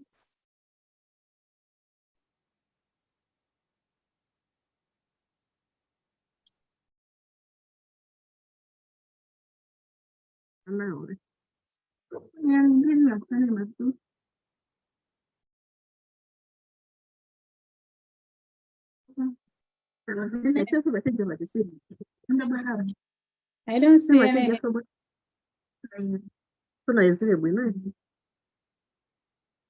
Honorable Kazadi.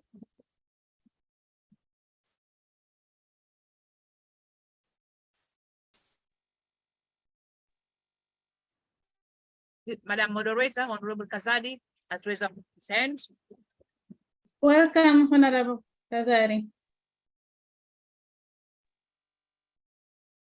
Merci, merci Madame la Présidente. Bonsoir, est-ce que vous m'entendez? Bonsoir, yes, we can, please. Oh. Merci, merci. Alors, bonsoir à tout le monde. Mon intervention, c'est en rapport avec les leçons à tirer sur des pratiques éducatives innovantes dans d'autres régions comme l'Asie et l'Amérique latine, et comment ces pratiques peuvent-elles être adaptées pour améliorer l'éducation en Afrique australe. Alors, la différence avec nos amis asiatiques, chez eux, ils ont adapté l'éducation en rapport avec le métier. Nous, au niveau de l'Afrique centrale, nous avons trop de théories. Ce sont des filières qui ne s'adaptent pas aux réalités de notre pays. Par exemple, vous avez un pays où vous avez, par exemple, la RDC, vous avez le sol est très riche, nous avons de l'eau, nous avons tout, mais vous trouvez que dans beaucoup de nos universités, ce sont des filières de droit, ce sont des filières de latin et philosophie, ce sont des filières de sciences politiques et consorts, alors que le métier tel que l'agriculture, on n'a pas beaucoup de filières. Moi, je crois qu'il faut qu'au niveau de la SADC, on puisse proposer des lois types. On sait qu'on adapte les programmes d'éducation à partir de l'éducation de base sur les écoles de métiers. Par exemple, à partir de l'école primaire, on peut déjà former comment les enfants peuvent faire le champ, comment les enfants peuvent utiliser l'engrais, comment ils peuvent faire la multiplication en ce qui concerne l'élevage des bovins, des poulets, ainsi de suite. Alors, ma deuxième préoccupation aussi, c'est, j'ai raté la partie où on a parlé des barrières qui s'érigent en ce qui concerne l'éducation des filles. Dans mon pays, la RDC, vous savez que nous avons un problème de guerre au niveau de l'Est et ce déplacement massif des populations font que dans les camps d'hébergement, les filles ne parviennent pas à étudier. Alors ça, c'est un facteur vraiment qu'il faut que la SADC nous aide à intervenir dans cette guerre là-bas et qu'on propose aussi une résolution qui nous aide à couper ces mouvements de déplacement des populations. Il y a également, toujours à l'est de la RDC, et même au sud, il y a des gisements miniers où il y a trop de carrières. Donc, les filles et les jeunes enfants sont pleins dans les carrières cherchant l'argent facile. Et tout ça se constitue des barrières qui font que la scolarisation des enfants et des filles pose trop de problèmes dans les régions minières. Voilà mon intervention, honorable président. Merci, chers collègues.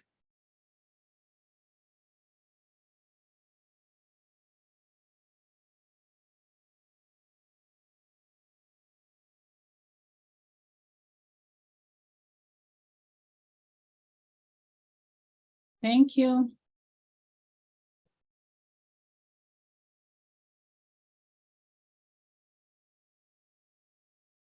Another hand.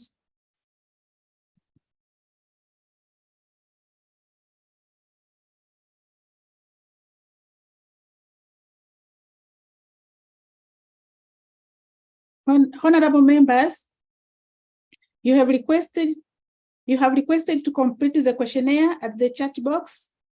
As it is seen, the questionnaire are available in 3 SADC official language, English, Portuguese, and French. Please.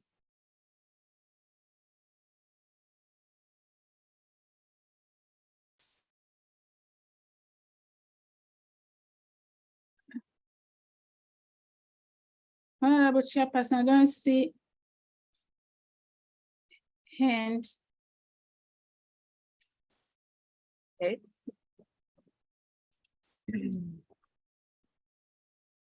So we can move to the next item on our agenda. Oh, Okay. okay. So no, we have SG. SG, may you go ahead, please? Thank you, Chair. No, kindly proceed. I was going to ask whether the consultants are with us or not for the strategic plan besides completing the questionnaire. Oh, okay. Thank you so much, SG. Yeah, moderator, please, let's move. Okay, before inviting you for the closing remarks, I would like to announce I rise to request the members to remain behind not more than 1 hour for a briefing on development strategy 2024 to 2028 strategic plan. So after the closing, I request the member to remain behind. Okay, thank you. I now invite SG is online, please, moderator. SG, the floor is yours. Thank you, Chair. Mine is really just to thank you and SADC citizens and the members for really joining in. I think this committee has really been challenged today on the diversity of issues that they have to look at. At the center of everything else is what you spoke about at the beginning. The whole issue of human and social development takes into account the growing young population. And I want to congratulate you, Chair, for allowing young people to confront issues of unemployment and place them before this committee, issues of inclusivity, issues of the prospects that they desire in order to accelerate their future development, whether it's in the work, the digitalization framework, whether it is skills and qualifications, And they have really put before the SADC Parliamentary Forum to consider to unlock critical levers for them to be able to engage with parliaments. The issue of financial sustainability has also been put before us. As we know, post-COVID, we've had a lot of constraints as governments. The issue of sustainability is high on the agenda. The issue of the average unemployment estimates, and that the current labor workforce currently is not really responsive to the needs of the population, is something that will take us further. And Chair, I would like to also propose that this committee really looks at issues of the emergence of technologies, given the issues that were raised earlier on around education, and to really dissect this in terms of looking at the curricula. Why are we having declining occupations? Should we not perhaps be looking at shifting of occupations? Should we not begin to reimagine what our population should be doing? The next generation of workers, will they still be found among IMFs? Will they be found in ecosystems that will require them to solely innovate and become entrepreneurships in driving the economy and the growth of the world?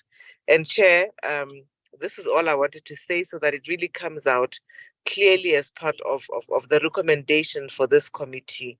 The impact of the pandemic, the issue of pricing worldwide, the issue that now pushes this committee to the center of how they need to really now begin to follow the budgeted expenditure by most of our governments at regional level. Where are we putting our money as a region, and does it really serve the young people? Does it transform our education and institutions? And this, Chair, was something that I felt I must be able to say, as we develop our economies, your committee will be very, very critical in this regard. I thank you, ma'am, and have a great day. Congratulations for steering in this direction. Thank you. Thank you. Thank you so much, SG. Madam Moderator, just bear with me because I just want to continue on the line that SG was mentioning about. In fact, I just want, because the vice is going to close, I just want to thank all the presenters. Your presentations were brilliant, I would say. They were very informative, and they have very strategic directions that will guide us throughout our work within the committee. And I would also very much, from the bottom of my heart and on behalf of the committee, to thank the citizens for your valuable contributions, which have been very much appreciated by the committee. And thank you so much, my dear colleague, honorable members, committee members, for your presence, for being there with us, for listening to the young people, for your commitments. I know you have a very busy schedule, but at least you managed to be there with us, so that at least we know that we have heard them, we have seen them, and now we're going to work on the actions that they have proposed. Thank you so much. Over to you, Madam Moderator. And one last thing is that I really appreciated the idea of the innovating education strategies to include vocational studies, vocational skills, which will enhance the productivity, the economy of the SADC region. Thank you so much. Over to you, the moderator now.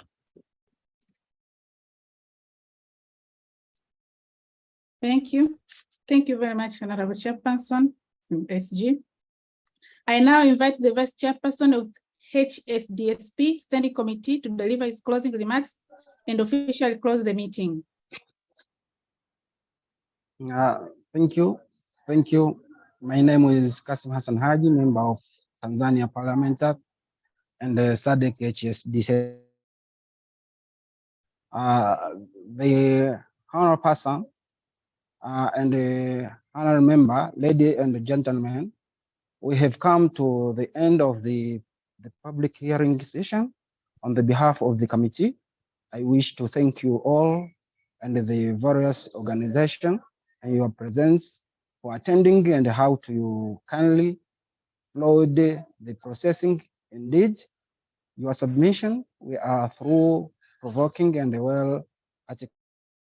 The committee value of all the submission made today allow me to also at this juncture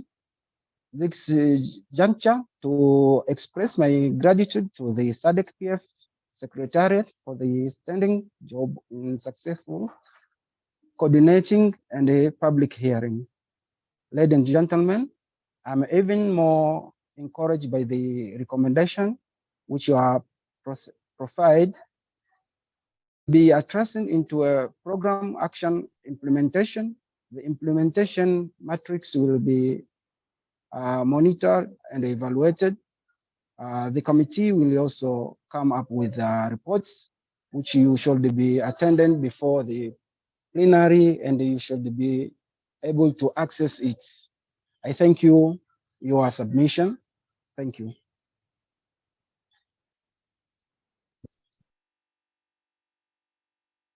Thank you.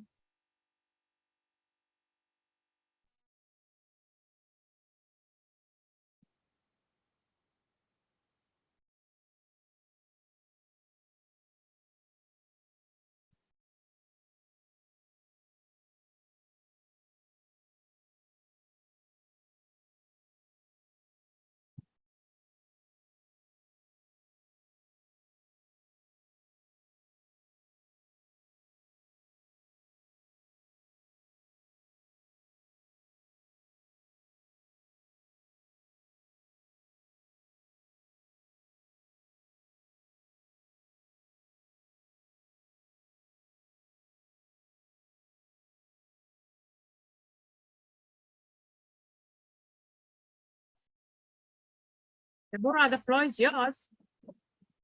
Okay, as I said, the member of committee I request to remain behind. I now invited the consultants, consultants.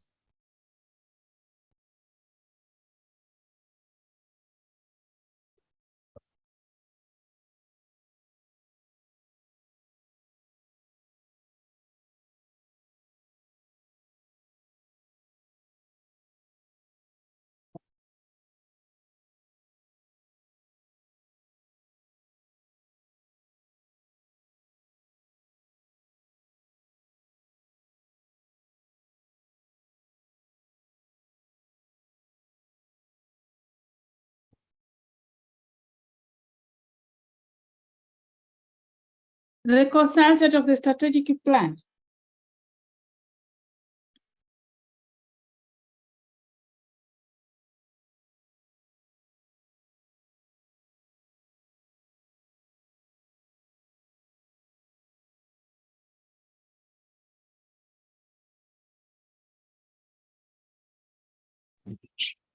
Hello? Yes, SG. Yes. Were the consultants notified that they're supposed to join in? And at what time? Was it not 4:30? Could you kindly check and then notify the chair accordingly?